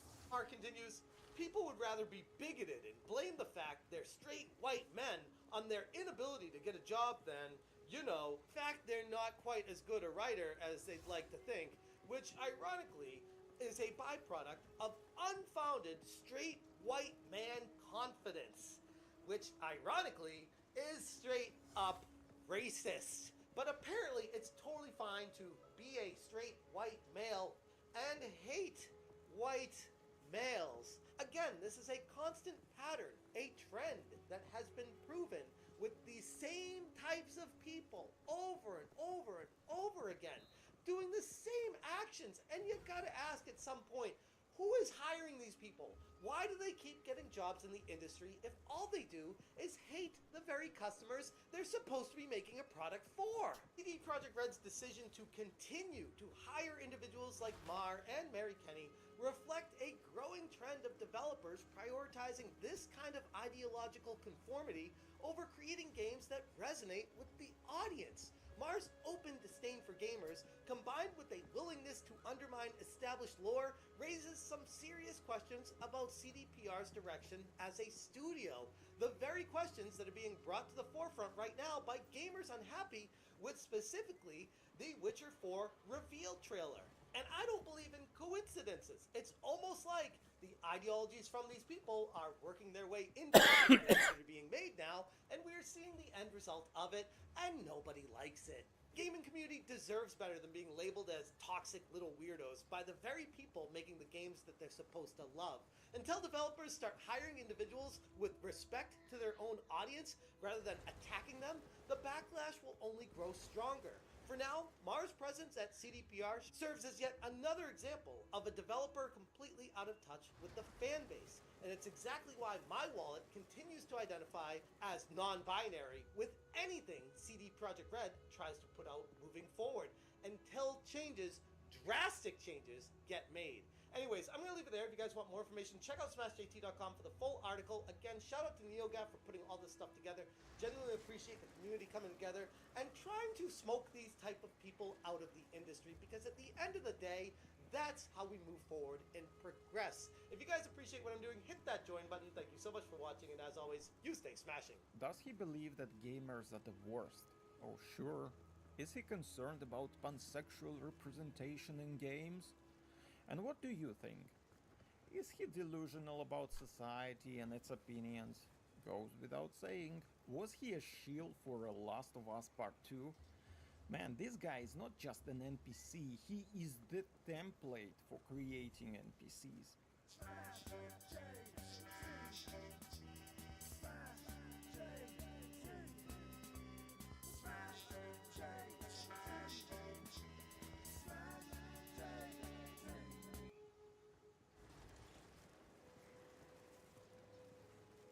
I don't know why they keep hiring these people, dude.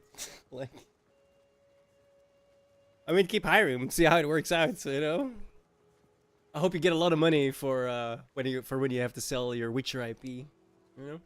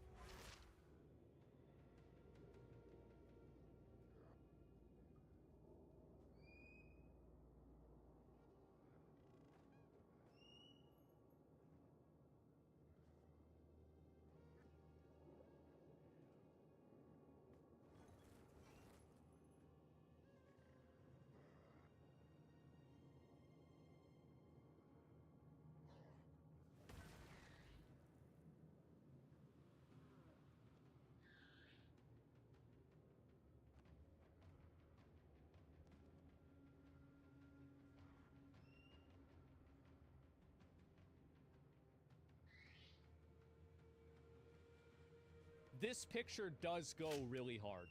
It does. He's actually a martyr? Well, this makes him a martyr, exactly. Context. After the alleged CEO killer was apprehended a couple of weeks ago, there's been a barrage of pictures released of the suspect by the cops, with what might seem more akin to a photo shoot than a criminal detention, and which culminated yesterday with the cops releasing this picture while transferring Mangione to another state.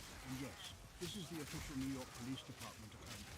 And that's the whole thing. They did it for their own ego, and they didn't think about how this would image.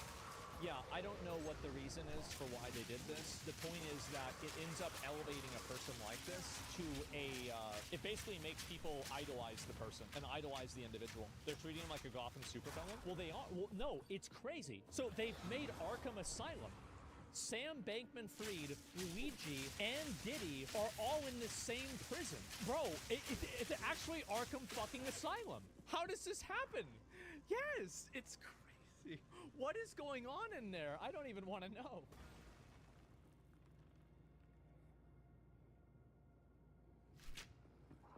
Harry and Meghan, longtime friends of Uncensored, released their latest show on Netflix. Do you not feel like the world just got rather bored with them? We're all kind of like, well, who cares what you got to say or do? How many celebrities actually sell tickets to movies maybe outside of Tom Cruise? There's nobody. When the star of your latest movie insults and belittles 50% of their potential audience, it is box office cancer. You know the kind of James Bond I want? A steely-eyed dealer of shagging death.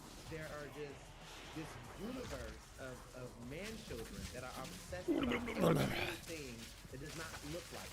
You watch a TV ad here in Britain, you don't see like a straight white couple anywhere. It's always a mixed race couple, for example, or it's always a sort of a black woman and a ginger man, and it's just like, where did you find this? Superman is that important. The only genre that they feel like they can rely on, and it's fading, is the superhero genre. At their best, celebrities are the beautiful people who dazzle us with their talents for the purposes of escapism and entertainment. At their worst, they are gas bags who pontificate from positions of great privilege. This month, Harry and Meghan, longtime friends of Uncensored, released their latest show on Netflix, billed as a rousing docu-series and an unprecedented look into the world of elite polo. Imagine going on a horse at 35 miles an hour with someone coming at you at full speed. The adrenaline that goes through your body is addicting. Polo is not just a sport. Polo is a lifestyle. We eat, we breathe, we sleep polo. For sure it's glamorous. It's a sexy Oh sport god. too. Bunch of rich Dirty douchebags sweaty fucking each boys, other off. riding. Well, the show currently has an historically dire score of 27% on Rotten Tomatoes. The Times newspaper concluded Prince Harry has made a show only he would watch. While the substances may be an extreme example, they're not the only Hollywood elitists to face a repudiation in 2024. The Harris campaign, for example, hit the US with a tidal wave of celebrities after George Clooney played a starring role in ousting the sitting president. We know how that worked out. There's increasing evidence that Hollywood executives are beginning to realise that alienating half your audience using entertainment as a vessel for their fringe worldview is bad for business and very bloody boring. So is Hollywood waking up? Joining me to review the year in culture, I look forward to the next. YouTuber and social commentator Gary Boucher, better known as Nerdronic, Will Jordan, aka The Critical Drinker, Uncensored contributor Esther Krakow, and the author of The Case for Cancelled Culture, Ernest Owens. Well, welcome to all of you. We're going to try and keep things merry, Christmassy, happy. So let's start with you, Ernest, because you're always a bastion of happiness. The Meghan and Harry polo fiasco, coupled with their Christmas card. Let's take a look at their Christmas card. It was their holiday season card, which was basically just about them. And it sort of sends a message to the world: we are still important, we're relevant, look at us, look at all the good things we're doing. When the world, it seems to me, Ernest, and I'd be honest here, but do you not feel like the world's just got rather bored of them? And that's the worst thing that could happen to them, where nothing they're doing is really making any more impact. But once they stop trashing the royal family, we're all kind of like, well, who cares what you got to say or do? Am I being unfair? I mean, I think that the context in which you're making this assessment is a little unfair. But I do think that, to a certain extent, I think people are over them naturally. I think that wave is coming and going. I think Americans and the world has short attention spans, and there's been other celebrities that have definitely drawn people's attention. I think it's weird because in some sense they've demanded privacy and they kind of want privacy, but at the same time they want us to buy their products, consume their content, and engage with them of their own. And I think that is a struggle, because I think with celebrity culture and the way that people want it, they want people that they can be all up in their business, but at the same time get what they're selling. And I think that they're trying to do it both ways, and it's not working here. And I think that's why people got and moved on. All right, Nedrotic, you've spared us all the hell of having to watch this polo thing. Newsweek called it a pompous portrayal of privilege. Telegraph, a tedious inside look at posh polo. The Times, as I say, Prince Harry's made a show only he would watch. It's obviously doing very badly as well. How bad is it? I'm finding out right now that this was serious and earnest attempt to be a documentary when I thought it was best in show. And the only difference is you can kind of see that the crew or the actors in it are kind of in on the joke and not in on the joke. I got through the first episode, unintentionally hilarious. Really, really bad. But for Harry and Meghan, I do believe that when a South Park episode is made about you, that should be a wake-up call as far as your influence, particularly in this country that doesn't even like our own celebrities anymore. Thank God. Yeah, I mean, Esther, I want to show if we've got the card. Have we got the holiday season card there? Let's just take a look at this. I mean, it is utterly grotesque. I mean, this sort of self-aggrandizing, look at us, we're doing such wonderful charitable works. The kids, obviously, who they always want to try and protect their privacy, except when they're putting them on their Christmas cards and so on. What does it say about it? Well, it's quite pathetic because they're trying to appeal to an ever-dwindling fan base. So you have to think, which other people have their own Christmas cards where they've used curated images of themselves and the backs of their children, for example, which is kind of a tongue-in-cheek way of like saying, look at us, but don't really look at us. And you're thinking, who is the fan base now? Are they so disconnected from reality that they don't understand, where they stand? I mean, on the sort of Polo series, in their defense, it's really difficult to make Polo interesting. It's a bunch of rich people on horses smacking the ball. Well, in a way, it is them, isn't it? It's a bunch of entitled, rich, privileged people with no concept of the real world, running around on very expensive horses, whacking balls around, and kind of, to most of the world, irrelevant, which is kind of where they found themselves. Yeah, unintentionally, which is the funny thing, because these are the same people that were so convinced that once they leave, the royal family, they've walked into these massive contracts with Netflix and Spotify. And I'm telling you now, this is one of the biggest financial regrets by Netflix because they've got nothing out of that couple. It's incredible. How could you find a more boring couple to throw this money at? But now they're realizing actually the juice isn't worth the squeeze. Meghan is selling jam.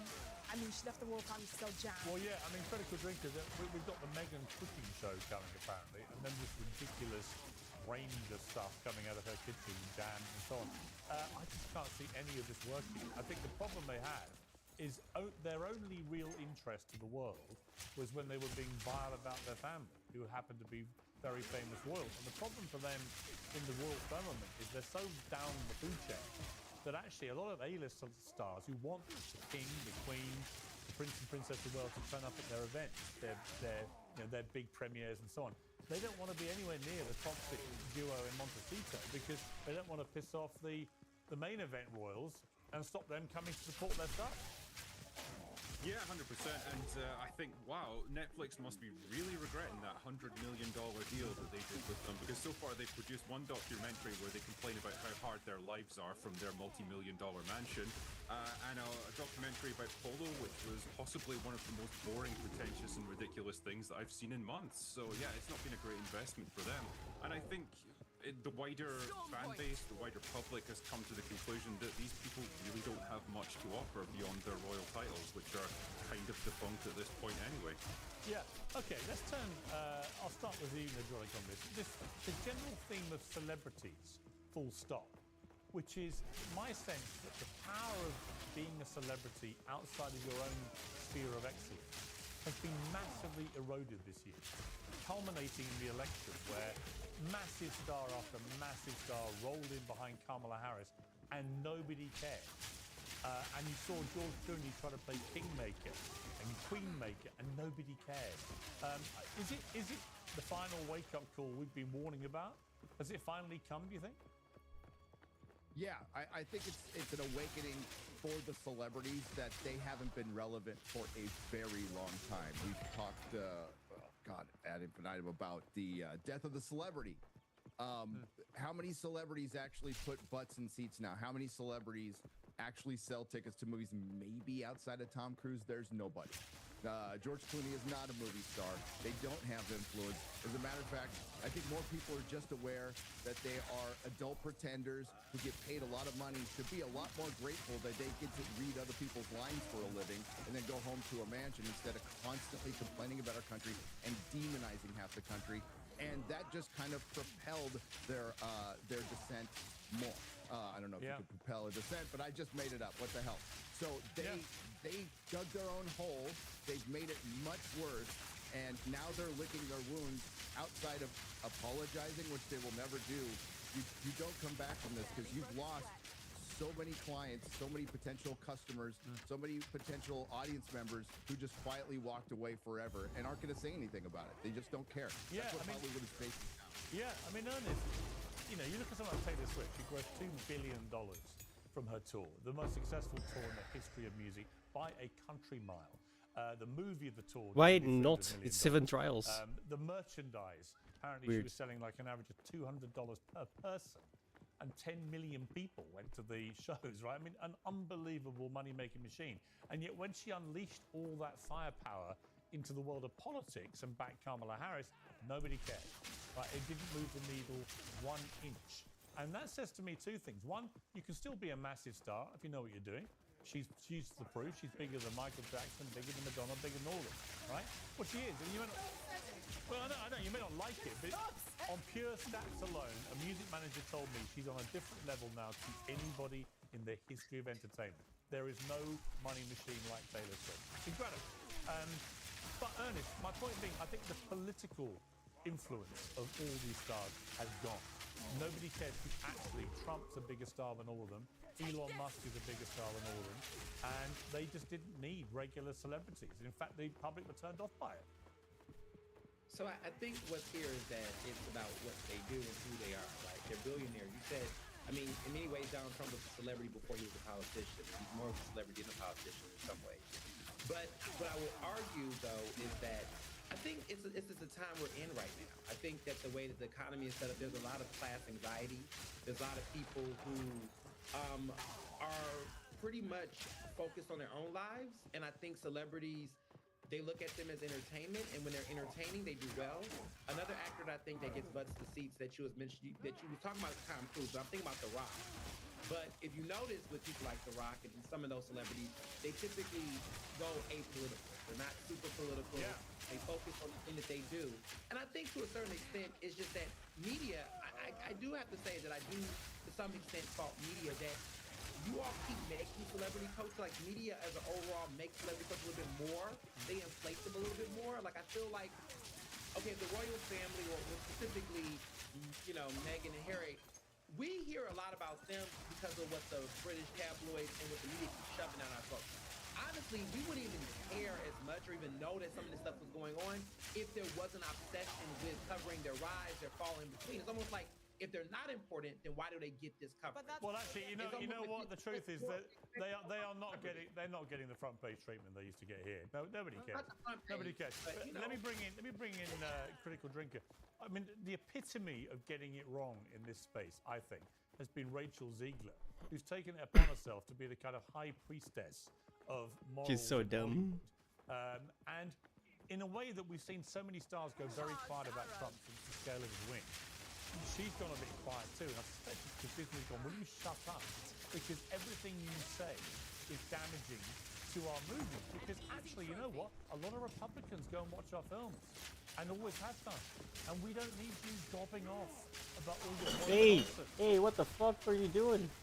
Well, I think if you look at it, what does Disney stand Oh my for? God, What just did went they nuts used for to no stand reason. for? They used to stand for family entertainment. What is wrong with and you? family is something traditional. It's what you know, Republicans have families just like the Democrats do, and so they go to see Disney movies. That is 50% of their audience right there.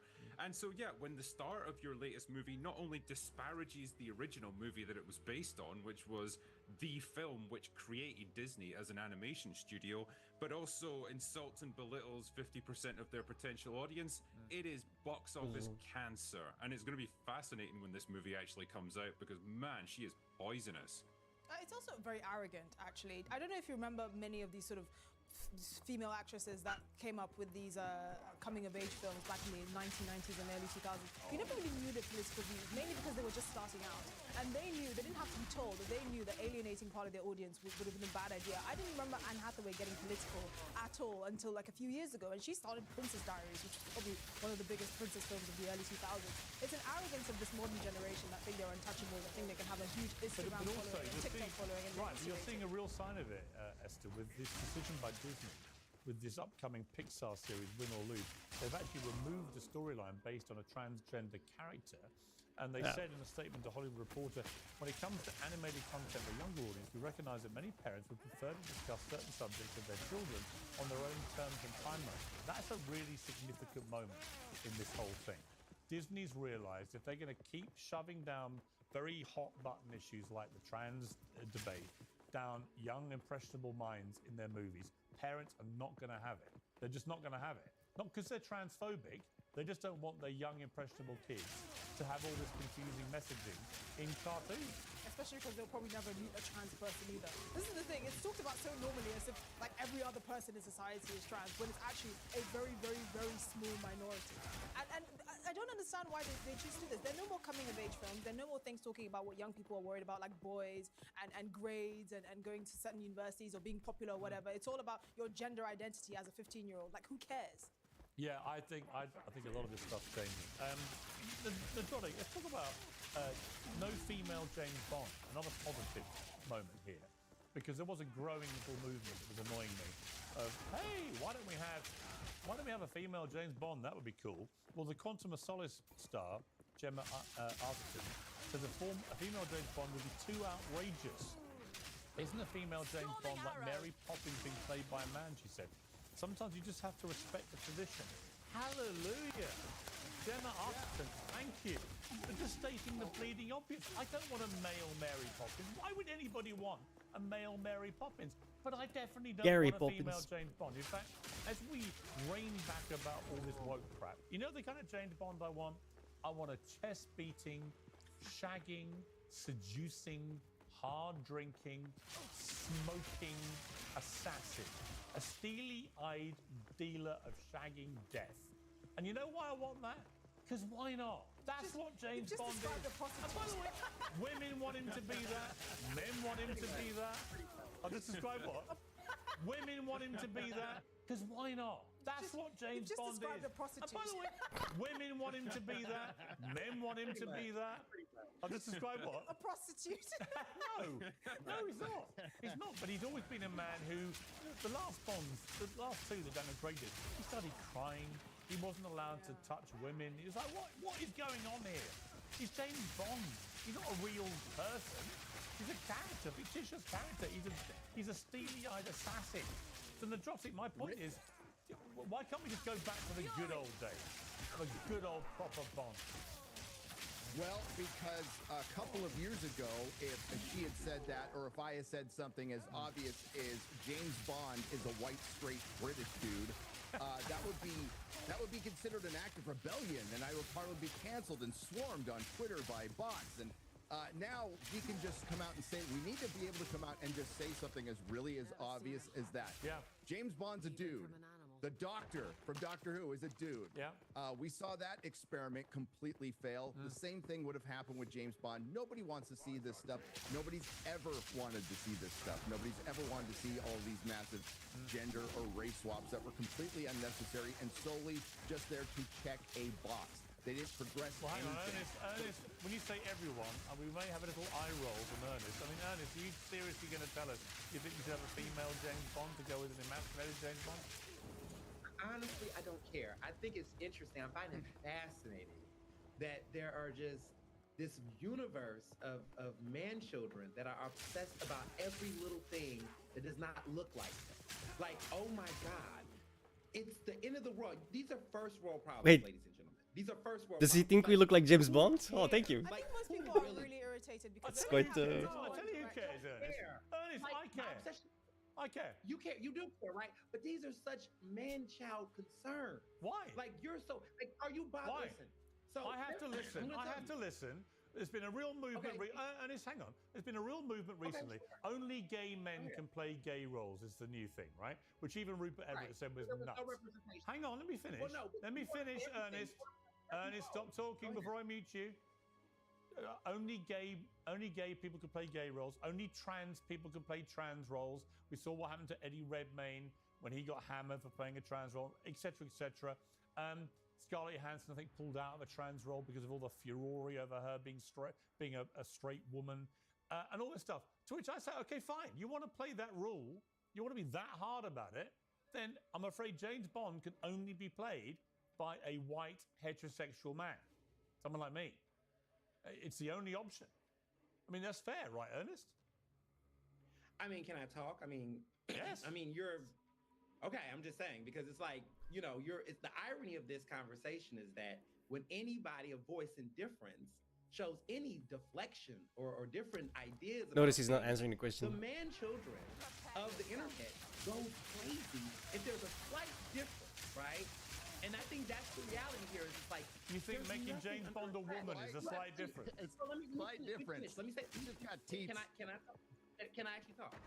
To answer your question here, right? Can I finish? Can I finish? Okay, I'm finished. There is a lack. Let's right out of the side part, bro. These Like, people. there's several black people in different communities that felt like they weren't represented in different films, and we can agree to disagree that maybe they should not necessarily replace traditional white straight male characters. Fine, okay, we can have those takes, but the issue here is or female, like Mary Poppins.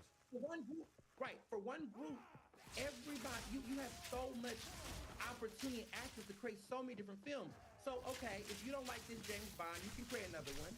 But there's no other options for certain other characters and roles in Hollywood. We're starting to see a diversity, and I want to say the past 10 years where we've seen this increase, and any slight change of difference, it seems to be held. I don't agree. I don't agree.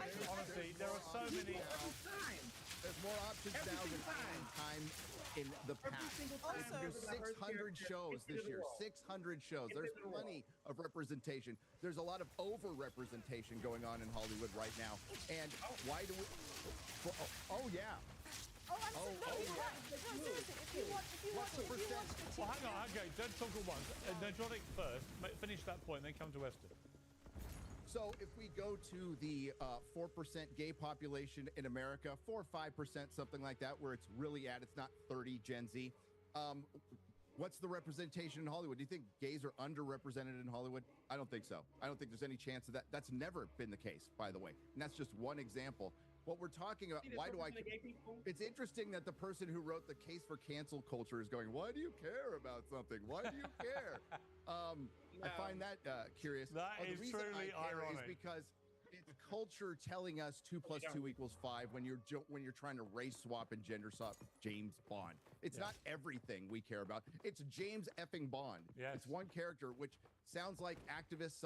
It's something the activists want to take away, which is something that. And by the way, it would be like Esther. For a long time. Yeah, and Esther, it would be like if I said, James Bond. Hang on, Ernest. Esther, it would be like me suddenly saying, okay, you know what? For the sequel of Black Panther, I want it to be a white guy. Well, yeah, and you know, that's what I was. Can you imagine what Ernest would say if I suggested that? Well, but the point is, it always moves in one direction. You're not trying to replace characters of ethnic minorities. They're always trying to replace the white, usually male characters. There's a reason why I didn't play Memoirs of a Geisha.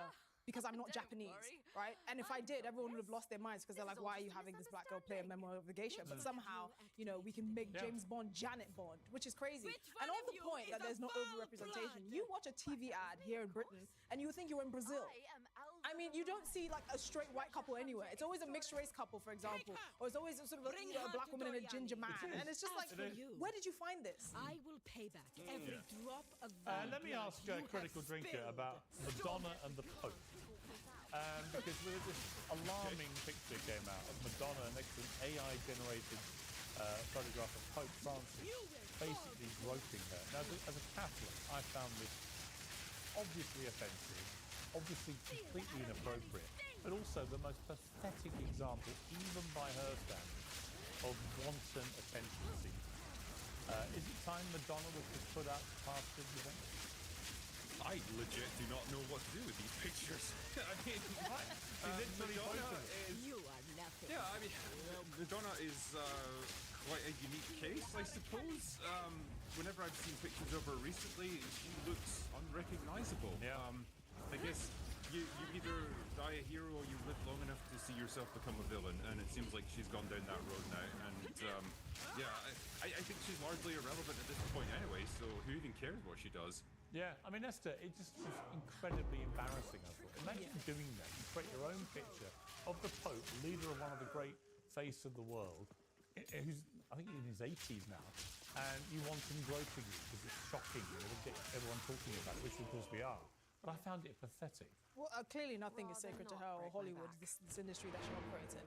But it's so so sad someone who's as iconic as Madonna feels the need to do this. I mean, barring her plastic surgery and the things she's done to her face, she looks like a loaf of bread, quite She frankly. was great in the 80s. Well, yeah, exactly. But the thing She was is, a great why 80s doesn't pop she star. want to keep Ever her since, it's been legacy? a long, slow, cringe-making descent into Madness. Early embarrassment. 2000s were great. We're not going to do the early 2000s. They were great. The early 2000s. Well, yeah, early 2000s. All right, so you was great agree, as well. Ernest, that she's been washed up for 25 years? I'm not going to say washed up. What are you gonna say? Embarrassing? I mean, I think listen, she's been in the game for a long time. A lot of pop stars decline to a certain degree, like relevance. Yeah, but they don't all do what she's now doing. This kind of pathetic, narcissistic attention seeking. She's been doing this for years, though. Why are we acting like this but is it's new? just someone like Mariah been doing Carey it for a needs to while. pick up the phone and call her and be like, "Listen, we're legends on the same par. We need to like maintain some dignity." You probably never see Mariah Carey doing this. Come No. on now. No, of course not. Not this. That's not her style. All right, let me ask Nadrotic. Can Superman save Hollywood? Is the cavalry Superman coming? James is the Gunn, cavalry Superman. coming? That's Not a the chance in question. hell. I think it is that important of a movie because right now Hollywood, the only genre that they feel like they can rely on, and it's fading, is the superhero genre.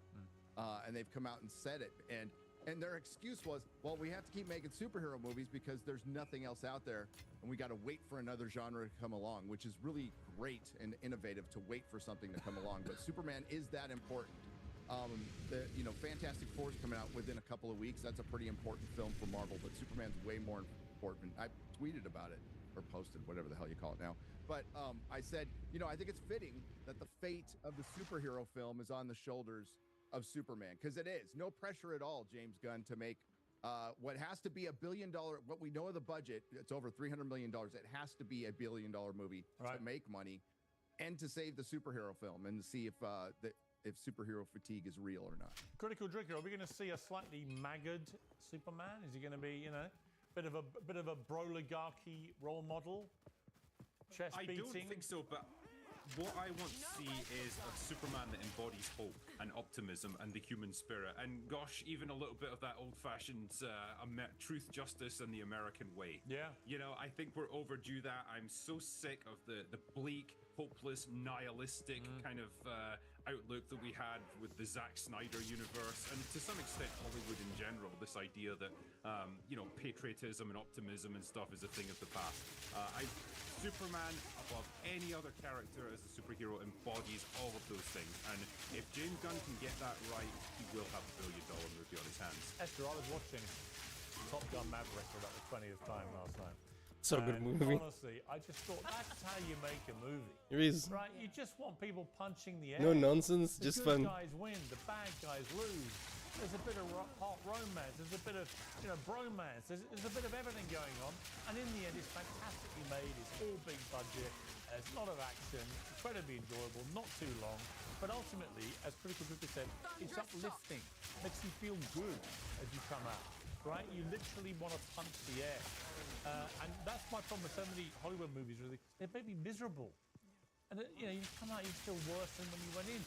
Who wants to go to the movies for that? It should be escapism, uplifting, make us feel good, make our souls sing.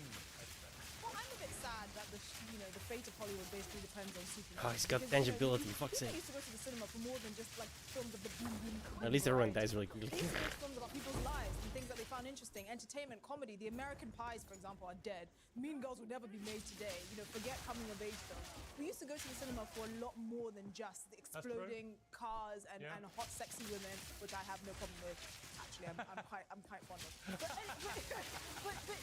think it's That's quite why sad. you're always welcome when I'm saying that, Esther. No, but I think a generation of film goers and people that used to love cinema have been lost. I mean, Superman is a great start, of course, because it just shows that Hollywood is kind of getting its act together. But I think it's more about telling real stories, things that people care about. I watched a Netflix film and it's really burnt into my retina. The first 15 minutes, there was like an LGBT flag literally on top of the girl's house, like on the roof. And I'm like, this is completely irrelevant to the plot. No, if that was the plot of the film, that would be fine. It had nothing to do with the plot, and yet it was just there in the first 15 minutes of the film. And I just think, when is Hollywood going to get it? I used to love going to the cinema and watching films. Yeah. more varieties. But now I'm just thinking, if it's going to take Superman to save it, I think we're a bit too far gone. Honestly. Actually, I don't mind. Gotta steal these guys a little. Ernest, what are you looking We forward to we in went back into the 2025? past Any to get the cultural idols. high point for you? Gimme. Well, I am looking forward to potentially coming to visit the UK. Oh my God. Oh yes. Really? Yes, I'm gonna most likely participate in an Oxford Union debate. Oh wow. Spring. Okay. So Well, when you come on Uncensored on the set here. I would like to come to the live studio and see you in person. That would be great. Oh, well, that's a major event. Yeah, it's gonna be in the spring. So. Okay. We're talking about cancer. All right, Jossie, what about Conan O'Brien hosting the Oscars? How do we feel about that? Who cares? It's better than Jimmy Kimmel. Jimmy Kimmel's terrible, the worst host in history. I really like their idea of trying to get Hugh Jackman and Ryan Reynolds to do it. That would have been fun. But, as far as the old washed-up late-night talk show hosts, Ferguson and O'Brien are my favorite. I think they still stand tall. Everybody else sucks. So I think it might be okay. Yeah. Critical Drinker, what are you excited by in 2025? What's coming that's going to get your juices? Does anyone actually watch the Oscars? I'm quite keen to see Nosferatu, that Robert Eggers horror movie. Like, he's never let us down in terms of what he's put out so far, so I'm hoping this is really going to cement his reputation in Hollywood. Makes interesting movies, so that's probably my big one. Esther? I'm very much looking forward to Snow White. I like to be positive. Well, let's watch the trailer. Come on, Oh you my mentioned God. it. Let's end cannot with the wait. trailer to Snow White. This was my father's kingdom. A place of fairness. But the queen changed everything. Take him away! Your Majesty. Thunderstruck! Hello? Is there anybody here?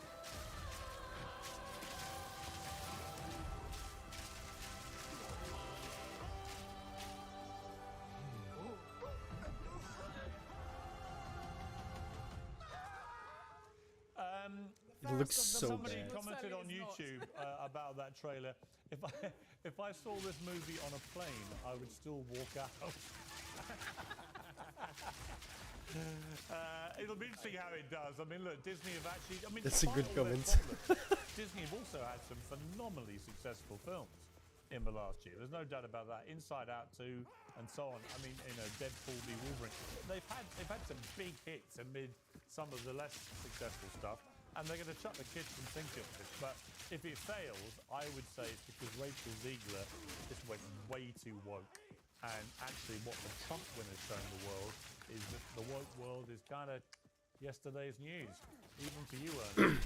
But thank you to my panel. Great to have you all, and Merry Christmas.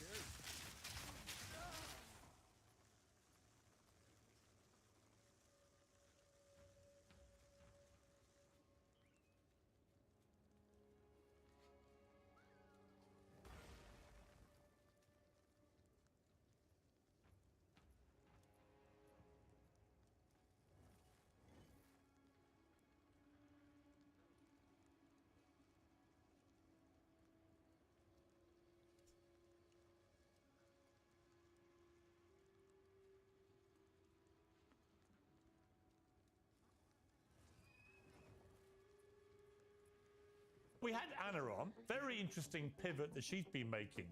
Russia, this lady, Russia, Dave Smith, half Russia, and who knows where Jenks Brand is. Is the cock mainstream media just a reflection on the mood of the country? We went red because people are mad about inflation, so should we just pray Trump fucks up enough so that they swing back blue? Yeah, maybe, we might. This media environment is just so bad. Even when I try to explain to like real life friends and shit, I feel crazy. I only feel crazy because I will introspect, because when I'm talking to other people, I'm like, no, you have to understand these people are crazy. But if you think about it, when you're saying everybody else is crazy, it makes you feel crazy. So you should feel crazy. Unless you're like so arrogant that you just automatically assume that you're correct over however many people, yeah, I don't know. But I mean, when I'm literally watching like ex-governors posting videos of the night sky and they think stars are drones, what do you think is the best way to combat this media environment from a viewer standpoint? The issue is that when I'm looking into like even the alternative media sphere, I just don't know. I feel like super on an island, and it's not like a good feeling. Like even when I look at people that I could, because I tried to consider like, okay, I understand Jenks' media strategy. You find alliances where you can find alliances, and you kind of like build commonality from there, so you can expand other audiences. but I just don't know if I can compromise that much. Like, I already feel bad enough over the Candace Jordan and Ben Shapiro combos. Like, it just doesn't feel good. I don't feel good about those conversations. And then now to have to like try to build bridges, and it's even crazier. It's even worse. And it's like, yeah, I don't know. Some states don't require you to go to law school to take the bar exam. Maybe, but they require like 200 hour or whatever, like equivalent. They require tons of hours of like, you have to spend time, not volunteering, interning, working like a law office or a court or something. It's, do you need to build bridges, at least for purists? It feels like they keep calling you in for the content. Do I need to build bridges? I mean, I don't need to. I mean, well, need to for what? I can always, have some impact. It's just like what level of impact. Just this media environment just feels like it just feels like insane to me. It feels crazy to me. And or I could just like drop the Vibrance and just go back to like more variety of content. Like bring back the drama and shit. So there's like more variety of stuff. Because I've dove deeper into like just like reading and research, like things feel significantly stupider than they were before. I guess like before, Yo, I would what's consider up? myself one of the more knowledgeable people in the debater space. How's just it doing going? whatever How's the bullshit reading grind? I did just because the standards are so low. But now after doing more research, now it feels like really stupid. It feels really dumb. Delve deeper? Oh yeah, delve deeper. Hello. You need to work hard with Brian Tyler Cohen. What's going on? Nothing much. It's going to street now, so I don't know. Just chilling. Same. You heard about the attack in Germany? No, I didn't. Some Saudi drove his car in through a Christmas market again. Again? Like the truck thing? Yeah. Jeez. So far, at least 2 dead, 1 baby. Oh, really? Yeah. They're That's so saying sad. small child, but it's a baby. BBC is a fucking wokey nonsense. Fucking wokey propaganda nonsense, dude. Jesus Christ. I was watching their coverage. They brought up the fact that, oh, the AFD is gonna use this for political clout like 5 times within 10 minutes. Like, I can tell where your fucking priorities lie. I don't even know what the AFD is. I'm assuming it's right wing. Yeah. German It's party. quote unquote the far right German just, party. Just given the context that you gave me then. Yeah, this is enough, right? I swear, dude, it's crazy that the BBC is allowed to be propagandized like that with public money. Like, what the fuck? Understand why, like, no one in the UK wants to pay for a license anymore. I never paid for my TV license. Yeah, I understand. I refused to pay my TV license when there was the whole thing about them sending like letters to old people for them to take them to court. They didn't pay for the TV license, even though the old people didn't even have like TVs. any way to watch TV because Yeah. they couldn't even afford a TV basically. And yet they were threatening to take these old people, like, and these are really old people who don't have anything, like they're living on the bones of like retirement.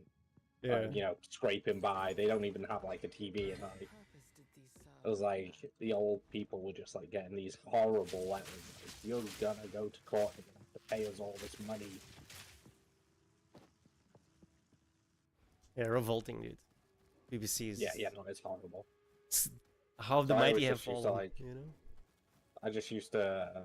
They would come to my door though, and be like, you know, we need to search your property. I'm like, we don't. What? I'm like, do you have a warrant? And they're Right? like, no, but Then you we can fuck have- right off. Yeah, and they're like, yeah, but we're with the government. We can.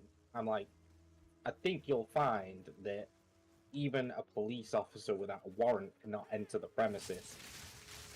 And I'm pretty sure I respect a police officer a hell of a lot more than you, my friend. Right.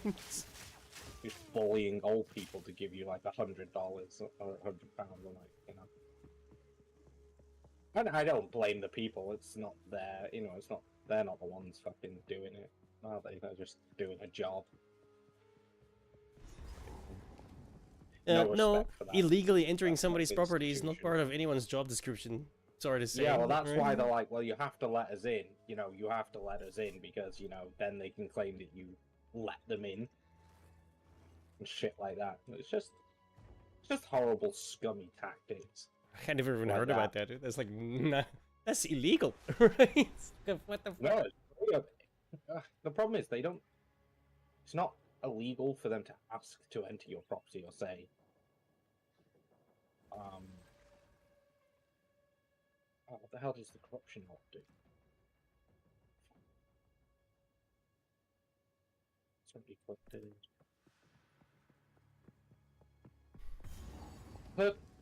Could a corruption completely ruin an item? Yes.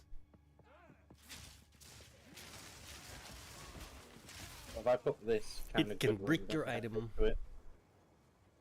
Okay. So I probably shouldn't do that. Not on items you wanna immediately use, right? Oh. It's like you kinda gotta get lucky on those things. I just use it.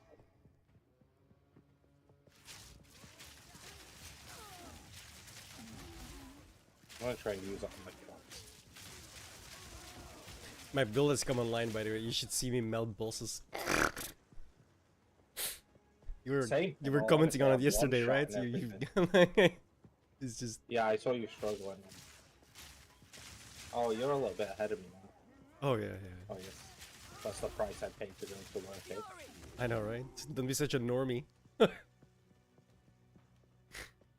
And I'm only working 3 days in the next 11, so I'm not feeling Nice. too bad. My wife's working a fair bit over Christmas, so I've got a fair chunk of free time. I plan to try and get this guy to like through endgame. Well, you're But, almost like, there. I'm trucking along today though. I've completely overhauled my build again.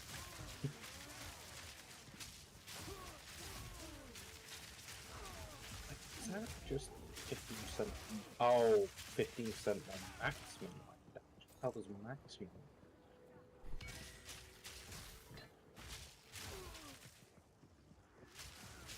The hell is the difference between 12% increased lightning damage and 15% more maximum lightning damage? One increases both the down and up, and the other one only increases the up. Oh, okay. So it just scales my top end a bit more. Yeah. Right. The other one increases both ends, so to speak.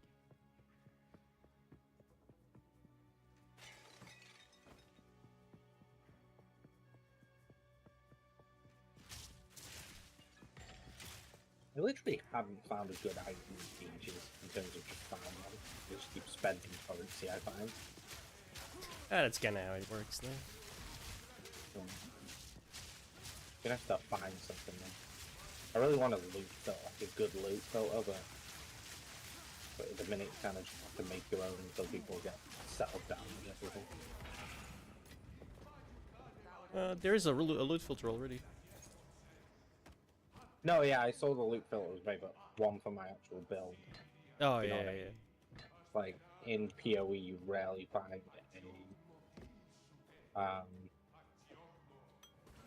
a build that doesn't have its, you know, own built-in loot filter for the build you're playing. But in that game, you can kind of just craft your own gear with what you find. I still think PoE has the most consistent crafting, like, endgame stuff. Because you can literally, if you find a good base, you can literally build yourself your own ideal item with enough resources without any randomness. Well, it's super random in this game so far. Yeah, that's what I mean. It's a very different endgame. Yeah, it's like, this game is built on pure trading. gambling. Everybody's swapping their shit. Oh my god, I found both generators in neither of the cores. Oh, well, this core was like right next to the generator. Don't drink the water. I'm one-shotting everything in this on these maps, though. But the electrocute dudes, mate, I get like 40% increased damage on bosses when they are electrocuted, and I'm literally like, I'm not even joking you, like probably like 8 hit killing bosses, like taking off a literal like 10th of their life per hit. Yeah, mine just goes down. I just see it go down. Like I do like shit tons of hits at the same time, right? It's like... I was gonna say, yeah, your build looked like it was like fucking bajillion, trillion hits. Yeah, it looks hilarious, dude. I'm actually gonna make I'm gonna make a POE2 video, like a review video. I already have the title. Right. It's Path of Exile 2, a lightning bolt to my heart. And then I'm gonna grab a screenshot where I just fill this fucking screen with lightning for my thumbnail. Okay. Seemed like a good idea.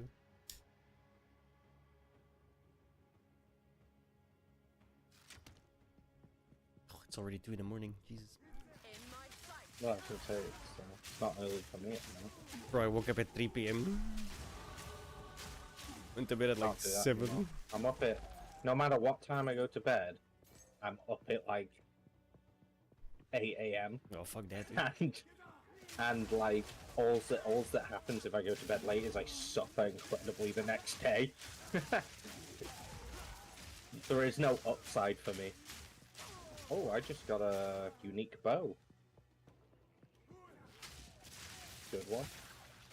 It looks like a poison.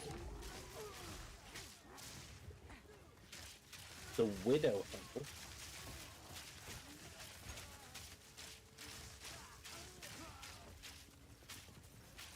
Oh, this is interesting. The bow has virtually no stats, but it gives you 200% of the bonuses gained from your quiver. Yeah, I've got that one too. Is that what you use? Fuck no. Oh. Is it worth anything? Probably not, no. It's garbage. Like, I haven't seen a unique Feels yet like that's like not trash. Yeah, I was gonna say I've really not come across any uniques. Like,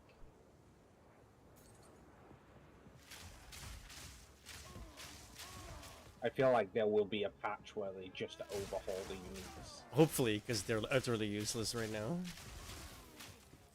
Yeah, like they should be like they usually what usually happens with these games is like, you know, there'll be you build your build around a unique. Right? Yeah. Or like multiple if they uniques. Like I remember Diablo 2. Yeah. Dude, if you didn't have Shaco, you were a fucking bum, bro. Like, you know? That's the helmet. Yeah. Yeah, it's like Diablo 4 and the Harlequin.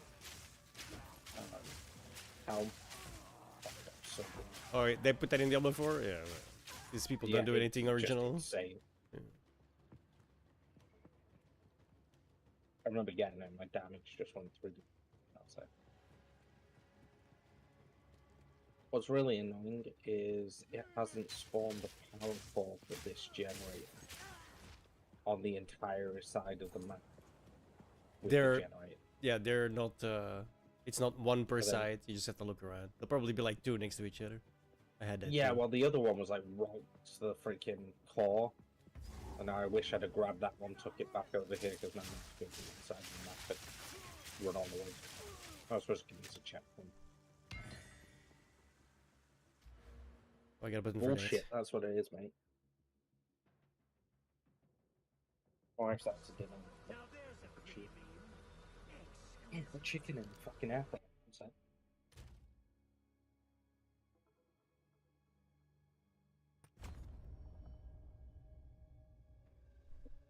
Ah, body armor. Oh, that's still 300. Oh. Yeah.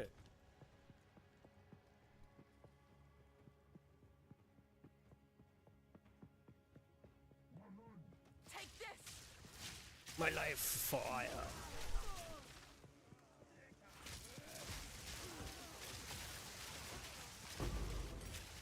Like, a supermarket local to me, they're like, does this really insanely good, like, breaded chicken. Well, it's not breaded, it's like coated. But holy shit, like, you put it in an air fryer, and the shit's like crack cocaine. it's so good. Like, honestly, I don't even like chicken that much. It's not like something I like to eat that much, but holy shit. I get my lips around that and I'm sucking the soul out of it, and it's already dead. It's America. You're in America though, right? Like, imagine. I can't even imagine how many chemicals are in that. You know? How many what? Chemicals. Oh no, they actually have a huge organic culture here. Mm-hmm. It just depends where you are. Like, I was if about you're to down say. in Texas, where there's virtually no food laws, yes. Where I live, though, things are almost as basically as stringent as most of Europe. Like, there's a reason Like, all American there's imports here are there's like. more variation in states than there is between European countries. Like, on a governmental level, and I never realized this till I moved to the US. Well, it's like everyone likes to think America is like one big country, but it's not really. Yeah, it's like It's it was 51 funny, different countries. I literally went to Connecticut, which is next door. I live in Massachusetts. Well, I live in Rhode Island. But I also lived in Mass. And even though like the states in the same area kind of tend to be quite similar.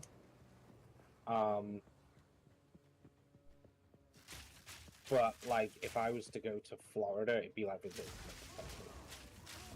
It's just a completely different culture. I work Florida, with girls man. who come from like Oregon and places like that on the opposite coast, and there's just no similarities between here and there.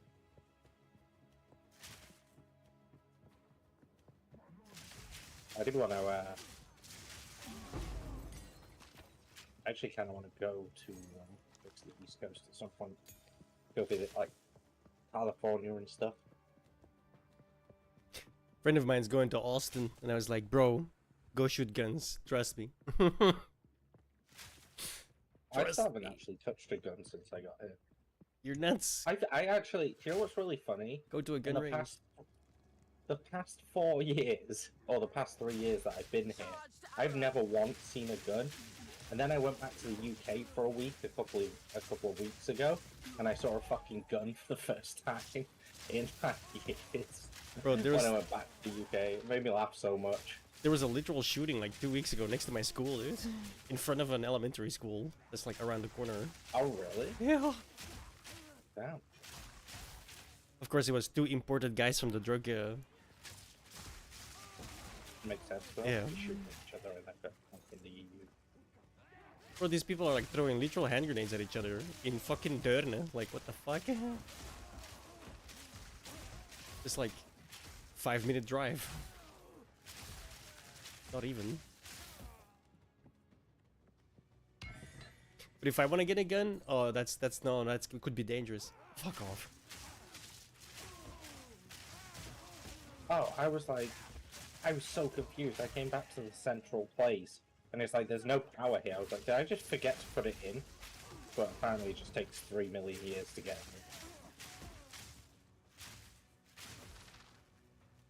in. Man, the Whoa, what tier the fuck? 3, like, bosses are so cool.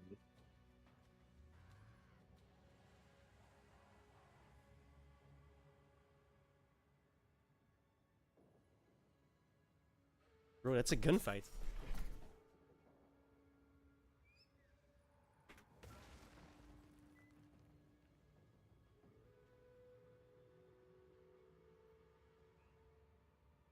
Finally, I have what I need. I think I need to kill him for more points. No, killed you. Oh, I need to go find the Black Jaw Remnant, because he's got a plus on him. What does he give you? Is he the guy who gives you fire resistance? False alarm, fireworks. Well, that's good. Bro, it literally means pew, pew, pew, pew, pew. Like, what the fuck? Someone's shooting. I was getting paranoid. I was getting paranoid, bro.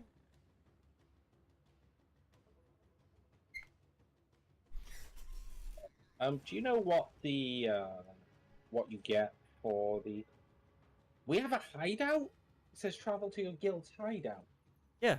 Well, the guild's hideout is not actually in the game yet, but yeah, we have one eventually. Oh, okay.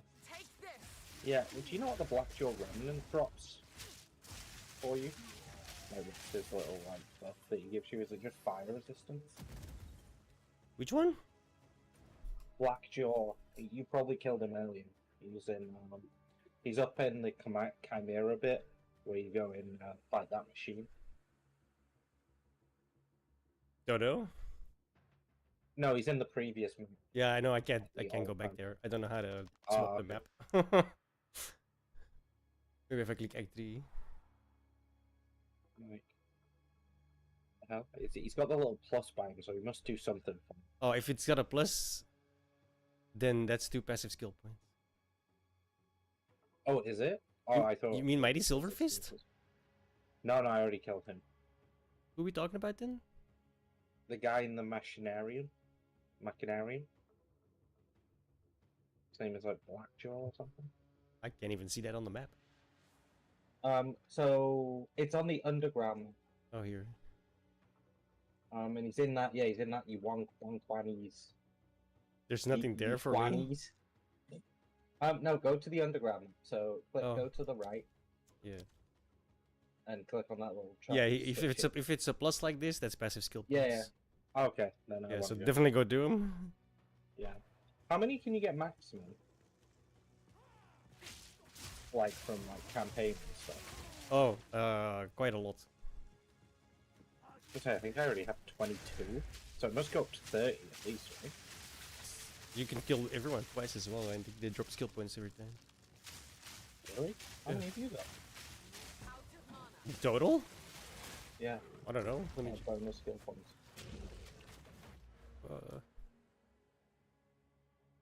Bro, I'm not gonna count all this. What the fuck? Yeah, 22. 22. Okay. Weapon set 22. Oh, I see what you mean by twice, and the fact that you do them in the sacred scope. Yo, B, what's up, dude?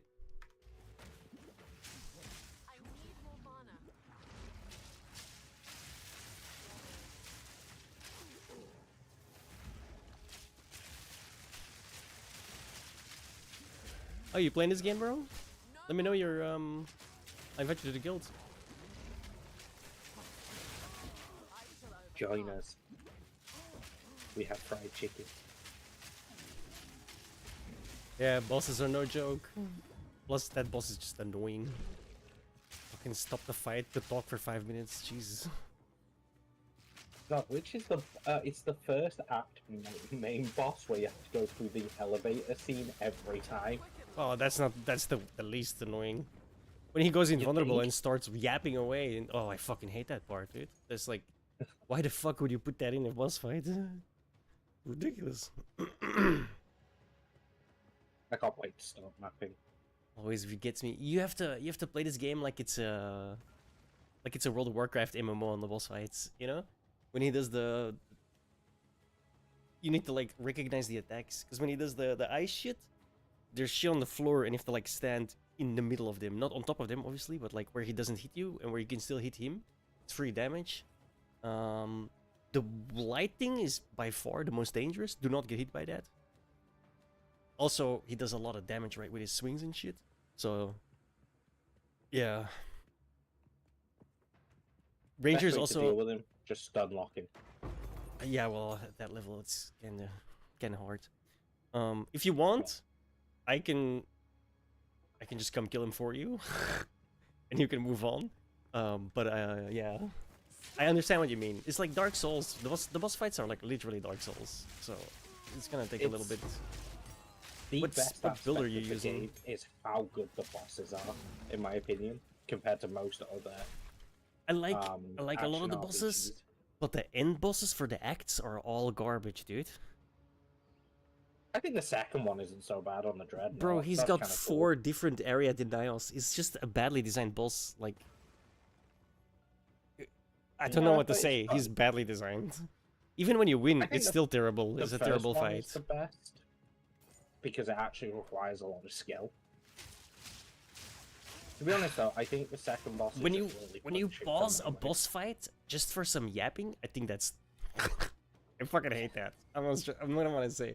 A boss should never go invulnerable for like a minute. You know what I mean? It's dumb. It's like, again, some of these bosses are just terribly designed, and all of them are act bosses. Like Act 1 boss, he just pauses, right? He goes away, you can't hit him, you can't damage him, he yaps a little bit, then jumps in while you roll away. Like, super, that's just to lengthen the fight. Garbage design. Act 2, that guy has like 4 different area denials. Super fucking cancerous. Shit all over the fucking screen. Annoying. Act 3, why is there an Act 3 in boss? He dies in 2 seconds. Yeah, the Act 3 end boss was massively disappointing. Which is His sad, attacks are because so, he's like, by crap far as the well, coolest like- boss in the game, bro. Like, he's fucking, Yeah, he looks looks great. awesome, And bro. when he goes into the robot, I was like, oh my god. Right? I'm about to die. This some One-shotted sick the shit, guy, and I was bro. like, you absolute baited me. Yeah. You look so fucking awesome. And then like he his just flying died. control mechanism, like it's like this giant fucking table. I love it, bro. Yeah, it does. I must admit, it's one of the best looking bosses. But then he's like also the easiest to act boss in my opinion. Yeah, he was piece easy. But notice It's a also, good he doesn't have platform, though. any It's like- cancer mechanic. You literally can just kill him, which is why he's easy. Because again, Act 1 Yeah. boss just turns invulnerable for minutes at a time. Act 2 boss puts all of this garbage on the floor, and if you're a fucking melee, that can really fuck you over. It's just... Act 3 was just a regular boss, which is why he felt like so, what the fuck? You know? Because he was just a normal boss, you know, like the other bosses. You look him know down what? and you murder him. The best boss is actually Lachin. Back in the real OG. Real Who's that? fucking raid boss. Is it Lachin? Lachin? Is this a POE1 thing? No, he's the graveyard guy. Oh, Lachlan. Okay, gotcha. Lachlan, is that what it is? Yeah. Lachlan. Or Lachlan, Fuck, probably, the way I'm you making him pronounce it. Asian. Yeah, it's like, who the fuck are you talking about? Lachlan. So far off. I don't understand his story. His name is Oh yeah, Lachan, definitely. Play with actually. WASD. Do not play without WASD. You are gimping yourself, especially on boss fights. What, Like- you don't play click to move? Fuck no. I do. Are you nuts? Why would you do that? It's piss easy. You're gimping yourself. Well, you do play melee. It's like Why? it's a much easier How character. are you gimping yourself by using click to move? What the fuck do you mean? What? It's so much better than WASD. It's really not. No. Play WASD, trust me. We're about to get into a fight here. Oh. This is not okay. You're spreading The misinformation. fight is easily winnable, dude. I have my mouse on the enemy firing at all times. You do not. End of story. I win. GG. Good luck. Try again next year. Yeah, but you also have shitty movement, as I'm just like. What do you mean This guy shitty does movements? give you- I am far more accurate than you are. I don't think so. I think if there was an accuracy test, mine would be higher. Not even remotely. You do know you can I like think you can move while shooting and stuff, right? You know that, right? Yeah, I do move and shoot because it's part of the game. No, You no. can do it on mouse and as well. Yeah. But you're constantly, if you're having to go away, you have to move your mouse off of the guy, click, then move back and click again. No, you Yeah, don't. yeah. Because all you do is hold shift. Then you stand still. No, you don't. You can walk back, you hold shift, you click somewhere, you hold shift, and the time between the attacks is more than enough to reposition. Yeah, you hold shift, you can walk backwards and fire forward. You don't even need to hold without shift to do stopping. that. You can just click back and then shoot forwards. You know that, right? There's no need to hold shift. Oh yeah, but I find shift helps with that, so you don't walk in the direction. It won't re-input the direction. You know how I do it? I just press A and S, boom, and I'll go to the exact direction I want to. No fucking clicking you have to required, press no two nothing. buttons when you I don't click, have to you press it move my once. mouse off of the enemy. It's like you're essentially telling me that right now that, oh yeah, I take my hands off the steering wheel, it's fine. No. Keep your I hands on haven't the had a fucking steering single wheel. problem. But you know what I mean? You know what I'm trying to say? Like in a race, like keep your hands on the fucking steering wheel, No, bro. I don't feel like there's that much difference, to be honest. I tried to watch disagree. it, and to me it felt funky, but maybe this that's game just is a me. twin-stick I've shooter now, always right? used It's no twin-stick longer keyboard. like a regular ARPG. You gotta get with the times, son. I am never gonna get with the times. How dare you say that to me? The Do you know toon how keeps old on I am? walking while fighting. That buggers me a lot. Well, yeah, that's the idea, right? That's why WASD is better, because I'm just like constantly moving around while shooting, right? Because that's how you don't get hit by bosses. I'm also moving around while, you know, building up finger dexterity with a lot of clicks. Yeah, except That with your one's left for the hand. ladies. I'm ambidextrous, my son. I am not. See, I have the double whammy, and you're just a single. One and done.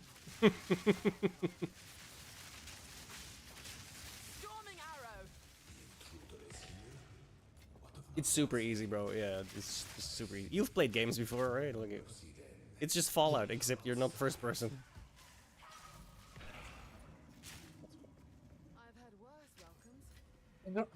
I'm going back through this area like I need to, but I don't. I've already completed that.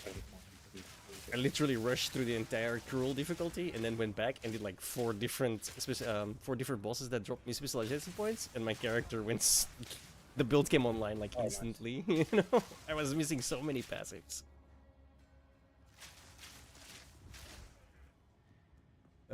Maybe. Is this with the new DLC thing or something? Hello. Oh, do you like the currency exchange, by the way? Do I like it? Yeah. I haven't used it. It seems like. No.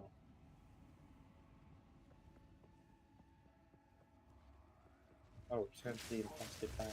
So where the fuck do I need to go? Oh yeah, I need to drain the city with all its fluid. Sometimes. Oh. You wanna see That's something really cool? Amazing. Oh, what's that? I want to peek. Oh yeah, no, I seen that. That's such good attention. I love that. Attention to detail. Bro, this entire thing has like so much intricacy on the walls and shit. It's like really nice.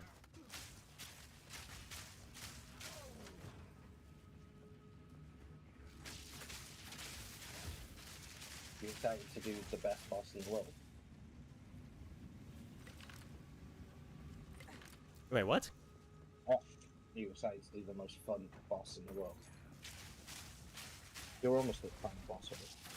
Or is this the bit where you have to go and fight that magma guy? I'm going to Act 3, but yeah, this last bit. I'm almost done. I'm gonna go get some dinner and shit, so I'll be back in a bit if you still up. Alright, man. Have a good night, dude.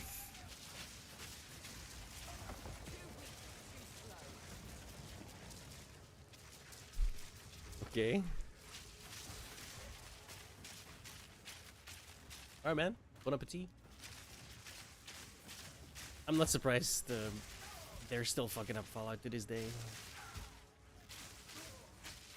What I am surprised about is apparently the Indiana Jones game is actually decent. That I'm surprised about.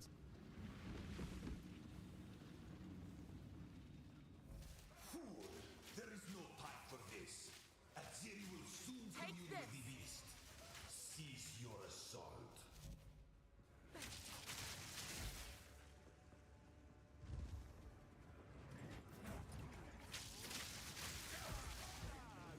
Vroom vroom.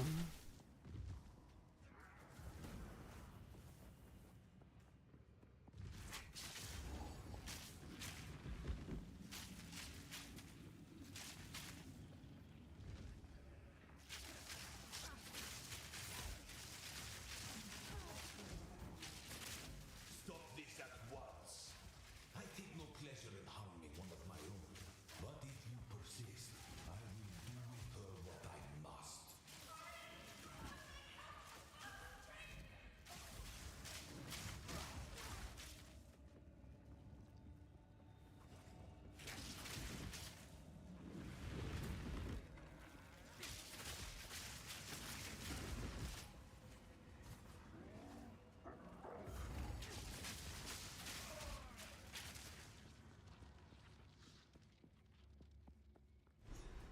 What's up?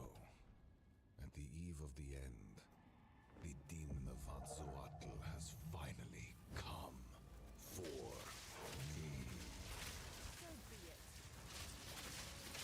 The power of the Val.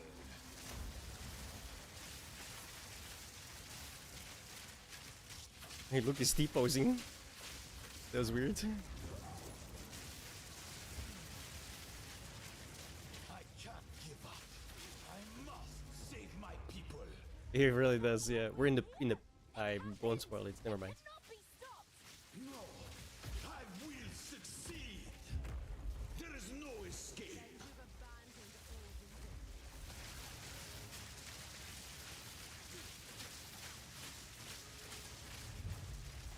I will burn you alive.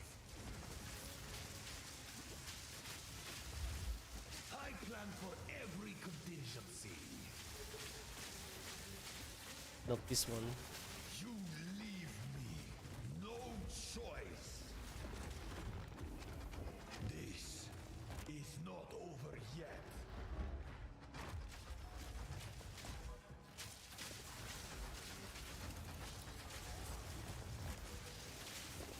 Existence is merely energy. You think you can stand in? Oh, I'm dead. Oh, okay. That was right on time.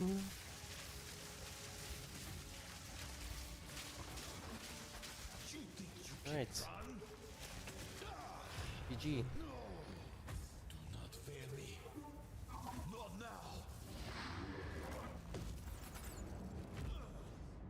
How could this happen? All I've done What the fuck? Where is he? Is he underneath it? that I sacrificed. Oh, here he is. People cannot be saved. History is already written. You can stay here and die, or come with us and help save the future. The legacy of the Val must be protected. I do not know the way to contain the beast. Let's just start Don't mind if I talking do. then. My friend here That isn't would exactly only the slow me down. peacemaking type. If only I had more time. There is an ancient weapon. A weapon that was used against corruption from a civilization lost to the ages. I have one piece of it. 3 others were scattered. So will you help us? I suppose I must, but I will come to your It's settled then. Alright, look away if you don't want spoilers.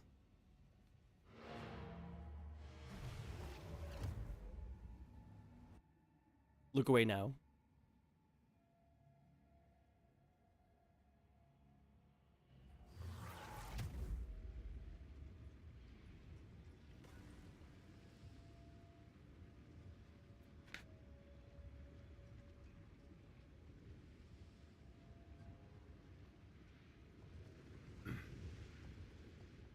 Last chance to look away. Now then, it is time we departed. Activate the portal. We will see about it. What is happening? It begins. Hurry! Papa, get inside!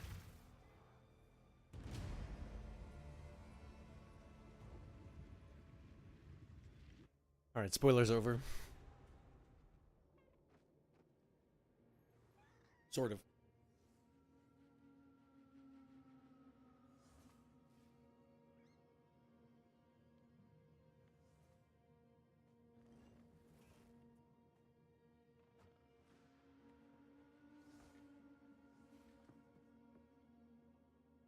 You're awake. There's a lot.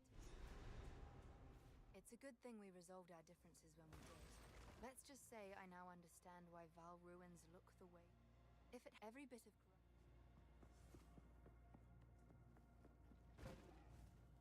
You may it we this from here place it may you must start with the area. You must start. Time is of the essence. Speak.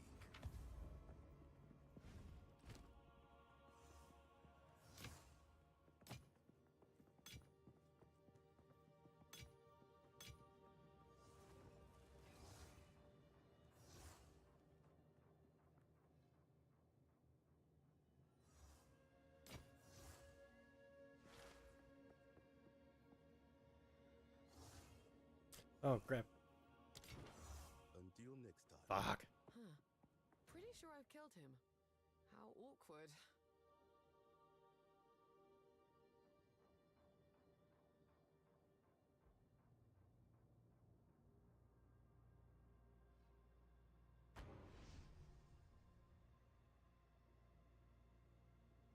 That's another two passive points I can use.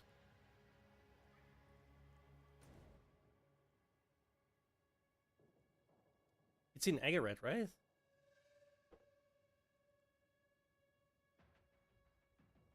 Yes.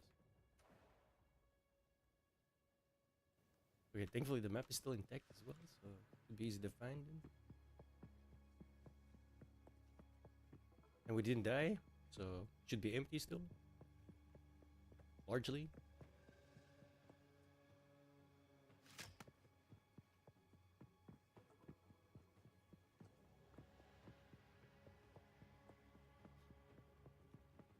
Yeah, B, what's your build? What build are you using?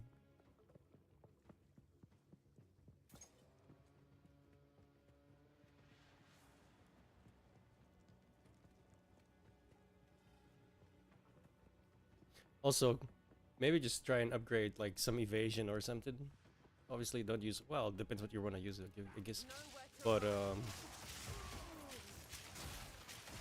you're stuck at a boss, generally you're gonna have to like either get a couple of passive points, aka levels, or try and craft a gear upgrade.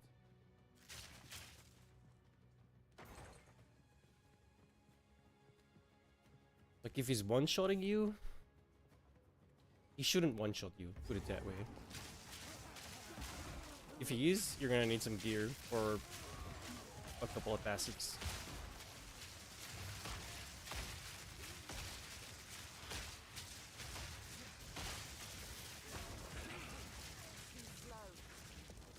Got no pack space for that. Said dude.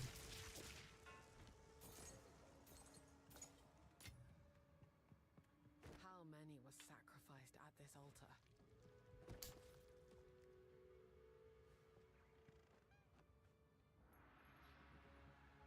I'm gonna plug myself here, B, but you might want to check this one out.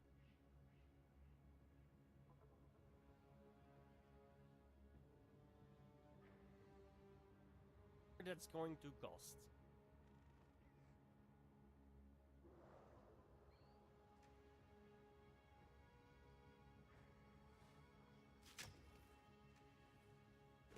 Just like gutting an animal, in a sense.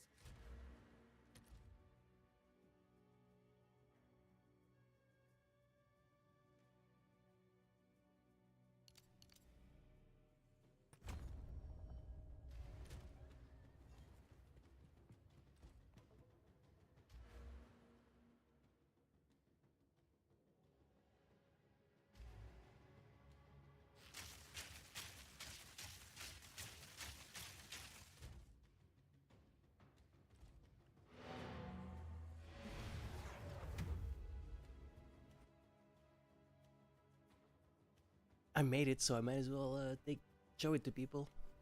Important caveat: that ascendancy tip doesn't work.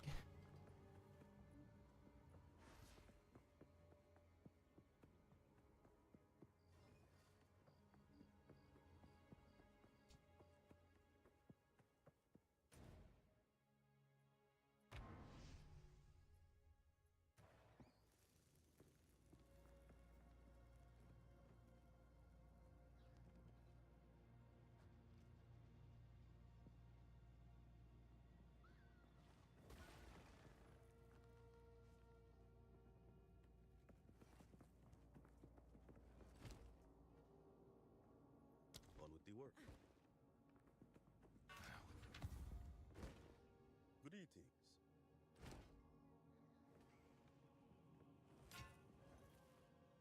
Until next time.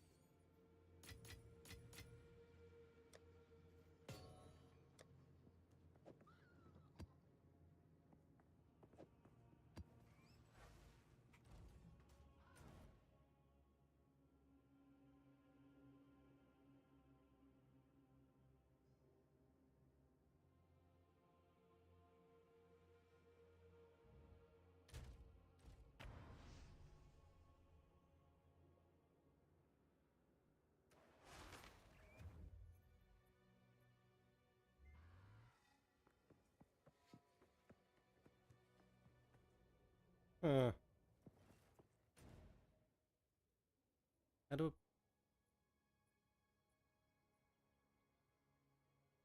I get to the prisons? Oh shit.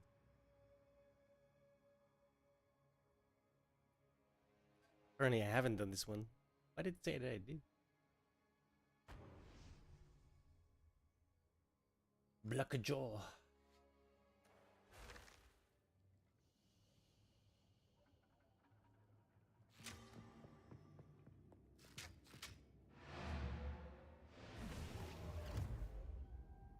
Should bring me to the right encampment now as well.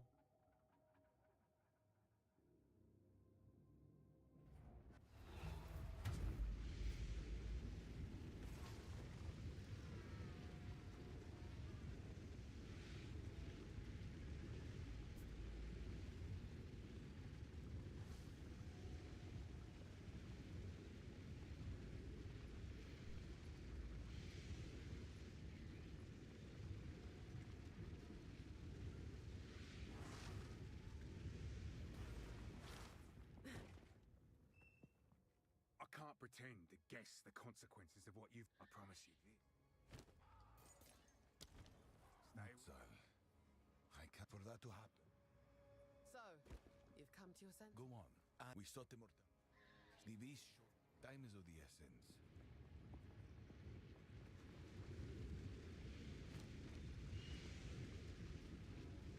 Yet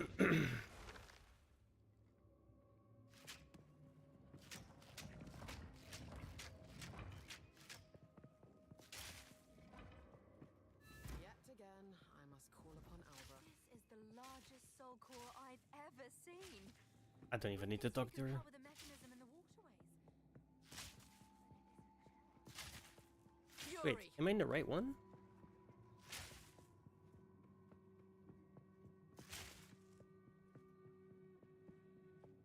He's in the machinarium, right?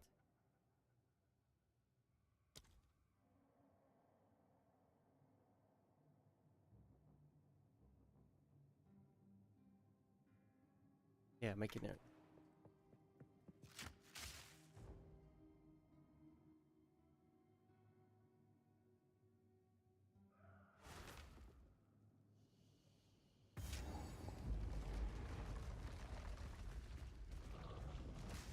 In that space. I haven't explored Brian's stuff I enough. was, or, not I was Brian's looking stuff at my other enough, screen, guys. but Doesn't count.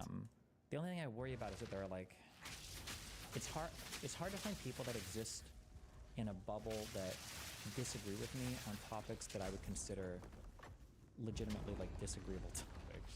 No. So like for instance, like Oh, you've got to be shitting me, bro. I can have conversations with people and I can tolerate some level of disagreement.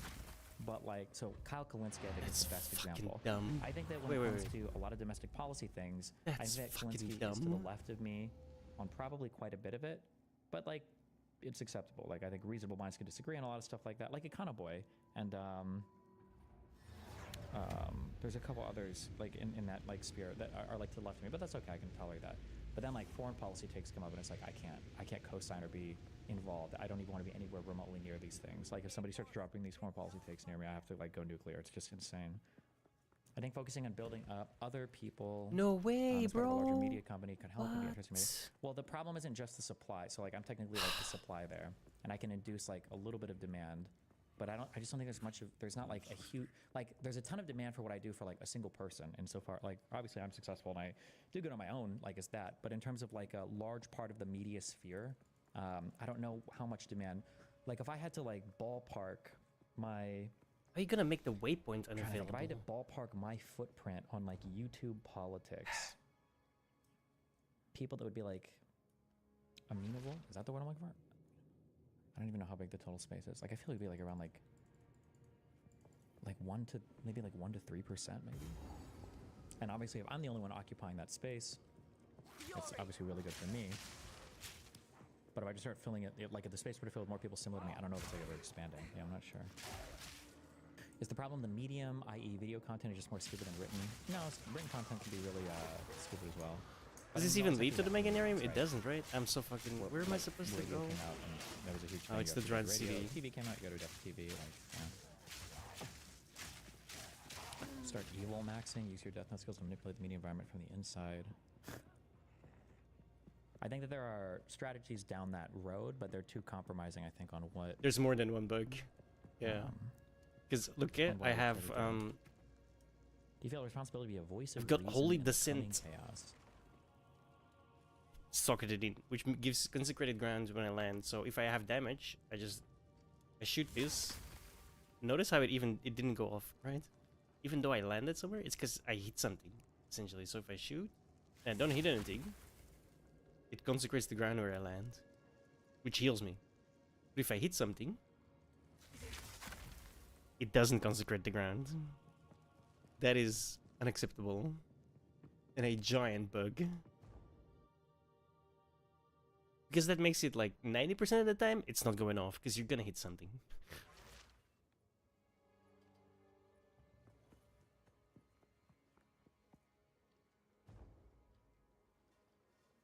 Bro, I need a fucking waypoint. I don't even know where to go.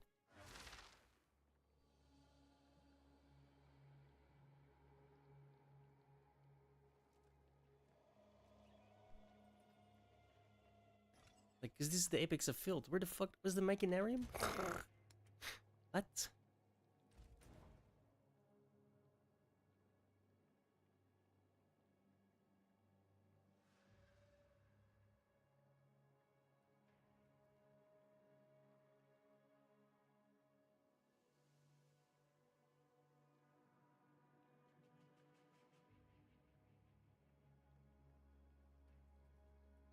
Oh, here we go. That's where I need to go. I need a waypoint, bro.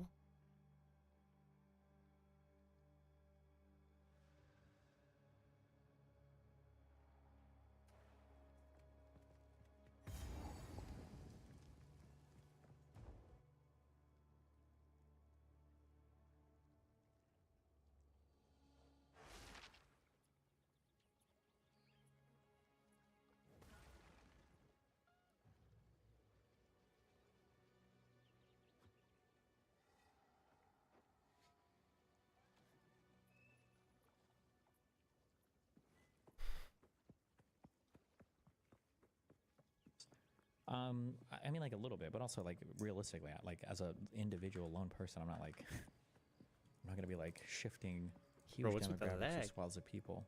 God damn. The thing that worries me about your media company thing is I feel like you demand some ideological purity around certain issues like foreign policy that would make it hard for you to find content creators who are not just copy pasting you on everything, and then why bother? That's not true though. It's hard for me to just find anybody that just knows anything. Oh no, I can just go through the gate again and then use the weapon on the other end. Yeah. Like there are pro-Palestinian arguments if people engaged factually that I would like. I have to load the damn campaign again. Sorry about this, guys. Even if I would disagree with them, I'd be like, It's going dysfunctional, I maybe we should, know. like, engaging with the facts, right? I'm trying. Like if you Israelis came there, well, Europeans came there. They shouldn't have. 48 war happened. There's been an indefinite occupation. It doesn't look like that's going away anytime soon. Israel is arguably inheriting, or is arguably furthering, at least an apartheid-like situation, to where they simultaneously want to expand into occupied territory, but the only way the expansion into the occupied territory is legal is if it's not considered occupied territory, so they want to have it both ways. Israel doesn't represent the greatest strategic interest for the United States anymore. If we had to choose between just having Israel or having every other Arab state in the region aligned to us, perhaps choosing every other Arab state would actually be better. You kick Israel out, you get rid of a giant schism in the Middle East that turns people against the US, you remove a lot of the incentive for those people to not like us. There's arguments down there where, but nobody, I don't think, like I'm making these arguments on the fly. I've never heard anybody make these arguments. All the arguments on the other side are just so fucking retarded. Like Israel bad, you bad, go back to Brooklyn. It's like, okay, you're like rope. But I'm pretty sure Lonerbox, I think, I'm pretty sure he disagrees with me on a few things prescriptively and descriptively on Israel Palestine, but I've never felt like he's like a crazy person, you know, or like a lunatic or an idiot. I just want people to like read. I just want people to like read and then have like an underlying grasp of the facts and then fight from those grounds. That's all I want. Bro, people don't even like my read the ideological newspaper purity, just, or like, engage past the with material. headline. You're asking too much. I feel like you would actually just really enjoy academia. Maybe. I mean, it would depend on the space, but I'm sure academia probably has all of its own like political, like office politics, corporate politics type of stuff as well. I don't know. Yeah, geez, the country's just like insane right now. I guess we'll see how these next 4 years go. Why do you think people avoid engaging with the material? I think that people have a view of the world that is part of like a group they belong to. And then when you venture out into the world, you're just kind of like looking for stuff that agrees with that view.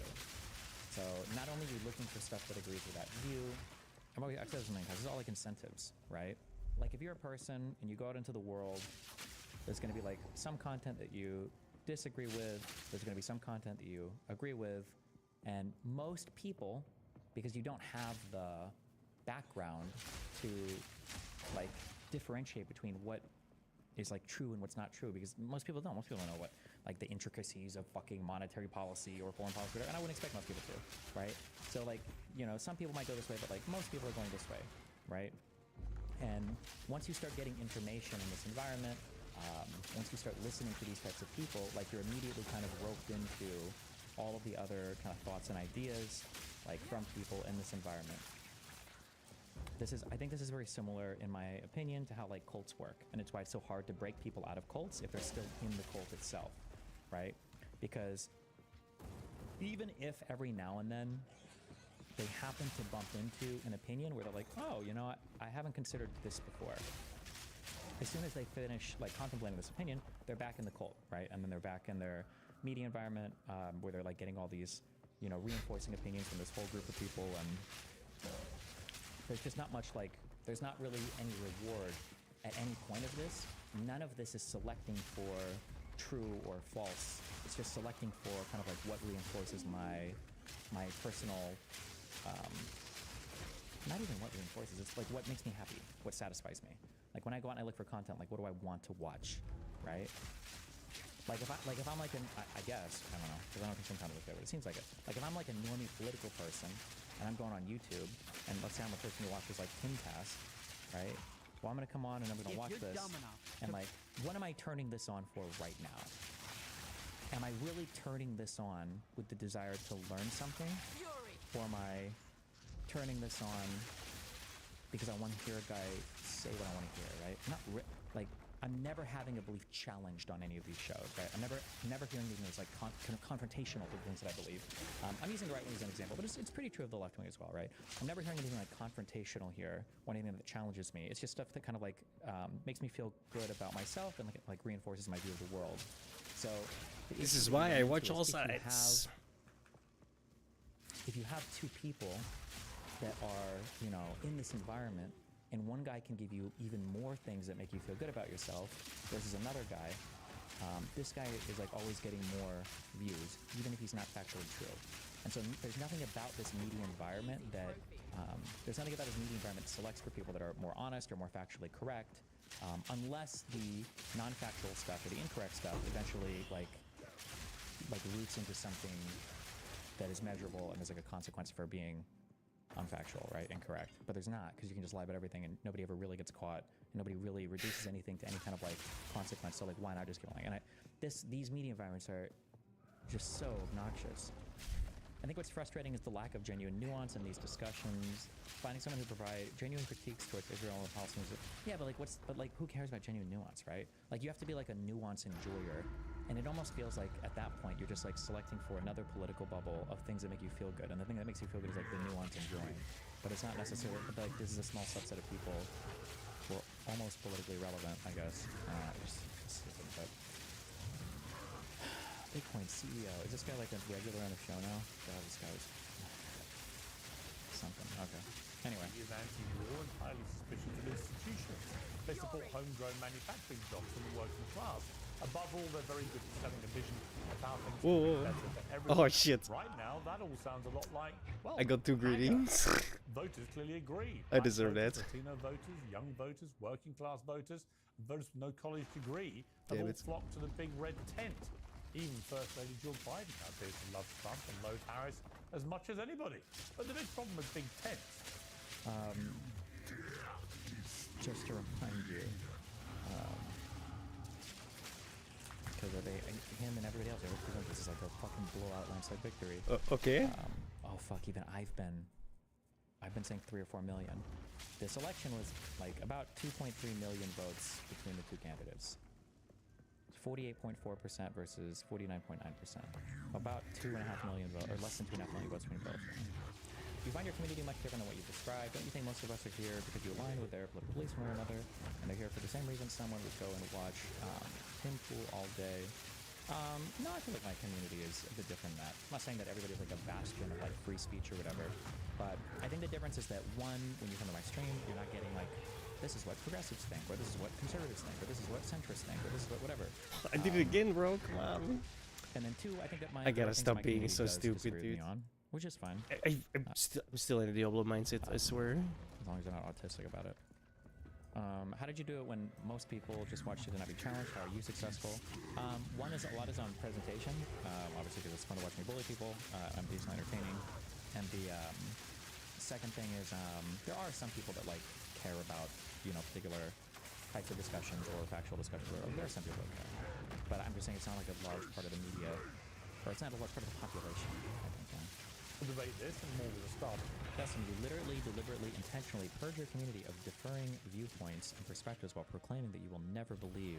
Oh, it's fire resistance. I guess it wasn't passive points. Can be UBI My bad. Free college.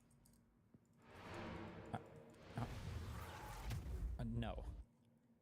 I don't think I've ever banned people for being UBI or free college supporters, but okay. Our panel, all of whom have copped a public backlash for shifting their positions. But I'll begin with the OG of the political trans movement.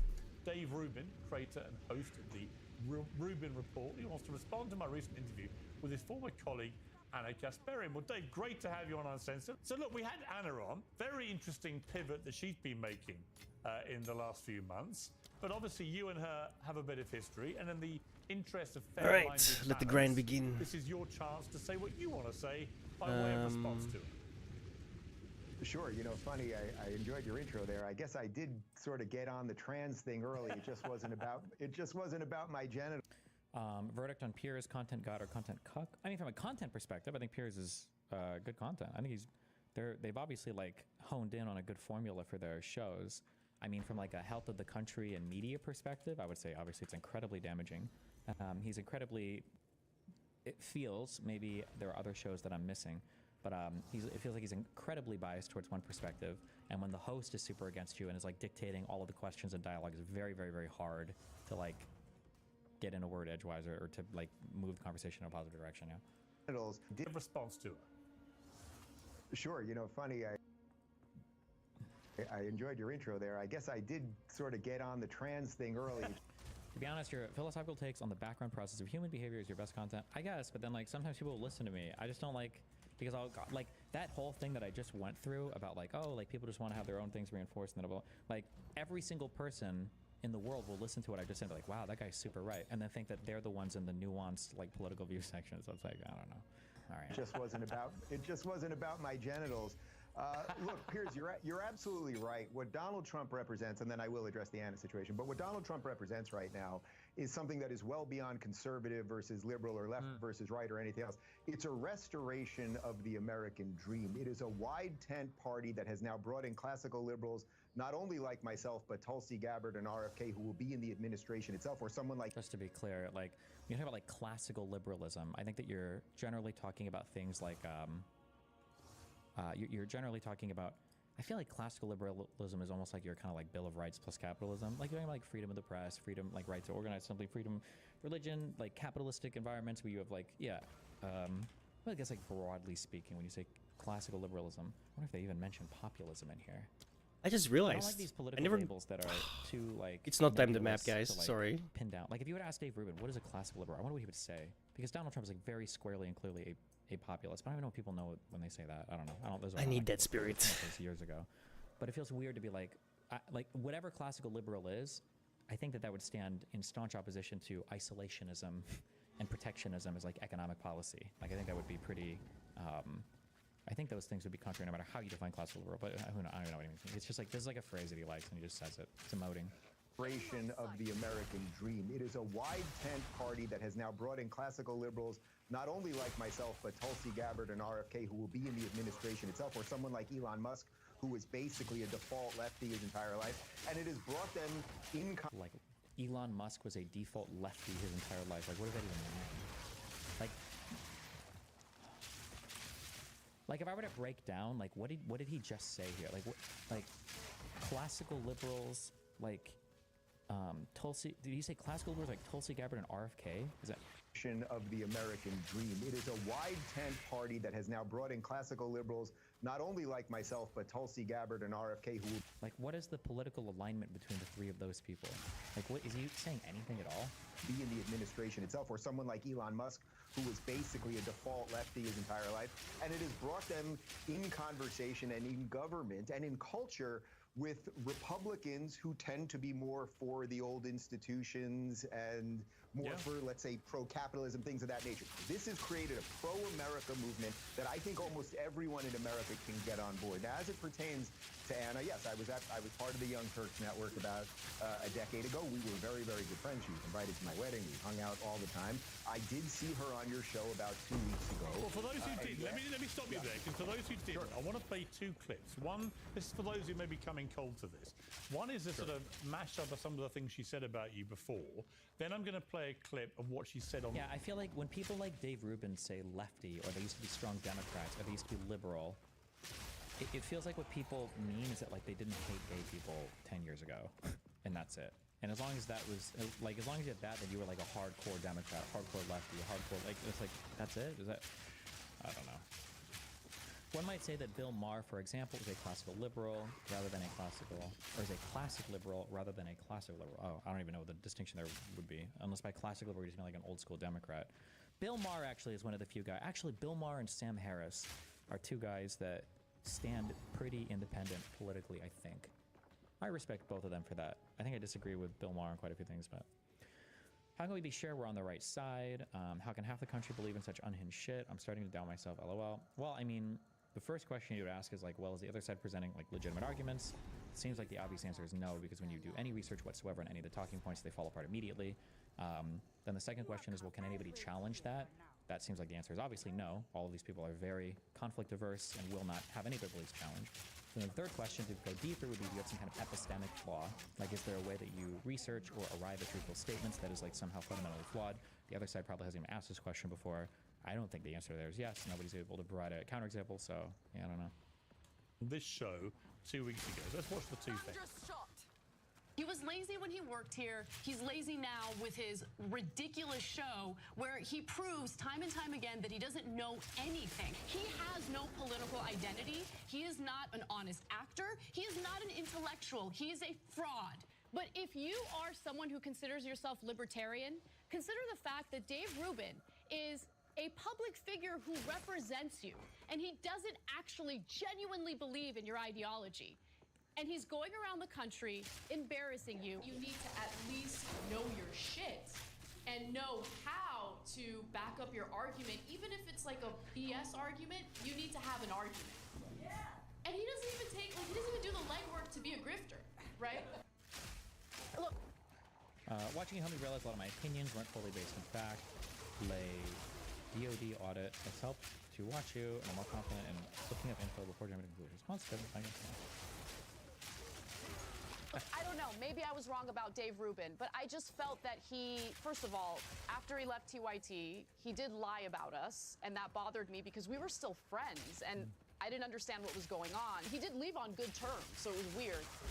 And, you know, he kept saying that he was this classical liberal. Like, no, this isn't fair to Anna because I'm literally just going by clips that Piers has. But like, so was that the reason why you trashed Dave Rubin? Is because he was mean to you, or like what? Is that really it? We're still friends, and I didn't understand what was going on. He did leave on good terms, so it was weird. And you know, he kept saying that he was this classical liberal, but had trouble defining what that meant and had trouble reinforcing or at least backing up some of the claims that he was making about, you know, his newfound identity. Why is Ruben getting so much attention recently? I thought he felt like Giga hard and no one behind the scenes could stand him. I haven't heard about the behind the scenes thing. He has fallen off pretty hard. I don't know if he's getting so much attention or he's just done enough YouTube shows. Hold on, let's speed through this real quick. I'm curious. This was 7 years ago. Why I'm still a liberal. How many times is he going to use the word freedom? 7 years ago, what was happening? We were in 2016. 7 years ago, why I'm still a liberal. I believe in freedom. I just think that the left doesn't stand for freedom anymore. The right stands for freedom. That's my guess for what the whole video will be about. For the last show of 2016, let's unpack the two words that everything circled back to me this past year: classical liberalism. We've had many conversations on the Rubin Report focusing on classical liberalism and how this political philosophy is different than both progressivism and libertarianism for subtle but important reasons. For those who are a little late to the party, classical liberalism can be defined as a political ideology that values the freedom of individuals, including the freedom of religion, speech, press, assembly, and market, as well as limited government. It developed in 18th century Europe and grew on the economic writings of Adam Smith and the growing notion of social progress. So as you can see, freedom is right at the top of the pyramid of importance to a classical liberal. You have freedom to practice any religion you want or none at all. Freedom of the press to hold the government accountable.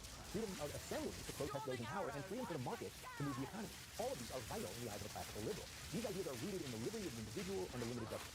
Of course, when you say things like liberty and individual and limited government, these words are usually thought of as libertarian or conservative ideas. This is why some of my critics say I'm actually a right-winger.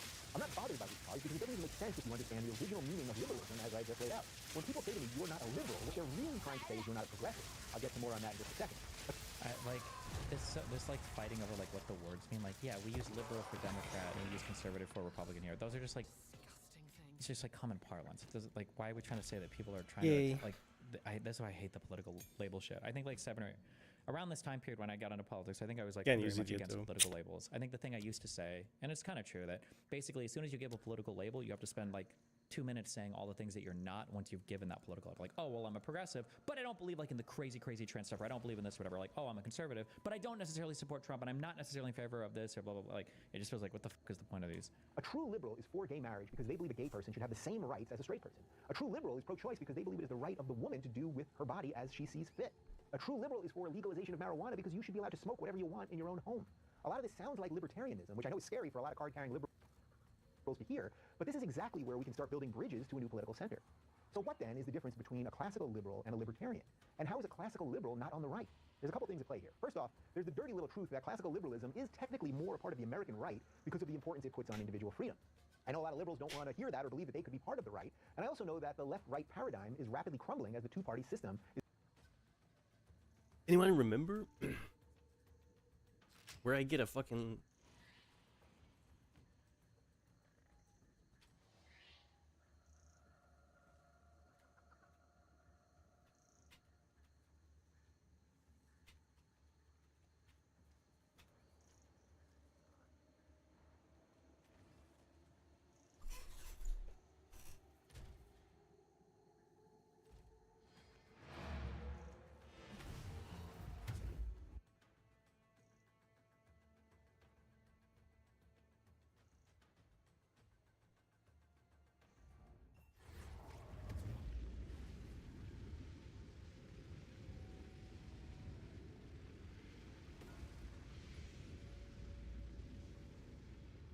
Act 3 apparently.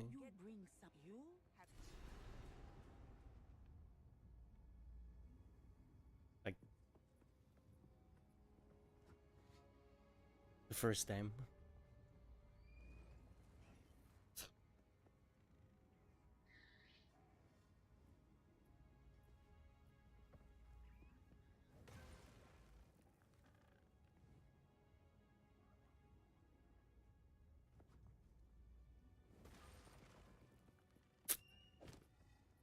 One last blight on the land.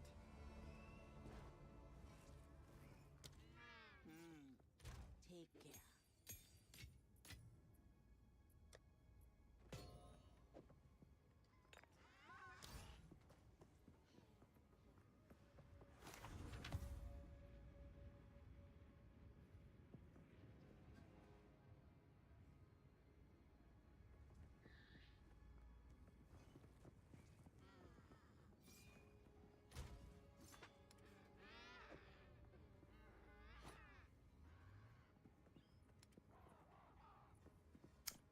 Who keeps doing that?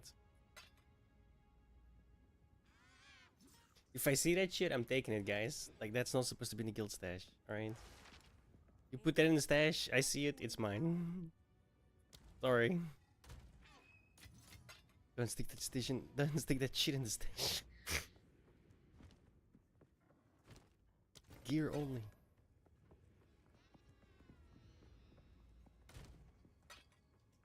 Maybe I should pick up a guild currency stab so people can do it. It feels like, yeah, you're gonna need that, bro. Stop getting into the guild.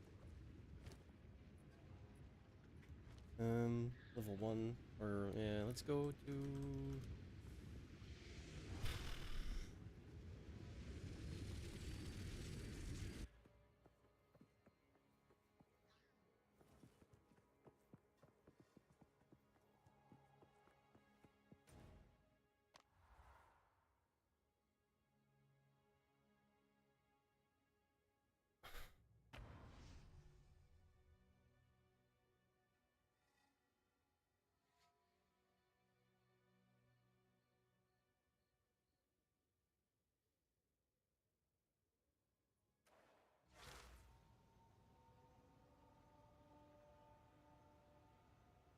is becoming more archaic. The reason liberalism Alright, so let's get the grind for this started, I guess. Which took over in the mid-19th century. For a while, this brand of liberalism worked and helped tremendously, causing huge social change like equality for black people and for women. At some point, though, social liberalism changed from judging people on the content of their character, as Martin Luther King Jr. professed, to instead judging people on immutable characteristics, like skin color or sexuality. This was the shift that liberalism made to progressivism, which places the group over the individual, and ultimately, in my opinion, isn't very progressive or liberal at all. By judging people as groups instead of as individuals, the minorities within a minority will always be thrown under the bus. This is where the social justice ideology came from. A liberalism which was rooted in the amorphous term social instead of the clearly defined word liberty. That's why being liberal these days, in the classical sense, has very little to do with being on the left. There's something wrong with this lighting here? It's just very even and very dead. There's no contrast or shadow. Anymore. Silencing dissent, deplatforming speakers, throwing unfair charges of racism and bigotry aren't liberal ideas at all, although sadly they've become part and parcel of today's left. As I often say, the road to hell is paved with good intentions, and I have no doubt that most progressives believe they are correct in their thinking. So it's our job as liberals to show them where they've gone awry. Then and only then can true liberalism be part of the left again.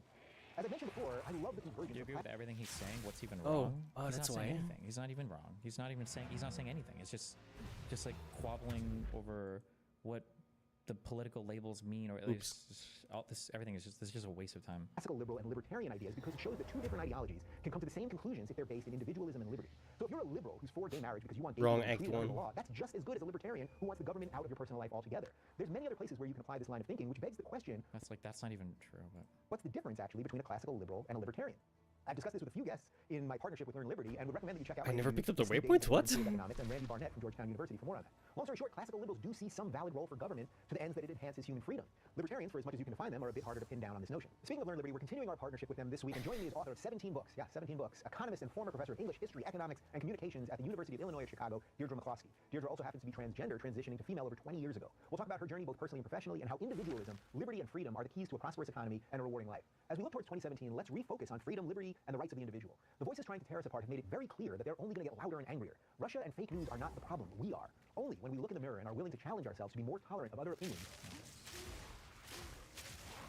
Today, there we have it in all its inglorious fashion. All the digs she had at you, then what she said online, which she herself, of course, was pivoting.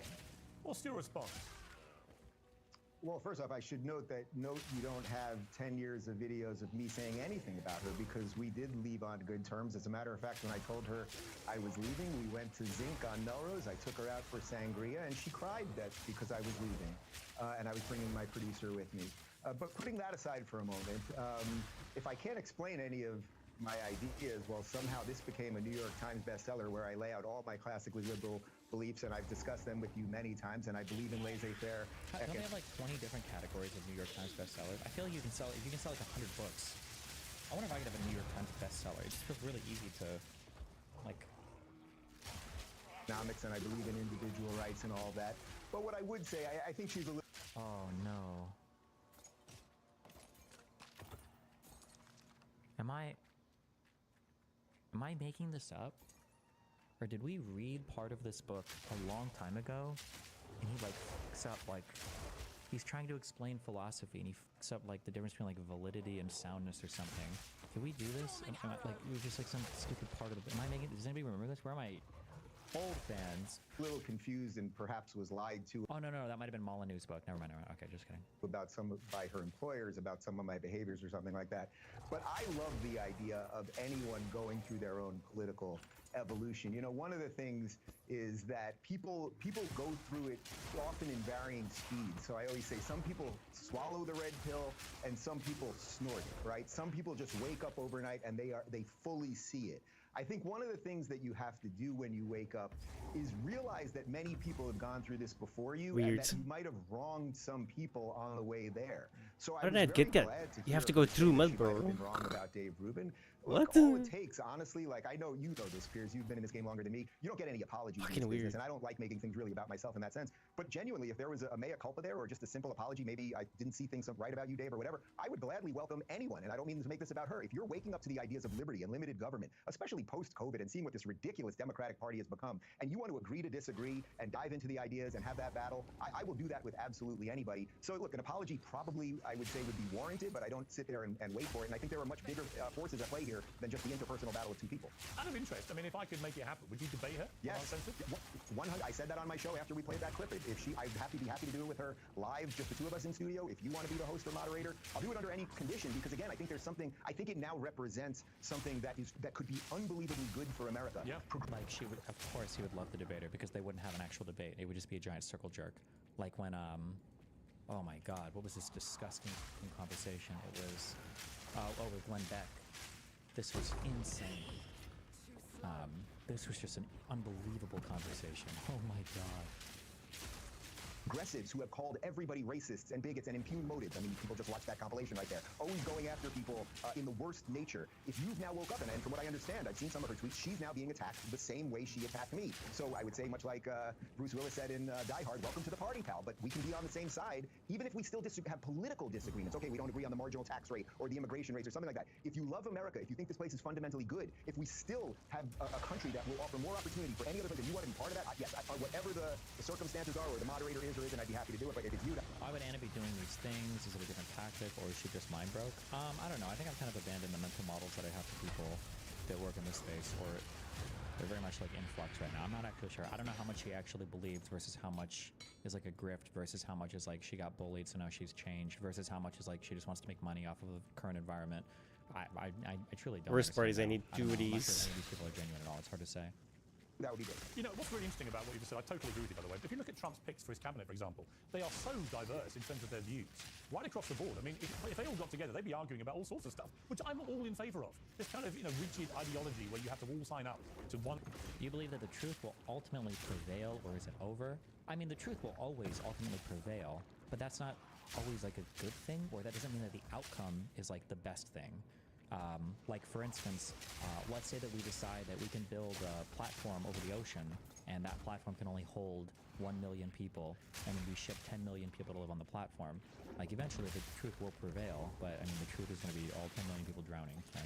I mean, like it's one viewpoint about everything. Yeah, there'll be people in there that completely disagree with RFK, for example, about some of his views. Good. Have that debate. Have that debate. This is what democracy is supposed to be built on. Bro, I need a spirit gym, dude. It's like super fucking rare. That so deeply. I mean, I would recommend anyone go back on YouTube. You can find Donald Trump on Phil Donahue or Oprah or a whole bunch of these shows back in the 80s, and he sounds like a Democrat. So Donald Trump is not a traditional conservative. I would actually argue that Donald Trump's own political evolution. I'm like this, like these guys are having a political conversation that's like 8 years out of date. Like these guys are acting like they're talking in 2014 on the end of like Obama's administration. Like, okay, like Democrats and Republicans. Like, no, these political lines don't even exist like this anymore. Probably, Piers, is much more in line with guys like you and me than say George Bush or Dick Cheney or someone that might you think of as a sort of standard bearer for republicanism. So the fact that he is now going to bring in people who quite literally were running against him for president only 6 months ago, RFK Jr., and someone who ran against him for president on the other side, Tulsi, only 4 years ago, that shows you what's bringing them together. What's bringing them together is a love for America, a realization that we have been on the precipice of giving away the most precious, beautiful experiment in human history on how to free people ever. And I think Donald Trump actually now sees that. I also think that post-assassination attempt, I think he has a renewed fervor and sort of realization of what Do you think that they're having that out-of-date conversation on purpose, or they believe it? I just don't think Ruben is. I don't know who would even. I don't know why I think they would watch Dave Ruben. I don't know what the appeal is at all. Role in life is, and that's the opportunity that, again, not to make this about Anna specifically, but anyone that's going through a wake up. We know so many people have woken up. I mean, look, for me, I think it was 2016. I did that Why I Left the Left video for PragerU. You want everyone to get there the day you do, but you have to be gracious when people come around one way or another. Yeah, well, let's bring in my other panel members, because some of them are definitely going on a very interesting journey, including new MAGA enthusiast Cenk Uygur. I said that deliberately to wind him up. The host and founder of the Young Turks. Libertarian Dave Smith, host of Part of the Problem. Lindy Lee, the DNC Finance Committee member and advisor, and former woke activist turned YouTuber, Amala Ekpunobi. Well, welcome to all of you. So, Cenk, I mean, many people saying if you carry on down the road you're going in the last few weeks, you will be a fully fledged member of MAGA before we know it. Yeah, there's absolutely no chance of that. I'm not like Dave Rubin, a giant sellout fraud who changed all of his positions and is totally useless. So, like, I want to say base Cenk, but I don't even know if this is like Cenk fighting Rubin politically, or if he just like personally hates him because of like the history at the Young Turks and everything, you know? It's definitely personal. No chance of that. I'm not like Dave Rubin, a giant sellout fraud who changed all of his positions and is totally useless, and it shouldn't even be on here. It's just a waste of space. Wow. Really? After what all Dave said about coming together? Yeah. Yeah, no, I've got no interest in coming together with utter frauds like Dave Rubin. So, brother, you telling me... So, like, how do you square this away with all of Cenk's rhetoric recently about, like, oh, the MAGA people are going to line on things? Like, is this just, like, a personal beef, or... I don't know. Yeah. Yeah, no, I've got no interest in coming together with utter frauds like Dave Rubin. So, brother, you telling me that when you were on the Young Turks, you were Mr. Progressive, and you agreed with us 100%, now all of a sudden you agree with Trump 100%? You're not saying something nuanced like we are. Hey, you know, when the guy gets shot at and he puts his fist up, that's courageous. When he does the McDonald's photo op, it works fine, no problem, right? If he wants to cut the Pentagon, great. Those are progressive positions. Anti-corruption, progressive position. Anti-war, progressive position. But you change all of your ideology overnight, and you expect us to believe that that's real? I don't think it's real at all. And I want an apology from you for all the crazy, outrageous lies that you told about the Young Turks. When is that going to happen, huh? When are you going to admit that you changed all your positions for money, okay? Well, what position do you still have that's in any way a so-called classic liberal, you fraud? Okay? Here's it's barely worth responding so to this mad. ridiculous buffoon who's the joke of the industry, but I will say this, Cenk, I haven't spoken to you in 10 years. I haven't spoken to you in 10 years. I don't think he's a fraud or a joke. I think Dave Rubin is, for what it's worth, I think Dave Rubin is one of the most influential and significant voices out there right now. I admire his honesty about the journey he's been on, Cenk. I appreciate that, but you know, the thing is, what Cenk just proved is exactly what everyone in America, and I would say all over the world, is getting over. Nobody wants what he just offered up there. Not only does no one believe it, and he had it prepackaged and ready to go, and it's complete drivel. Yes, I sold out. Like, it's just so nonsensical. Again, Cenk, I'll gladly send you a signed copy of the book, and you can read all of my thoughts. And if you're anti-corruption and you're anti-war, you should be on the Trump train. But your endless hatred, the division that you so like, this is like all a performance, right? Like, is he going to respond to a single thing that Cenk said? Not only is he not going to respond to anything Cenk said, Cenk's not going to probably follow up on it. He'll do a different attack, which I don't blame. That's not Cenk's fault. That's how debates work. Or your mind, like, you're going for it. But Pierce isn't going to force him to answer. He's not going to answer, and then it's just like you're just like screaming at each other. calling everyone racist and white supremacist, all of that stuff, it's why you're not respected. But I don't mean to get into the personal side of that. I'm talking about now. Like, who did Cenk even call him racist or white supremacist? Did I miss that? Everyone racist and white supremacist, all of that stuff, it's why you're not respected. But I don't need to get into the personal side of that. I'm talking about now something that culturally has shifted, and everyone can see the grift that you're up to, trying to sort of dance with the thing, but it's just not necessary, and I don't think that many people will buy it. Well, Cenk, let me put to you, Cenk, something that Laura... Hang on, Cenk, Cenk, hang on. I'm going to read you something, just to see your reaction. But Laura Loomer called you out on X, as you know, and she said this: you are the radical left, Cenk Uygur. You're a con artist and an opportunistic grifter who's gotten rich off demonizing President Trump, calling his... Like, we're citing... I'm sorry, political analysis expert Laura Loomer? Really? Supporters, fascists and Nazis, promoting open borders, glorifying Hamas, and pushing conspiracy theories about Trump for 9 years. If you want forgiveness, get on your filthy knees and pray to Allah, because you aren't welcome on the right, and you aren't ever going to find redemption, no matter how hard you pander. And she goes on and on. You aren't welcome on the right, and you aren't ever going to find redemption, no matter how hard you pander. And she goes on and on. I'm going to keep calling you out every time you try to move an inch closer to many on the right, because you're too dense and too dumb, or because they're too dense and too dumb to decode your subversion, but I'm not. So, look, there are lots of people on the right who think that you're on some great... Are we just going to, like, kind of move past the... Okay, Jesus. Move here, to, as she puts it, wiggle your way into the middle and over to the right, so you can then poison MAGA with your, as she puts it, subhuman political takes. Your thoughts?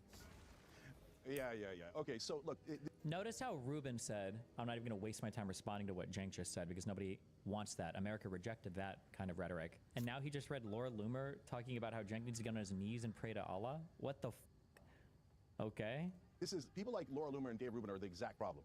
And I think actually somebody else on this panel knows part of the solution. That's Dave Smith. And I want to come back to that in a second. So when you have people like Dave Rubin switch all of their positions, what happens is when you go to do nuance and you say, hey guys, hold on, let me explain, hold on. Yeah. Hey, go pleasure Trump again. Ooh, they're giving him the Destiny treatment. Ruben's mic is getting cocked. Go pleasure Trump again. Do you know that he goes from Bernie to Trump and pretends. Come on, brother. Come on, brother.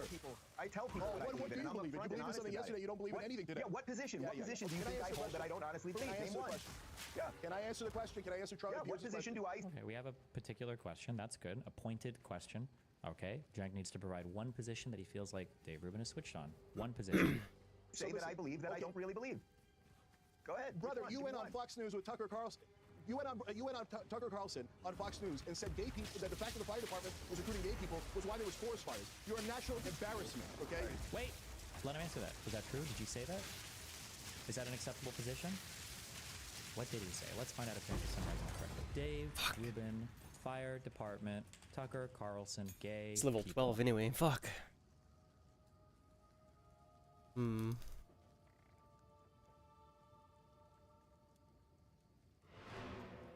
Oh, they covered it. So that's a great point, Anna. I just last night... As wildfires rage in the state of California, Dave Rubin has decided that as a person currently residing in the state, he is going to go on Tucker Carlson's Fox show and show everyone that he can make anything about identity politics. PG&E strikes me as almost a metaphor for the destruction of the state. So here's the utility. This guy was going on Tucker Carlson 5 years ago? Jesus, okay. Which doesn't really... Go back and one video down was the original clip. Oh, this? And he joins us tonight. So, Dave, thanks so much for coming on. You moved to California because it's a beautiful place, and I agree with that. You've seen it really degrade in the time that you've been there, but PG&E strikes me as almost a metaphor for the... Just as a quick thing, I don't know if it's going to be a hot take for Californians.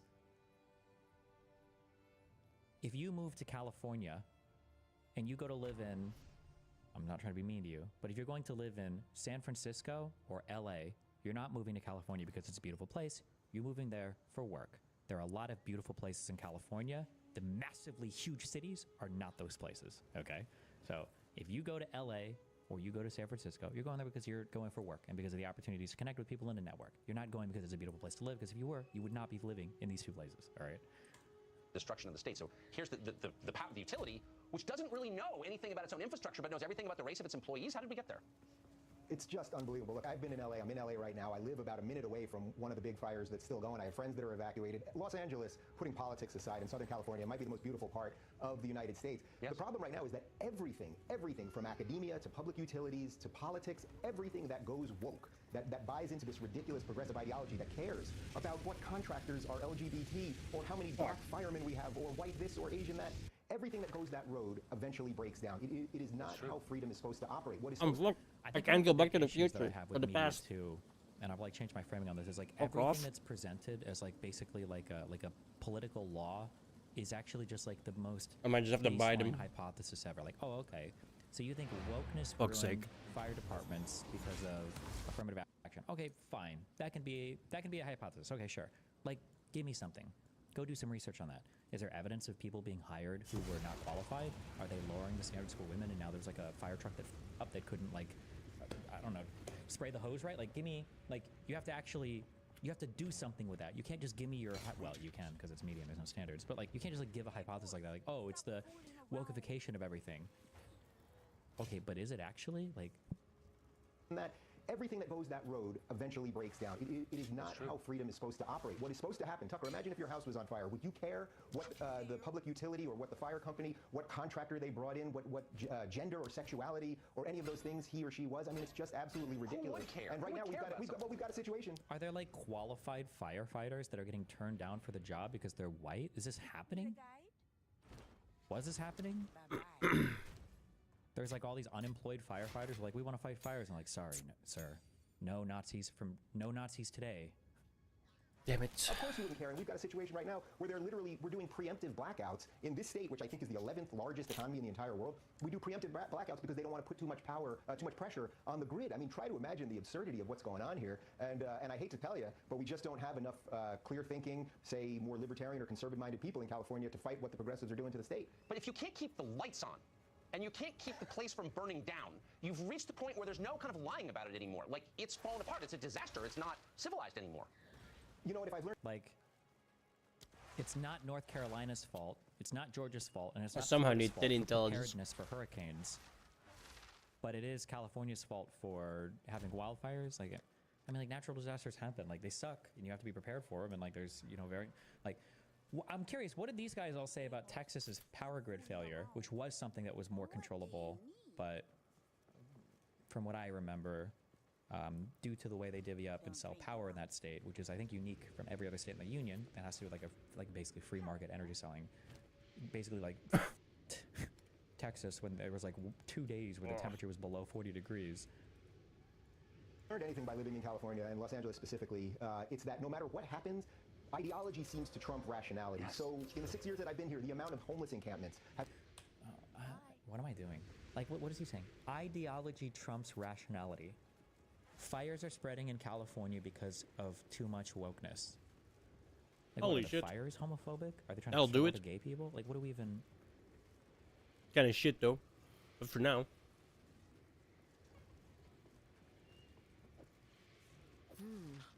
From what I understand, departments are looking for more firefighters. I feel like I have heard the severely understaffed. From my understanding, I'm speaking a bit colloquially here, I think basically everybody in the US except for like tech is desperately looking for, or not colloquially, but anecdotally I guess. I'm pretty sure every industry in the US is like desperately looking for workers. We have like a starving economy for workers where we are desperately looking for people to fill positions. Thank God we're about to deport 20 million of them. Ideology seems to trump rationality. So in the 6 years that I've been here, the amount of homeless encampments have expanded. Virtually every exit you get off the 405 or the 101, there are now homeless people sitting right there, or actually that have basically built structures at the exits. Now it's like, if raising taxes on everybody and... Nobody in California gives a fuck about wildfires. There will always be more. Shit grows in the spring, dies in the summer, and burns in the fall every year no matter what. I'm pretty sure around here, I'm trying to think, I don't think there were any bad ones when I lived there. But my understanding is the fire shit in California gets really annoying when you have to start doing your rolling brownouts, I think, in order to maintain your power grid because of like wildfires and shit, which seemed kind of annoying. I do think there were a lot of Californians that were complaining about that a few years ago. People sitting right there, or actually that have basically built structures at the exits. Now it's like, if raising taxes on everybody and supposedly the progressive policies that care about poor people, if these things worked, wouldn't the places that progressive policies were enacted, wouldn't there be less homeless? Wouldn't there be less gun violence? All the things that they talk about. But no, there's always more. This is not a coincidence. These policies don't work. But if you just don't really think about them, if you think, oh, we just have to throw money at things, and... Why do you never have an example? Okay, well, what do the Republicans have? What is your positive example? Like, what are the Republican or conservative cities that we should all be modeling ourselves after? And they magically get better while you do whatever you want to do in your life and don't want to really think about the issues, then it all works. And that's what we all have to fight. I mean, everyone across the country. Because, you know, I travel the country often and people will say to me, I don't want to think about the issues, so we're going to blame wildfires on gay people? Dave, you got to stop the people from California moving here to Utah or moving here to Denver or moving here to Texas, because then they bring the bad policies of California elsewhere. Build a wall. You know, walls are not just for our exterior borders, but that's just, you know, something to think about. David, great. Well, can I at least get on your side of the Denver or moving here to Texas will say to me, Dave, issues, then it all works. And that's what we all have to fight. I mean, everyone across the country, because, you know, I travel the country often and people will say to me, Dave, you got to stop the people from California moving here to Utah or moving here to Denver or moving here. Yeah. From Utah to what? And people in Denver, Colorado are saying we don't want more people moving here? Maybe Denver does feel that way? I don't know. My experience with Midwestern cities is they're usually really hungry for people to move to them or stay there and not move out. But I don't know. Here to Texas, because then they bring the bad policies of California elsewhere. Build a wall. You know, walls are not just for our exterior borders, but that's just, you know, something to think about. David, great. Well, can I at least get on your side of the wall? Yeah, join us here anytime in this one. Good to see you tonight. Thank you. Thanks, Tucker. Well, some candidates running for president right now, the Democrats. Okay. Jesus. If anyone honestly those believes guys for a that, living, you can it's pull up the clip disgusting. tomorrow if you want. Okay, I was talking about diversity, equity, and inclusion, that you shouldn't hire people based on their genitals or their sexual orientation, and we now all know that. You have been one of the prime pushers of all of this neo-racism. I believe in meritocracy, that whether you're going to be a doctor or a firefighter or a basketball player... Neo-racism. Jesus Christ. What's the difference between neo-racism and racism? Or anything else, you should be hired on your qualifications, not your genitals or sexual orientation or skin color. That's actually America, so you can keep trying here. Finish your point. I'm going to Dave Smith. Listen, yes. when this country desperately needs to unite against the establishment on things we all agree on. So things like all the populace hate corruption, all the populace hate war. By the way, Dave doesn't. Dave will demand that we start every war for Israel and pay for all of Israel's war. So he's been establishment on that all along. So, but when you go to say, hey, can we get an agreement on things that we agree on? The left pushes back because they're so afraid. They got traumatized by the Dave Rubins of the world. They're like, oh, if you take one step, not even in their direction, if you allow the If you polled the left right now, what percentage of the left do you think would say a female firefighter can do anything a male firefighter can do? If you polled the left, like all the Democrats in the US, my guess is maybe like 10%, maybe? Like, do you think the average Democrat is a guy who's like, men and women are completely the same? I don't know. Is there a poll for that? Also, keep in mind, men and women don't have to do the exact same thing. You can have a variety of people that work. You'd rather have a weaker firefighter than no firefighter. I mean, like, what do you mean? Like,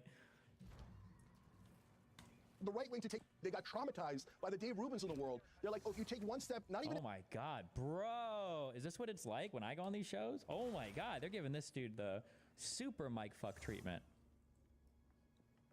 Dave doesn't. Dave will demand that we start every war for Israel and pay for all of Israel's war. So he's been establishment on that all along. So, but when you go to say, hey, can we get an agreement on things that we agree on?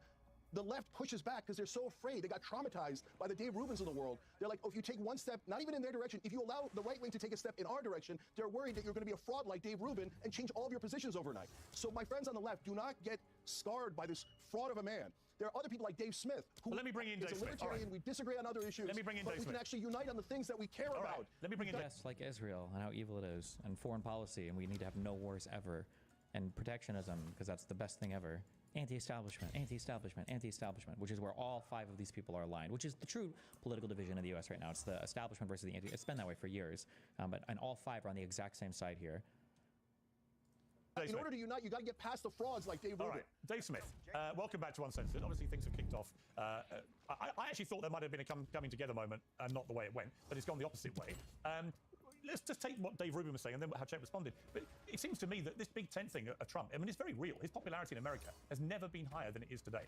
He's got an incredible mandate. The Republicans basically now in charge of absolute in America. Rubin was saying and then how Chet responded. But it seems to me that this Big Tent thing of Trump, I mean, it's very real. His popularity in America has never been higher than it is today. Shocking. Approval ratings, Gallup usually does this. Would they do it while he's not in office? It must only be like, there's got to be like favorability ratings or something, right? Gallup, Trump, favorability ratings. Never broke. Did he ever break 50%? He didn't. This is who people say is like such an amazingly high approval president. It's so cringe when people say this. But Republicans, like sycophantically, were obsessed. Oh my God, it was insane.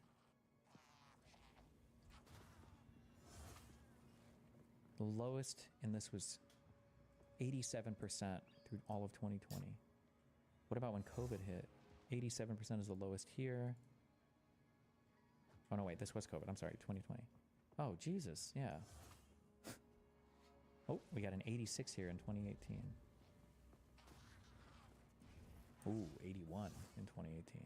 Ooh, oh, because Republicans probably weren't fully on board with him yet, because there were still Republicans who were like, wait a second, don't we have like morals and principles and shit? But by 2018, they were all on board the Trump train. I wonder what Obama's. Yeah, Obama got hit from both parties.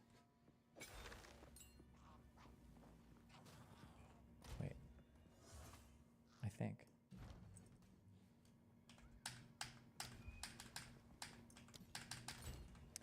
Republicans versus Independents versus Democrats. Okay. In 2017, his approval was very high by Democrats. 84 was the lowest here in his last full year by Democrats. Still pretty high. 2015, his lowest was 80. Did we get to 70? 79 up there. 2014, we got a lot of 70s. Damn, Republicans, single digit? What was Obama doing in 2014? They had a 6% approval rating. What the was he genociding the civilian population? Holy shit!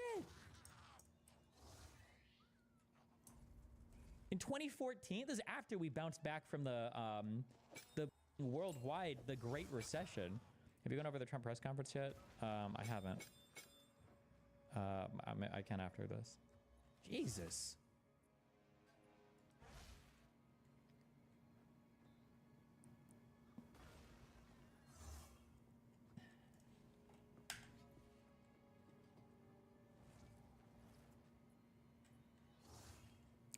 Republican approval ratings were higher in 2009.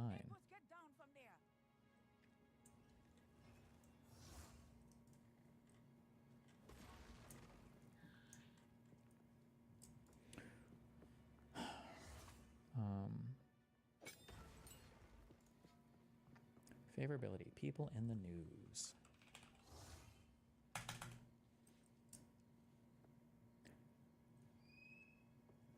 October 22nd.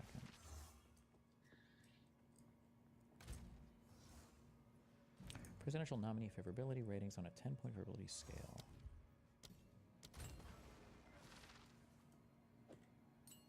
Total favorable. Is this between... is this like favorable between people that support them or all of America? No, it must be people... It must be all of America, right? Because Trump is higher than 50 in the Republican. I'm just curious if there's like some huge... shift. Technically, if his favorability was 50%, that would be the highest it's ever been. But Jesus. Huh. Okay. All right. I was just curious if we saw something.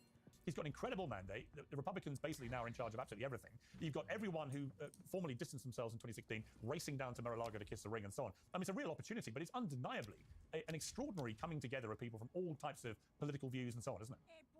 Yeah, absolutely. Yo, have a good night, B. Thanks for hanging out, dude. I like both Dave and Jank. So do I. I agree. Jank did work in a compliment toward me, and Dave, you weren't able to do that. So I'm going to be on Jank's side on this issue now. Dave, you and I have some differences. I've never gone after you. I like you, absolutely. Jesus. That's true. Listen, I don't look bigger than your guys' like personal beef. I think it's what's going on here is really kind of amazing.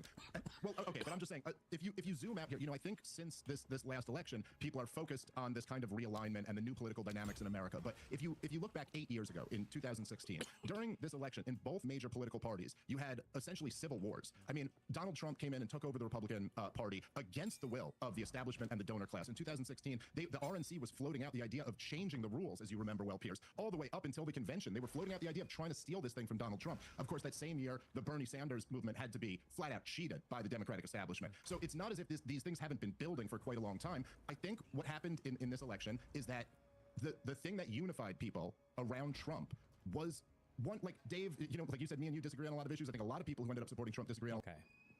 Anytime somebody says this, we're going to learn what their most important issue is, okay? This is what really caused it. Instead of probably inflation. But maybe he'll say the economy broadly. We'll see. A lot of issues. The one thing that united all of us is that we opposed the blatant corruption of the establishment. That is absolutely not the answer. Or it could be an answer, but that answer is a proxy for something else. You're just not a supporter of Donald Trump if corruption is like a thing that is bothering you. It's impossible. Or unless you don't know anything, I guess. It is. And the corporate media apparatus, which is nothing more than the mouthpiece of the regime, constantly in the business of lying to the American people in service of the regime. And like mouthpiece of the regime was Fox News when they were parroting lies from Trump's campaign to try to get him reelected. But this is what so this is how you're able to get someone, a liberal like Bobby Kennedy and a liberal like Tulsi Gabbard. And then we always have these people that there's nothing like, where do we even have, is there a clip of Kamala Harris calling her out a long time ago? Oh, for crying. Was it in 2019?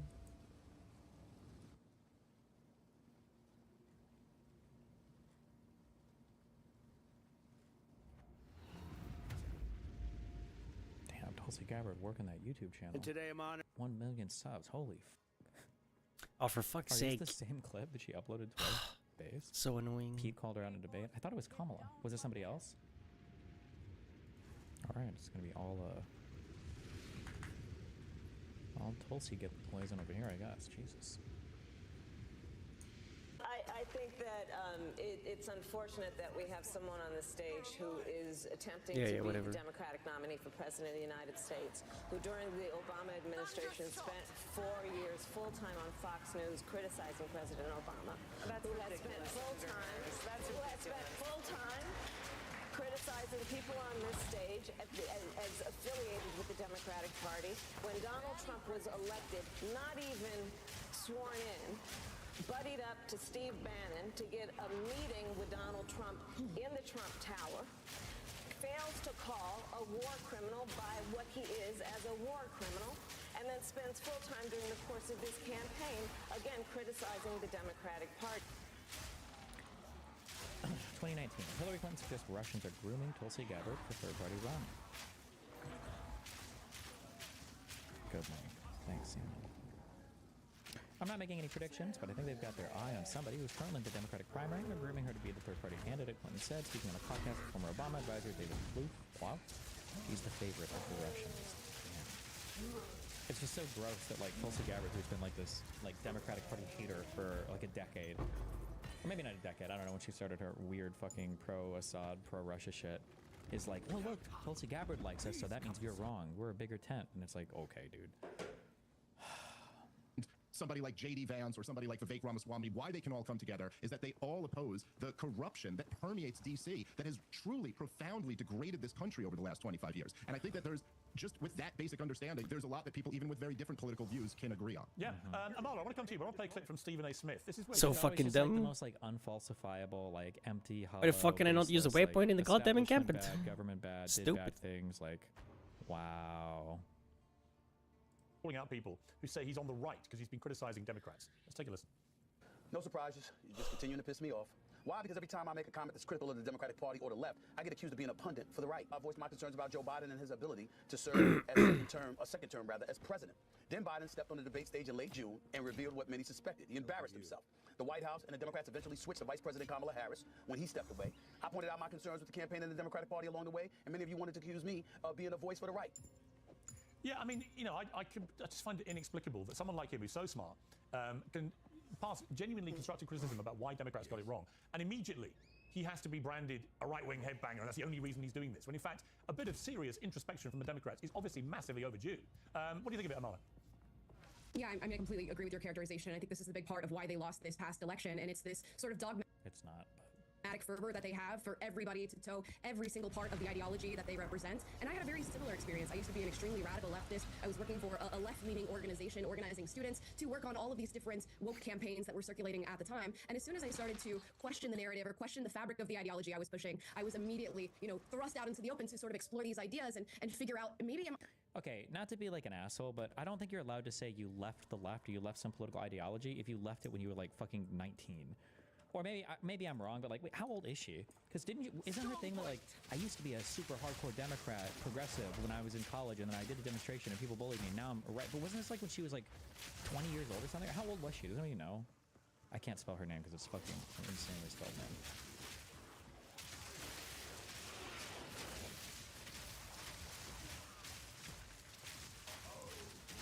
Oh, here it is. Jesus. She's 24 years old. Like, when did she leave the left? Like, you're not even old enough to have a real political identity. I don't know, man. Like, I left the left when I was, like, PragerU, she joined when she was 20. Raised in a far-left activist household, Amala Ekpanobi was once a student organizer for the left. After a complete ideological transformation, she joined PragerU at age 20. As a leftist turned free thinker at age 20, Amala's fresh perspective made her a sought-after public speaker and returning guest on Dr. Phil.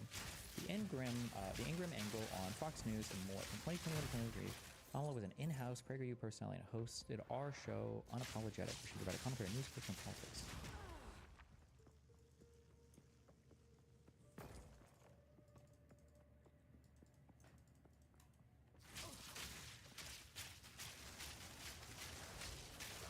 To be fair, don't you say the same thing about leaving conservatism? Yeah, because I grew up. But I don't say like... Actually, that was one thing that happened. But like generally, I'm not like, oh no, like all the conservatives are left behind, and then I became left because I had different life experiences, and it changed my perspective on society as I got older, and that's generally why I align more with the left than the right. But it's not like I like had a big like, oh, I 180 completely because the Republicans did this, but it's like, you're like, I'm a kid. Like, what? I'm on the wrong side here because immediately, thrust out into the open to sort of explore these ideas and figure out maybe I'm on the wrong side here because I was with a group of people that were claiming to be tolerant, but as soon as you have an ounce of skepticism, they are ready to push you aside and label you as far right. And I think much to their dismay, what this is going to create is a group of people that feel so isolated that they are willing to indulge in right-leaning ideology, what they would characterize as far right, but at this point it's just, reasonable common sense. And as they are abandoned by their side, they're going to look to others and they're going to be accepted because we are able to explore. We are actually... What attracts people to the truth if it's uncomfortable? Nothing. That's like a thing you have to get over. It's very, very difficult to accept a truthful thing that is uncomfortable. Most people will spend their entire lives fighting those types of things. So Jazz, conservatives that are okay with trans people. I don't know how many conservatives are okay with trans people, what that even looks like. Promoting skepticism. Yeah. Lindy, I want to play a clip. This is Kamala Harris overnight. I don't know why she thought this was a good idea to come back out before Christmas as everyone's looking their wounds and almost like she was in campaign mode again. It's like, please, do not do this. But let's take a listen to what she had to say. Get some rest over the holidays. Spend time with the people you love. This is so I believe family cringe. comes in many forms. There's family by blood and there's family by love. I urge you, then, after you have had some rest, in fact, I challenge you to come back ready. Ready to chart our path to the future. Chin up, shoulders back. Forever impatient for change. I mean, What is wrong? Like, and because he's Cringe, got the reins bro. on the That's why. conversation, no one here is gonna push back, obviously, and you can't even push back because it's his show. What is wrong with this? I mean, Lindy, no disrespect to her, because she's a perfectly nice woman. She would not inspire me to open... Is Jank even gonna say anything yet? Probably not. She's part of the donors house. Open a bag of chips. I mean, seriously. And I think that she sort of personifies now the ghost of Christmas past, as does Biden. The Democrats have got to move on quickly, haven't they? Yeah, I couldn't agree more. She's indulging delusions of running for governor in California in 2026 and perhaps even running for president in 2020. And I just want to echo what a lot of you guys already said. This past week has been harrowing for me. This Saturday, I went on Fox and Friends and I said that Democrats have a stench of loser hanging over them. Yeah. As soon as I said that, there were boycott campaigns against me, unblock, unfollow campaigns. I lost 40,000 followers. Really? Because you went on Fox News, a literal Republican propaganda outlet, and shit on the Democrats. You're surprised that people that might have followed you who Democrats are leaving? Like, no shit, Sherlock. Like, how stupid you have to be. 4 days. People have called me the W word. I don't know what we're allowed to say, but you can fill in the blank. The W word. Whore? That's not good. See, they were in Destiny's Child. They get banned for that. Woman? Weeb? Say it. Say what the word was. Am I allowed to? Yeah. Well, they called me O4. They called me the C word. They asked for me to be deported, and you can just search for my name in those terms on X, and you'll see a bunch of them. So all these so-called Democrats, the party of inclusion, the party of diversity, masks off. And it's even worse because they pretend to occupy the moral high ground. At least with Republicans, they are who they are. But with Democrats, Always remember, I called this out on one of Pierce's shows. He had no response, and they never responded. And they never will respond. Whenever you pointing to deplorable behavior on the Republican side, you point out people like Donald Trump or Matt Gaetz or Steve Bannon, like they're actual figures, or Roger Stone. But when they point out deplorable behavior, it's like these people on Twitter tweeted this at me, and it's like, okay. Democrats, they pretend to be, so loving and caring and embracing of diversity. But all of a sudden, when I dare to utter any criticisms of the goddess, Kamala Harris, I get ostracized. Me, after having raised tens of millions of dollars for the... You know what? I'm curious. What did she actually say on Fox News? Let's look it up. When I dared to even criticize her. I wonder what she said. Let's look it up, because I'm curious. Welcome back to Fox and Friends. As President-elect Trump prepares to return to the White House, it is clear that the tech industry is, you guessed it, they're preparing for it too. Already, Amazon plans to make $1 million donation to Trump's inaugural fund ahead of Jeff Bezos' visit to Mar-a-Lago next week. Google's CEO is also reportedly meeting with Mr. Trump at Mar-a-Lago. How old? This is 5 days ago. OpenAI CEO Sam Altman will be donating, you guessed it, $1 million to Trump's inaugural fund. Oh, and by the way, Mark Zuckerberg's Meta announced that they're doing the very same. So the question is, what's behind the shift? Here to discuss is DNC National Finance Committee. What even is an inaugural fund? What the f does that mean? Member Wendy Lee. It's interesting because I think a lot of people are saying they're trying to get ahead of what could be more regulatory restrictions on them and maybe a bit of a microscope on their operations. What do you think behind all this? Kevin, it's great to be with you. Also,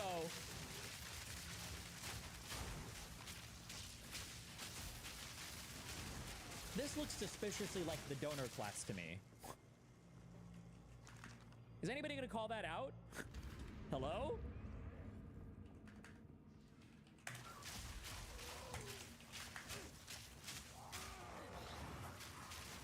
Could you imagine if you had this lineup for Democrats? What the fuck? But they're doing the very same. So the question is, what's behind the shift? Here to discuss is DNC National Finance Committee member Lindy Lee. You know, it's interesting because I think a lot of people are saying they're trying to get ahead of what could be more regulatory restrictions on them and maybe a bit of a microscope on their operations. What do you think's behind all this? Kevin, it's great to be with you. Yeah. I think, unfortunately, the Democratic Party has a stench of loser written all over the party, and I'm sorry. And I'm speaking as a Democrat myself. This brings me no joy to say it, but I feel like the Democrats are going to be consigned. Brings me no joy to say it as I'm smiling and excited for my wonderful media appearance where I get to shit on my Democratic Party and be loved and worshipped by everybody on the right for saying it. To the wilderness for at least the next 4 to 8 years. And Jeff Bezos is probably thinking The same thing, dude. What the fuck? That endorsement. And they're doing everything they can now to continue the détente. Remember what Zuckerberg said on July 13th when in Butler, Pennsylvania, there was an assassination attempt. He praised President Trump for being a badass. Let me ask you about this idea of going out there and sort of kissing the ring. I mean, you have Zuckerberg. Wow, she sounds so regretful. It sounds so agonizing to her that she had to say that. Remember what Zuckerberg said on July 13th when in Butler, Pennsylvania, there was an assassination attempt. He praised President Trump for being a badass.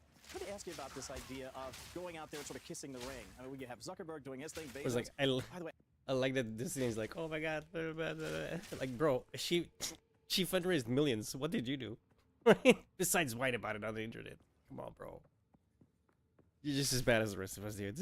I was really surprised that he decided to stay out of the fray and not let the Post do that, but as it turns out, it's a pretty shrewd move. What do you expect will happen when they go there and they have these conversations? I think they're going to solidify the relationship between the business world and President Trump. And right now, the economy is ailing under the Biden-Harris administration. I mean, people are just ailing. They're suffering. Yes, inflation has come down, but cumulative price hikes are still eating away at people's pocketbooks. And people. What are you going to do about cumulative prices? Is Trump's not going to do anything about it. Trump's already said he's probably not going to be able to bring prices down, but they won't care. Dying for a change. So this is, I think we're about to embark on an entirely new era of prosperity. I certainly hope so. And yeah, you can just feel it. Even in the last couple of weeks, Americans are celebrating that Trump's approval rating is incredibly high. People are in support of his transition. What are the numbers on this? What are people citing when they say his approval rating is incredibly high? The momentum is just tremendous. And I'm speaking as a Democrat, and I'm feeling it as well. Well, you know what? Also, as a Democrat. I'm speaking as a Democrat. You probably could acknowledge that the party seemed to have been given, let's just say it for what it is, a bit of an edge, especially as it relates to Google. You know, the way that they manage their search engines. You're going to have their CEO go over there to He can be such a pompous freak. It really doesn't help him. Do you think that's a member of the DNC? Yep. She was on the, she was either on or she was the chair of the Finance Committee as the woman's co-chair and Mid-Atlantic Regional Chair at the Democratic National Committee. Okay. So this probably goes up and down to regional stuff, but yeah, she's part of the DNC.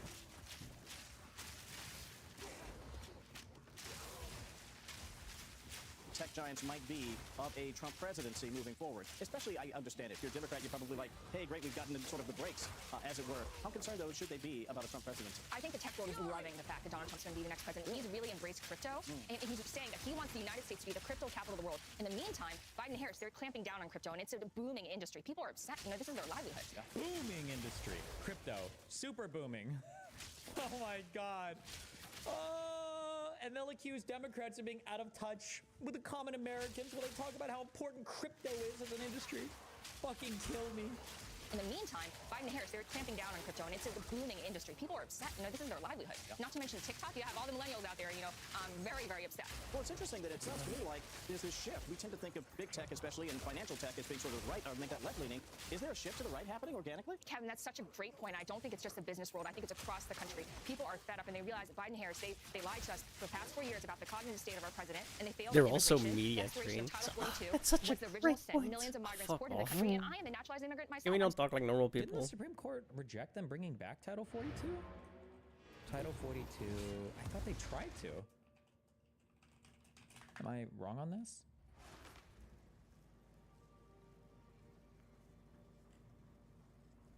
Beginning of the COVID-19 pandemic, the federal government began relying on a public health law known as Title 42 to quickly expel migrants seeking asylum. The Mexico and Canada borders on Thursday afternoon, the Supreme Court dismissed a dispute over that policy and whether a group of states with Republican attorneys generals or general can step in to defend it. The justice sent the case. Arizona v.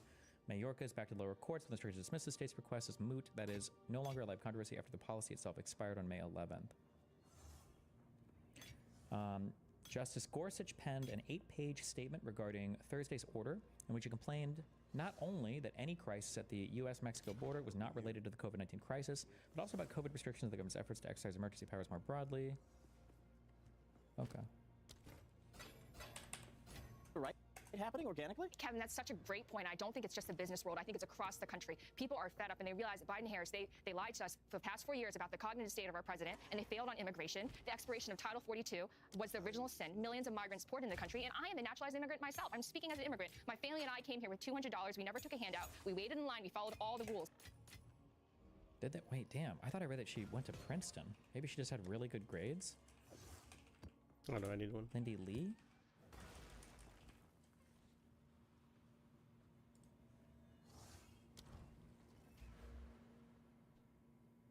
They moved to Sheffield, England at age 3, and then immigrated with her family to the United States when she was 5. That's a lot of moving around. She attended the Agnes Irwin School, a private college prep day school for girls, graduated in 2008. Her father's a real estate executive. Lee has a younger brother named Jeffrey. In high school, Lee interned for Pennsylvania Congressman and 2020 presidential candidate Joe Sestak. Lee attended Princeton University and was elected class president at age 17. She became the first woman at Princeton to hold the position of class president for all 4 years. She wrote her senior thesis on the ethics of climate change legislation and graduated in 2012 with a philosophy degree. Lee previously served as the treasurer for the Pennsylvania Young Democrats from 2017 to 2020. She resigned the post after conflict with group leaders over her Twitter posts critical of Bernie Sanders and his supporters. Lee alleged her resignation was a real-life example of bullying by Bernie bros. The club president denied this, saying that her resignation was voluntary. After the 2020 Super Tuesday primary elections, Lee appeared on Al Jazeera to debate Sanders supporter Linda Sarsour concerning which Democrat would be best to defeat Donald Trump. During this interview, Lee stated that she would not vote for Bernie Sanders if he became the Democratic nominee. Jesus.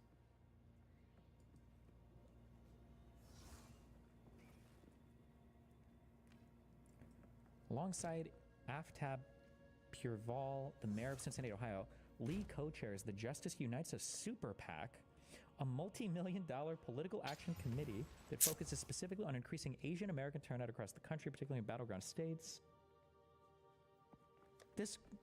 What did you say? My dad came here with $200 in his pocket? What, because the rest was in his bank account? What? A shift to the right happening organically? Kevin, that's such a great point. I don't think it's just the business world. I think it's across the country. People are fed up and they realize that Biden and Harris, they lied to us for the past 4 years about the cognitive state of our president, and they failed on immigration. The expiration of Title 42 was the original sin. Millions of migrants poured in the country, and I am a naturalized immigrant myself. I'm speaking as an immigrant. My family and I came here with $200. We never took a handout. We waited in line. We followed all the rules. So for immigrants like me who became naturalized Americans, proud and grateful Americans, it's extremely upsetting that people are just flooding into the country willy-nilly. So it's a Came How here, the we fuck? followed all the way- How did they immigrate so fast? Or were they? I don't Yeah, even you can know just what the go line wherever is, I how long want they to? would even take What if the they had hell? no family here.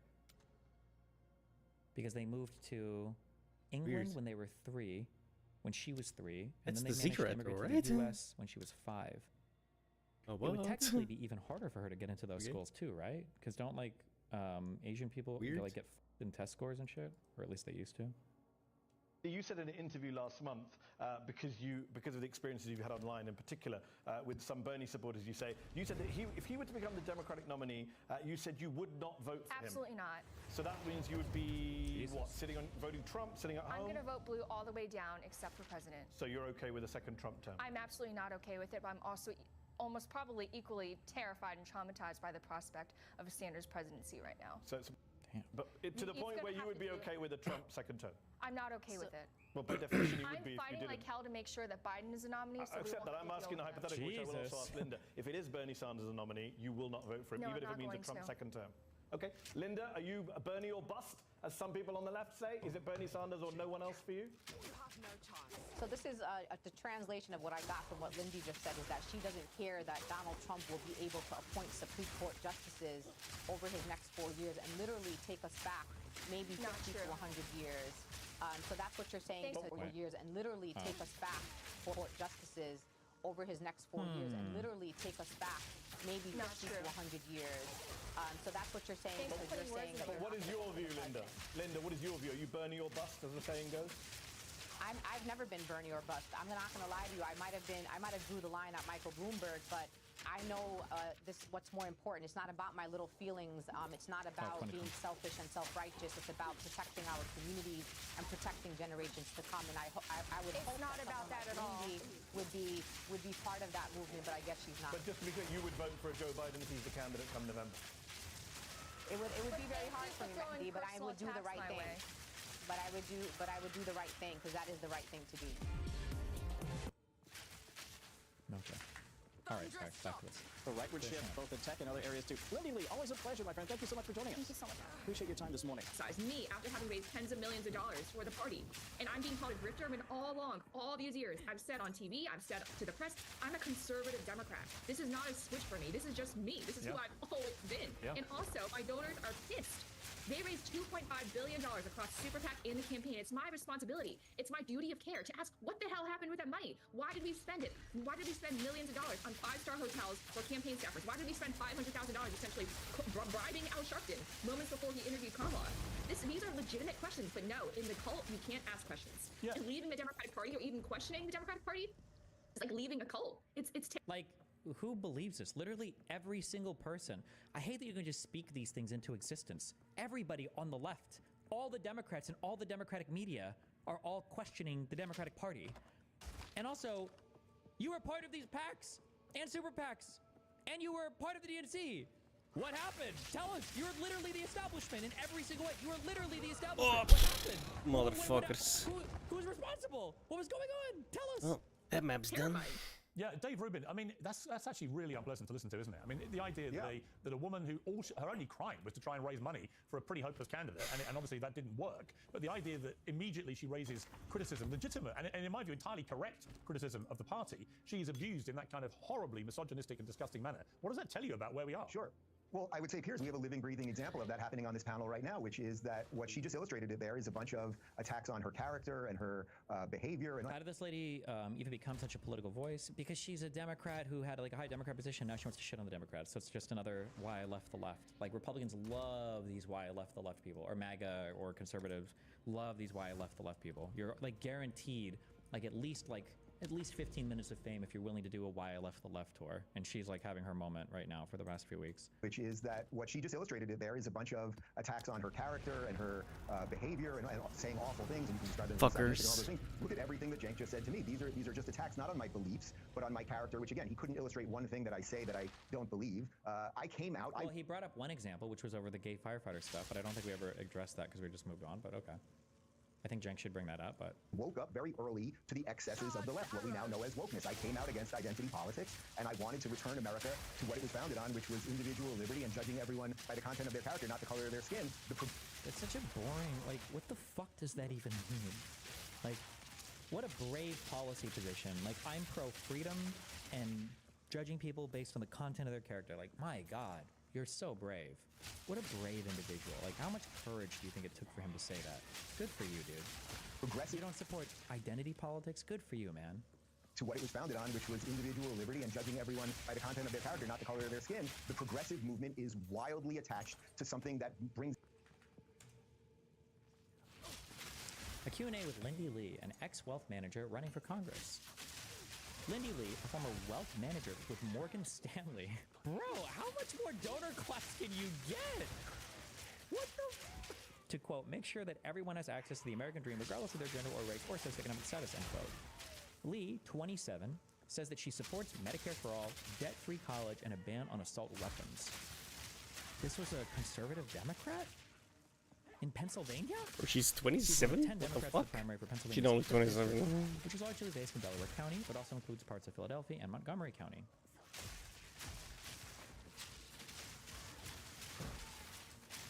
We asked her about that, President Trump's strikes on Syria, and the fact that she lives outside the district, and more. 7 quick facts about Lee's agenda. Her plan to create jobs, raise the minimum wage, focus on jobs. Okay, very conservative. All right. Bro, someone's fucking reviving this shit. What the fuck? Okay. On a $15 minimum wage. Supports it, but I think it has to be somewhat incremental. Backs debt-free college. Where? Legalize recreational pot immediately. National job guarantee. Supports it, but I want to make sure that we have a way to pay for it without blowing up the deficit. Super PACs. The hell? They should absolutely not be involved in this race. Wasn't she working for one 2 years later? Budget deficit, stop subsidizing our fossil fuel companies, our oil companies.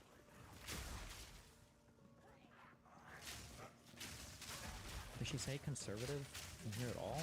No? Did she say progressive? Oh no!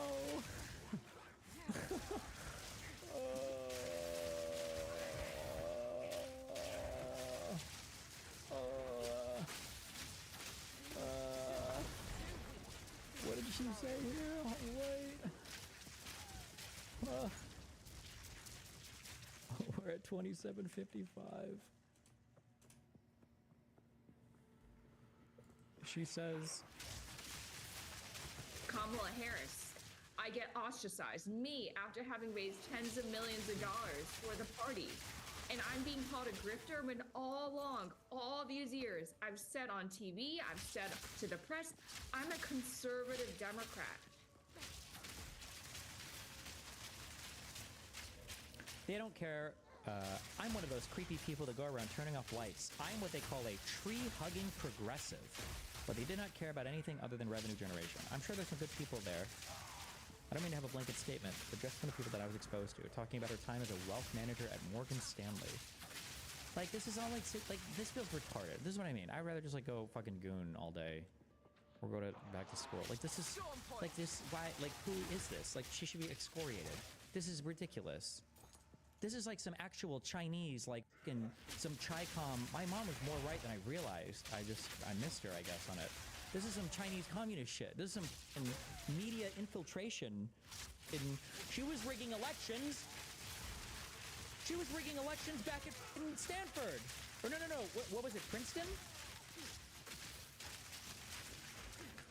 Lee attended Princeton University and was elected class president at age 17. She became the first woman at Princeton to hold the position of class president for all 4 years. Stop the steal. Stop the steal. What's going on? That was their training ground. Bro, what the fuck? This is not a... I've been a conservative. Listen how strongly she says it. Like, I can understand if she's saying, like, oh, I've been, like, a little bit more conservative, maybe. But, like... and caring, and any criticism after having raised tens of millions of dollars for the party. And I'm being called a grifter when all along, all these years, I've said on TV, I've said to the press, I'm a conservative Democrat. This is not a switch for me. This is just me. This is who I've always been. Always. And also, my donors are pissed. This is not a real person. This is a Chinese plant. This is a foreign adversary who's been injected into our political system, who is on some high-level infiltration. I don't believe it.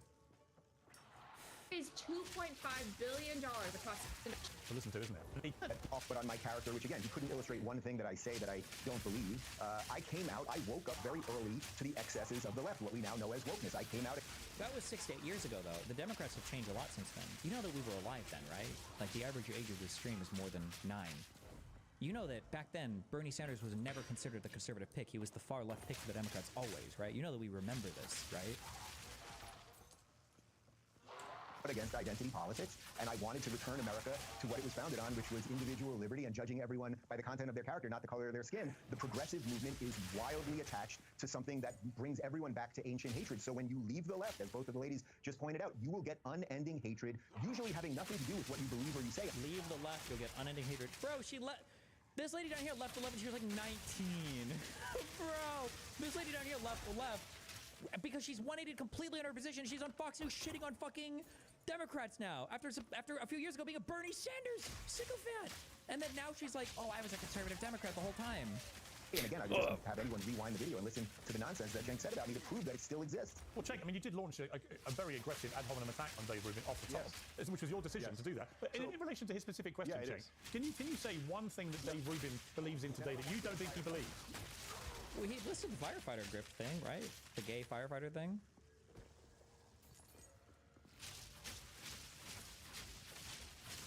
Donald Trump has YMCA. Isn't there a firefighter? Well, before, in Indiana? Hold on.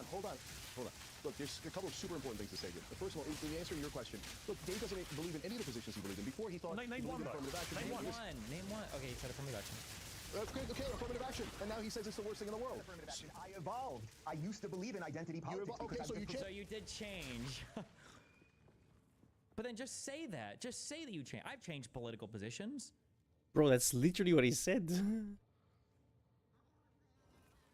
Just say that. Why would you go? Look at how the goalpost has moved so quickly. Wait, what did Ruben say before? I haven't changed a single position. Name one. And now that he can name That you several, think he's he like, well, I doesn't changed. Then just say believe. that. He doesn't believe in any of the positions. This is why I would never challenge him. Like, name one thing I've changed. I would say, what do you think I'm being contrarian, or what do you think I can't justify? Like, yeah, my political opinions have changed. Of course they have over time. I would hope people's have. But like, hopefully in response to like gathering more information or having a perspective shift or something. But why would you say they've never changed? Since he believed in before, he thought Name he believed one, in though. affirmative action. Name one. That's great. Okay, affirmative action. And now he says it's the worst thing in the world. I evolved. I used to believe in identity politics. Okay, so you changed. Like you asked me to say. Yes, Why can't you you asked me to name something you changed on. I named it. You're telling me I don't believe what I'm saying right now. You're calling me a sellout. Do you believe the Russian propaganda you were paid for? Oh, you are not. Do you believe the Russian propaganda you were paid for? I was not paid. Wait, why is he? I was not paid for it. We definitely went there. What? You paid a lot of money. Over Is he $4 not million, dead? I think. $1,000 a video. Oh my God, you clown. Don't use the 100K. Use the 4 million. You clown. You dirtbag, disgusting, subhuman Is that- piece of rat shit. How you call this guy a clown when Is you that literally supposed got to be- $4 million of that dirty normal? fucking Kremlin money? That, like, how could you ever possibly call somebody a clown? This has to be like the least serious person that could, of all the fucking retards on this panel, and that's saying a lot, okay? Because Dave Smith here is heavily retarded, okay? So we got a lot of competition here, fierce competition, all right? But even Dave Rubin buries him. Although I don't know, would Dave Oh, take shit. fucking Oh. Russian money? Who the fuck knows? Do you believe the Russian propaganda you were No, paid no. I was not paid. Jenk, I was You were not paid paid for it. $100,000 a video. Oh my God, you clown. I would recommend anyone look into that to find out a bit more on that. Why not just say something about it? It's your Got show, 'em. you're here. Don't worry. Well, hold on. Actually, this is kind of awkward. Piers, can we just like move on away from that, please? I don't want to have to like talk about Dave Rubin's background and the fact that he's an American citizen that works in media that took over $4 million from a country that we're like almost in a fucking war with. Like, I don't want to talk about that. Let's move on to something more important. Are there any trans athletes we can talk about right now? Jenk, how about the milk from Jeffrey Katzenberg? What did that do for you? Jeffrey who? WH Omega lol? Did I change my position at all? Not 1%. Not 1%. Okay, can I just Jenk, address what the core position, problem here? what position do you look, think I there's three hold different- that I cannot explain my Jeffrey beliefs on? Katzenberg is in favor. Okay, now we've qualified a moment. What haven't I changed that I can't explain my beliefs on? Okay. All right, Jeffrey Katzenberg is a good guy, but he's in favor of Hillary Clinton, Joe Biden, and Kamala Harris. I was against all three. What part of that is unclear? So look, Peter, Hang on. Cenk, here's my point. The point Dave Rubin is making is, why shouldn't he be allowed to go on an evolution of his views? And why does that mean that right now you can say to him, as you did, you don't believe anything you're saying or believe now, when actually it's completely possible that he 100% believes everything he now says because he's changed his mind. Why can't he do that? And why don't you believe it? I think that the left is scarred by people like Dave Rubin, who had a complete change. For example, Tulsi Gabbard goes from total progressive to total right-winger. On the other hand, RFK Jr. didn't go to a total right-winger. He still believes the things that he believes about the environment, about housing, about corruption, etc. So you have to be... Why do we keep playing this game of like right wing versus left wing? Like, your Good thing the map is definition done of already. right wing, who fits that anymore? Nobody is right wing in the way that you're saying it in this country anymore. Why do you keep using these terms? There are no more I'm shit at this neoconservatives. They're game, all I gone. really am. Why do you keep saying like, oh, they're not right wing anymore? Bro, he voted for the right wing candidate. That's about as right wing as it gets. When you support the right party and all the candidates in that party, that's about as right wing as you can possibly be. It doesn't get any more right than voting for all the people over there and then being part of the right wing administration. That is right wing. Like, what are you talking about? My cat is side-eyeing me like so heavily right now. Is it possible for liberals to build out a media ecosystem without populist messaging? The UHC shooting response has black-pilled me, and I think FDR-style honing of the populist rhetoric is the only way forward. Maybe, my dude. Or doing it professionally, as I hate the word grift, but whatever it is that you want to call it, and the people who have genuine disagreements and genuine nuance in their opinions. So, for example, guys, there's three different branches of each party. There is the radical right, radical left. There's the populist left and populist right, and then there's the establishment of both parties. I despise the establishment with every fiber of my being. We know.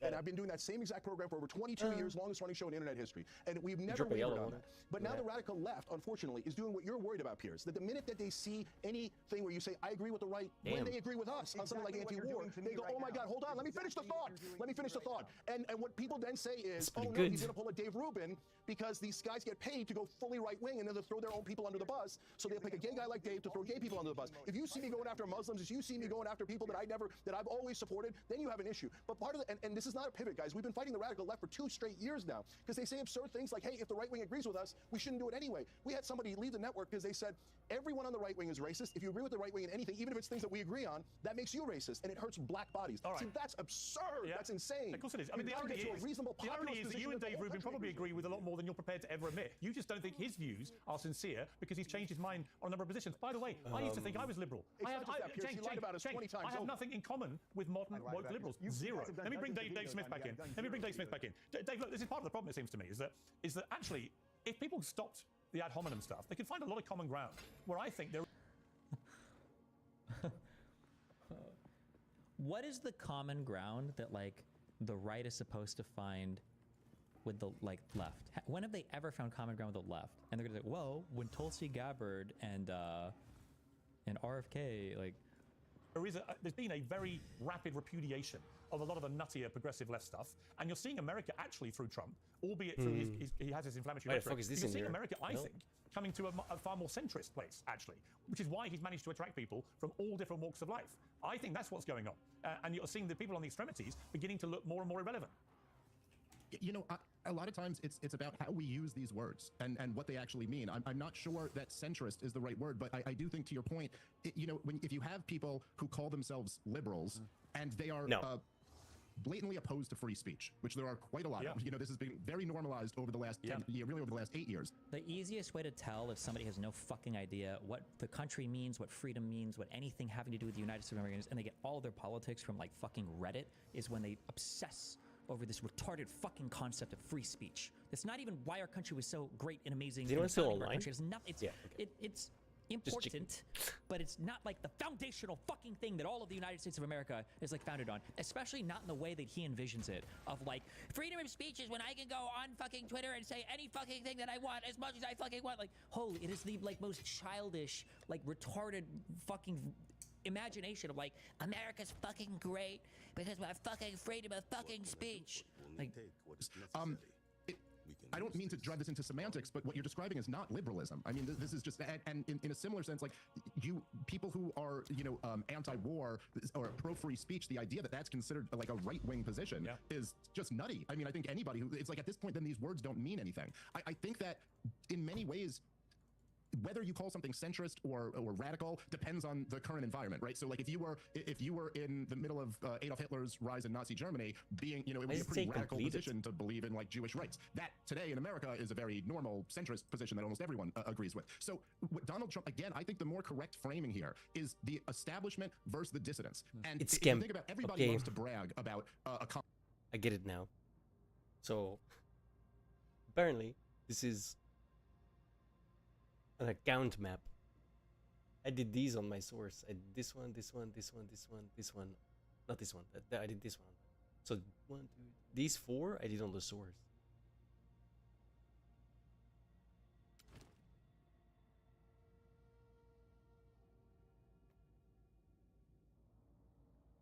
What? Monsters slain close together have a chance to merge together and manifest powerful. Oh, dude, that's gonna happen so much. Fuck. Interesting. I'm gonna roll cigarettes and then we're gonna find out what that looks like. Convert. So when Dave Rubin goes from being kind of a progressive to being more of a classical liberal, everybody who's in that classical liberal camp loves that because they're like, look, see, this guy woke up and saw the light and he wants to be with us. And then the tendency of people who are in his old camp is to say, oh, no, he's sold out. But I'm not reading anybody's mind. I don't know. I treat everyone, I take them at their word. The point is that look, Kamala Harris was bragging about the Republicans that she had supporting her, right? Oh, let's bring up Cheney. Remember Cheney? Hold on. Do you remember Iraq and Cheney? You want to talk about Kamala Harris? Hold on. Let's pause on the girl dick for a second. Do you remember Cheney, though? Do you remember Cheney in Iraq? Remember Cheney? How could Kamala Harris brag about? I think it's hilarious how, like, he's so butthurt that fucking Trump still won, dude. It's like so funny. Having supports from Cheney, neocon, Cheney, Iraq war. How could you brag about Cheney, weapons of mass destruction, Cheney, Iraq war, Cheney, Iraq war, Cheney? You remember when Kamala Harris talked about Cheney? I get that to some degree, but it's still like, funny. It's like a broken record, bro. I thought I repeated myself on shows a lot. Holy fuck. But who were the Republicans that were supporting Kamala Harris? It was Dick Cheney and his daughter, and you know what I'm saying? Like all the establishment Republicans are the ones who joined him. Who did Donald Trump get? Well, they were all of the dissidents. And yeah, like the Tulsi Gabbards and the RFKs are strong, brave Americans that really contribute so much. You know, Tulsi Gabbard, again, Jake, I get your point. I mean, she has See what I changed mean? on several of her views, but might that have something to do with the fact that when she stood up and criticized the war in Iraq, the blood-soaked monster who sent her there called her a traitor to her country for that? And so when you have that type of dynamic... You know that, like, nobody in the Democratic Party supports the Iraq war. That's not like a uniquely Trump position, right? You know that, like, basically everybody in the U.S. fucking hates the Iraq war now. That's not like a thing where it's like, oh my God, we needed Donald Trump to show us how bad the Iraq war was, because everybody's loved the Iraq war until Trump showed us the light. Like, and you get viciously smeared in that way. What tends to happen is people go to a different group and they start listening to that other group, and maybe they get compelled by some of the arguments. Now, I'm not disagreeing with you that it's also true that you always have to guard against audience capture and perverse incentives and things like that. We all have to fight that force all the time. But it's also true that, you know, I remember there's come a stand-up comedian after Louis C.K. got in trouble, and when he started coming back, they started insulting the people who were buying tickets to see him. And then they started saying that Louis C.K. only plays for right-wing audiences now. But their definition of right-wing was anyone who wants to buy a ticket to go see him still. So it's just like, what happens is that if one... what? I mean, like, it's... You know what this is? It's this stuff? You know what this is?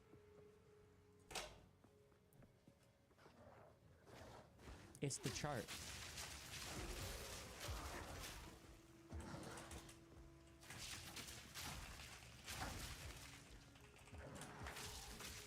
Come on. I killed it. No, I didn't. Imagine coming from the past. You're like from World War I, World War II, and you're coming to the United States. You're like, okay, it's 2024. Come on. I mean, we just finished World War II. Are you guys on, like, are you in World War IX? Are you in World War X? Like, did the country survive? Like, tell me some of your big issues in the United States right now. I was like, you don't even understand. You guys had it good. It used to be, the country, this world used to be so good. Hello? Okay? Man, let me tell you what's going on in the U.S. Oh my God, lag. So we have in college sports, okay? Now, there was a trans swimmer. Trans is like a man against a woman, like, it's ruining everything.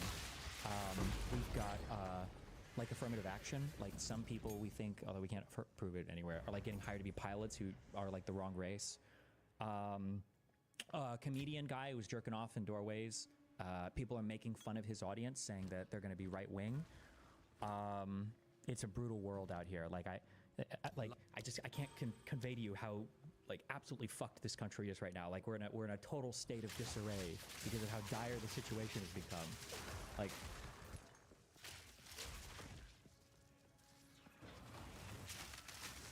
one group is insulting the people who were buying tickets to see him. And then they started saying that Louis C.K. only plays for right-wing audiences now. But their definition of right-wing was anyone who wants to buy a ticket and go see him still. So it's just like, what happens is that if one group is saying, you're a monster, we hate you, you're a traitor to our country, you should be punished forever. And you mean like how Republicans called Obama and all the Democrats socialists for like 1,000 years? The other group is saying, hey, we like your point on that. People tend to go toward the path of less resistance and find a new home. Yeah. But I would also say there's something deeper there, which is that people on the right are much more willing to agree to disagree. So you can talk to people. RFK, he was running as a Democrat, and what happened? He got virtually nothing but hate from the lefties. By the way, for the record, I debated, because RFK was for affirmative action when he was running for president, I'm not. We debated it on my show, so I can clearly lay out my beliefs on that. And he sort of, at the end of it, kind of admitted that I was right. You don't solve perceived former discrimination with discrimination of today. But what you will consistently find, what I know my good friend Amala has found over the years, is that as you wake up and... I wonder what that even looked like. Hold on. Dave Rubin RFK debate.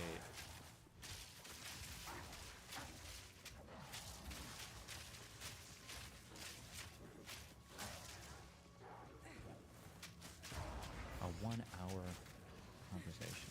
Aaron said to me, you know, she from Georgia to northern Quebec. You know, I grew up fishing and hunting in the Adirondack Mountains. It's the oldest protected wilderness in our country. And yet 20% of the lakes, 1 out of every 5 lakes, is sterilized. There's nothing in it because of acid rain. Did they talk about Russia? I don't see affirmative action. Maybe they talk about another debate somewhere? 2020, I don't know. That committee on the first day wanted to invade Cuba and bomb the missile sites. My uncle said, okay, there's 64 missile sites. The Russians have moved in 64 launch pads, and their missiles are on them. Are the missiles armed? The CIA didn't know. And he said, who are the gun crews? Are those Cuban gun crews or are they Russian? And they said, we think they may be Russian. My uncle said, if we go in there and kill those Russians, isn't Khrushchev going to have to come into Berlin, which would have been the beginning of the nuclear exchange? And they said, we don't think he has the guts to do that. My uncle said... Wait, hold on. Wait, I'm just checking. Wait.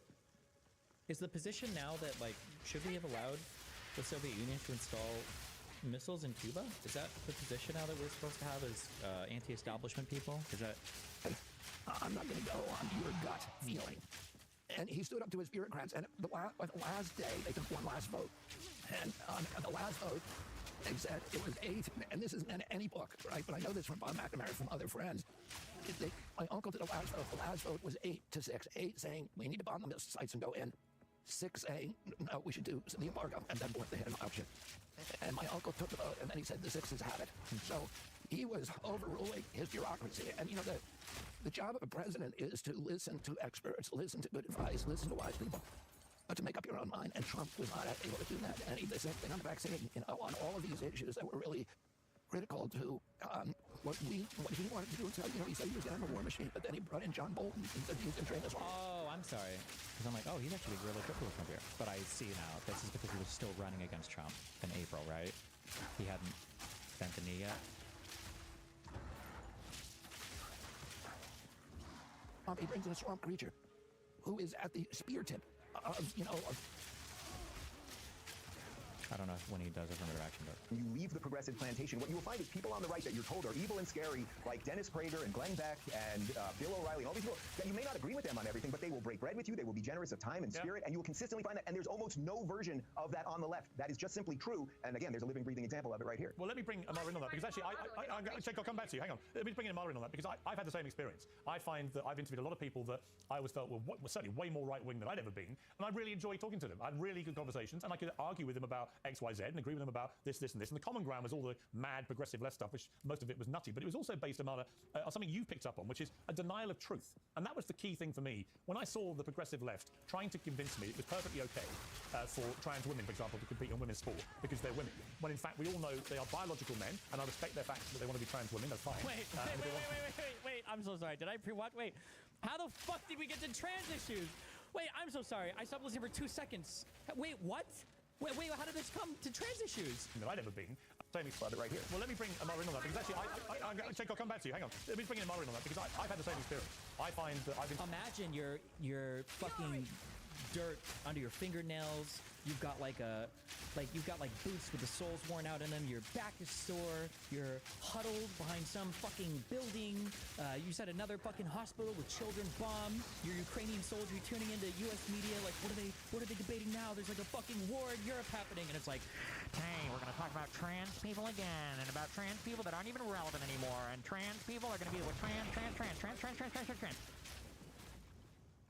Interviewed a lot of people that I always felt were certainly way more right. Destiny thinks the way that we define men and women is not important, because right now the definition doesn't matter, because all the men on your side are pussies anyways. Who the fuck cares?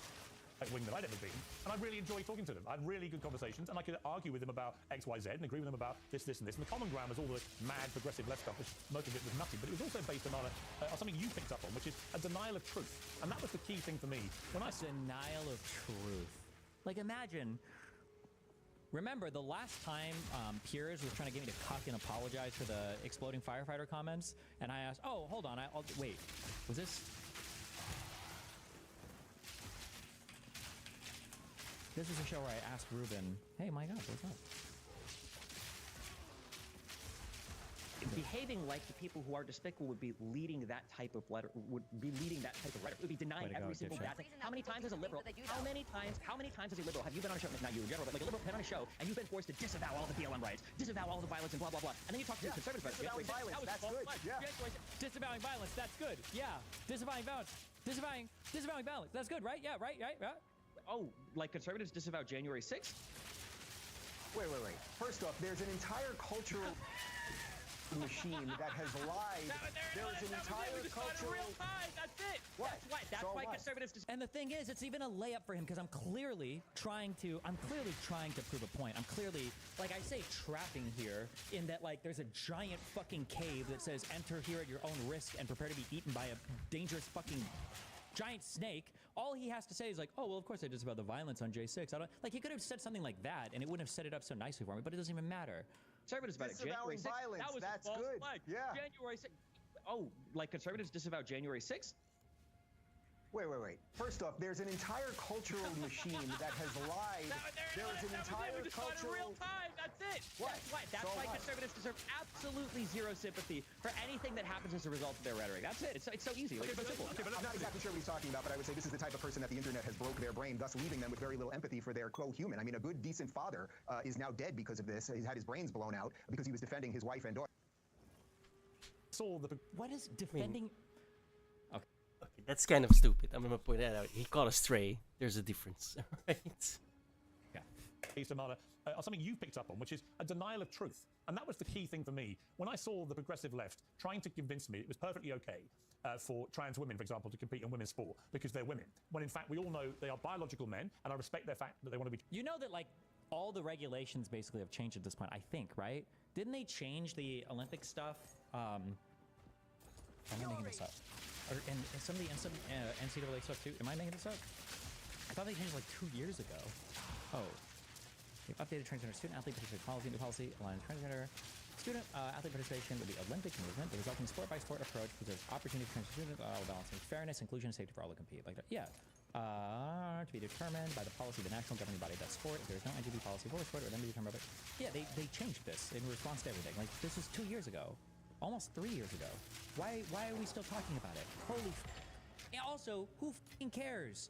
Like, you should care. I'm sorry. It's not that you shouldn't care, but like, this is what we're talking about right now on the Piers Morgan Uncensored International Politics. We've got Dave Rubin, the world's smartest libertarian, Cenk Uygur, star of the world's longest running fucking liberal YouTube show, Dave Rubin, the like most self-hating gay guy in the universe, the poorest Asian in America who goes to a private prep school and fucking Princeton for 4 years, and then somebody who's definitely not the whatever, I don't know, what were we gonna say for her?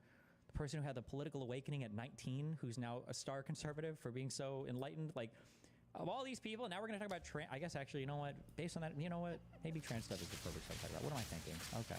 Be trans women, that's fine. And if they want to be called she or her, whatever, that's fine too. What you can't do is erode women's rights at the altar of this. Like, what do you think more? Well, you can't erode women's rights. How many states is abortion basically banned in now? What? How are we gonna? What? Don't we already have some people dying because of the abortion? I feel like I've seen 3 stories. I don't know if there's more or if all 3 of those were necessarily because of the abortion bans, but I feel like I've already seen stories where people died because they weren't able to have an abortion and the complications arose and they got like... movement. And that is where I realized the left were losing their minds and losing their track on reality. And you said it was basically a denial of truth generally. Was that one of the things that you would say was an example? Oh, yeah, absolutely. I mean, I had tons of motivations for changing my political ideology and rethinking things. Number one being the gay firefighters. That was the first thing that really started things up for me. But I think it's a combination of yes, with that example that you just used of this trans issue in Title IX, we are failing to acknowledge how far left the progressive left has moved, and that's a big factor. You know, a lot of people say, I didn't leave the left left me. And you're sort of standing in your positions and watching as people become more and more extreme, and for me, farther away from the truth and reality. Now, you couple that with this feeling... Like, this is the problem. This is the meaning. It's, like, insane. You've got a group here, and then a group here, and like a group here. And all these people want to talk about are these guys. But the infuriating part is you got fucking retards in this group who are like, oh god, these guys are making really good points. Like, I don't know, maybe we should kind of like move in this direction. And it's like, bro, who the fuck cares about these people? Of being lied to in that you've... Also, don't fall for the memes. Any state that has like abortion legal up to 6 weeks, that's an abortion ban. Okay? Don't fall for the conservative memes, okay? Just because men don't have any fucking idea how human bodies work, okay? 6 weeks, legal abortion, that's an abortion ban. Farther away from the truth and reality. Now, you couple that with this feeling of being lied to in that you've dedicated yourself to this ideology. You've worked to promote these ideas, and then you feel abandoned by this group. So we're building an equation here. On top of that, we have the other things that our panelists have mentioned, the smear campaigns, the attack that you get on the other end of even just trying to raise your hand and get a question in is just absolutely insane. And then you mix in a little bit of the acceptance that you get from the other side as soon as you're willing to hear them out and maybe accept some of their... Like, these people are clinically insane, and they have the audacity, they have the gall. They will deny shit This is the definition of a delusion, okay? Like in psychology, a delusion is a fixed belief that cannot be changed no matter what type of sense data a person is presented. I think is the definitionally not AI. Delusion is an unshakable belief in something that's untrue. These people will tell you that, like, Antifa broke into the Capitol building, that there was a Fedsurrection on J6. They have no proof for any of it. We have all of it on video. We can see all of the people marching to the Capitol on video. We can see all the conservatives talking about it on video. We can see all of them talking about the revolution on video. We can see all of them breaking in and having American flags, all of it on video. And they're like, oh, Antifa. We can literally hear them saying, we can literally hear them saying, it's not Antifa. We can literally hear them saying, oh, those people? That's not Antifa. Those are American patriots. They don't own the AlexJonesStore.com. Let's say it again. They don't own the AlexJonesStore.com. They don't own the AlexJonesStore.com. They don't own the Alex Jones.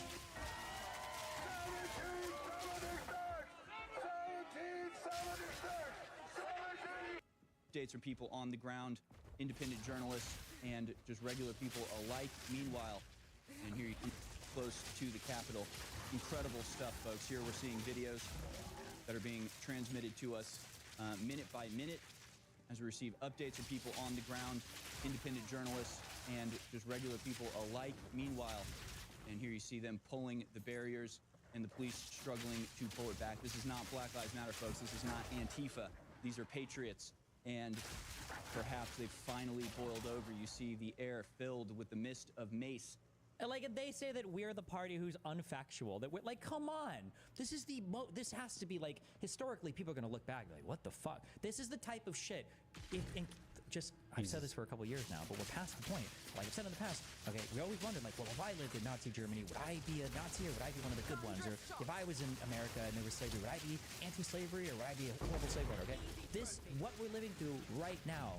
Okay, what we're living through right now, this is the stuff that people look back on and go, there's no way that if I was alive at this point in history that I would fall for this shit. There's no way that, like, I would be repeating these, like, crazy fucking things. Not me, no way. This is the type of stuff that people are talking about, okay? This is exactly what people are talking about. It's stuff like this. Saying that on the other end of even just trying to raise your hand and... Is it true there was a court case saying that there were FBI operatives during January 6th? Nope.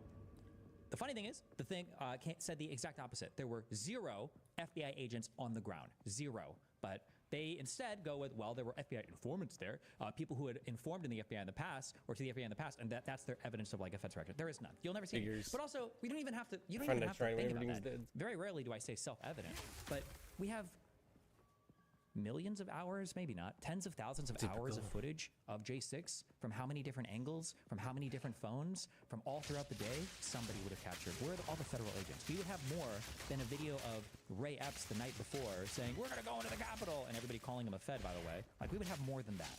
And get a question in is just absolutely insane. And then you mix in a little bit of the acceptance that you get from the other side as soon as you're willing to hear them out and maybe accept some of their ideas. And you have a wicked combination for somebody really steering themselves in complete opposite direction when it comes to their ideology. Now, I think if we're going to keep our logic intact, what you have to do is take in all the factors of that. All right, this is boring me.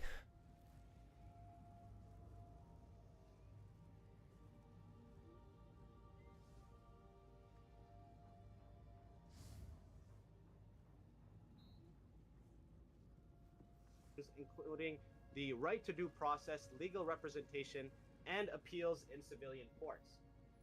So did ChatGPT prepare the script for you, or? Brother, I did my own research. For when? Yesterday? No, I've been doing my own research. Okay. Are you gonna bring up any point, or are you just gonna make some stupid no, remark? like you're reading a chat summary, like.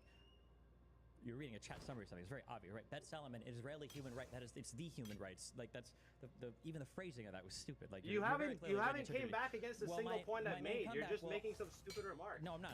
I'm sorry. I'm just remarking your lack of knowledge when you accuse me of being racist, and that's where my opinions come from. You don't even know anything about the region. But the thing is, that from the very beginning, you don't know. But that's fine. I'm glad you can pronounce Gaza correctly. Civil law, despite residing in the same territory, civil law.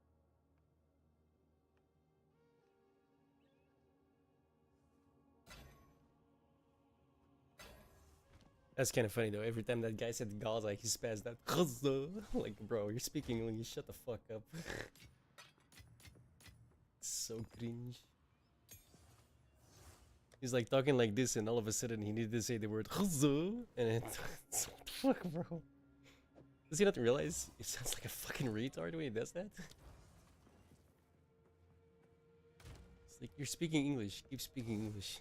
Jesus.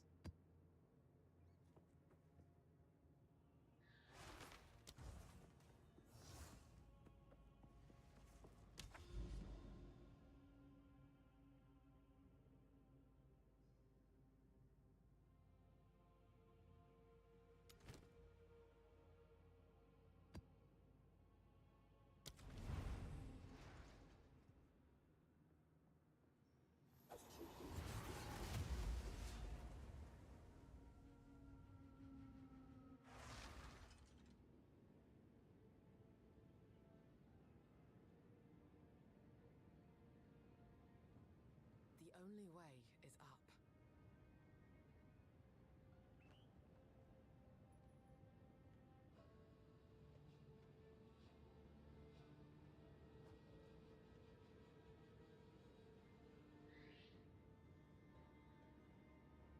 White dude, Westerner, no purpose in life, desperately wants to tie himself to some type of issue in the Middle East, so he's chosen the Palestinian shit. Doesn't know anything about it, feels strongly about it, but he decided to chirp at me on Twitter, and now we're gonna have a awkward 20-minute conversation where we find out that he actually has no idea what the fuck he's talking about. But yeah, all right, what do you want to start?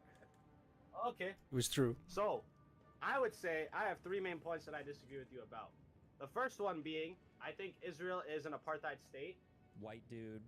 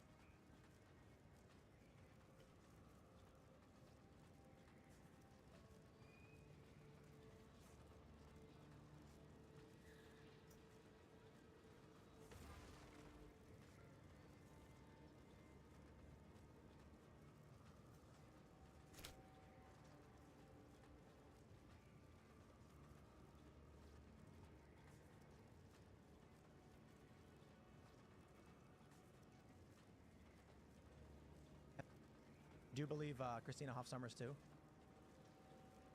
I don't actually know that case. That was the Brett Kavanaugh one. Oh, yeah. You do believe her? It has been a yes. That she was afraid to fly? Yes.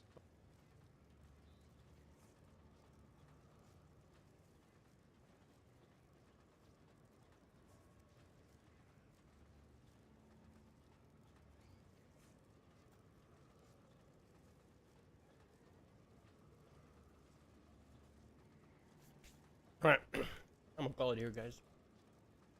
I'm gonna do this offline, but I'm gonna put a movie on, and I can obviously stream that. So, thank you so much for hanging out. Be back tomorrow. Same place, same time.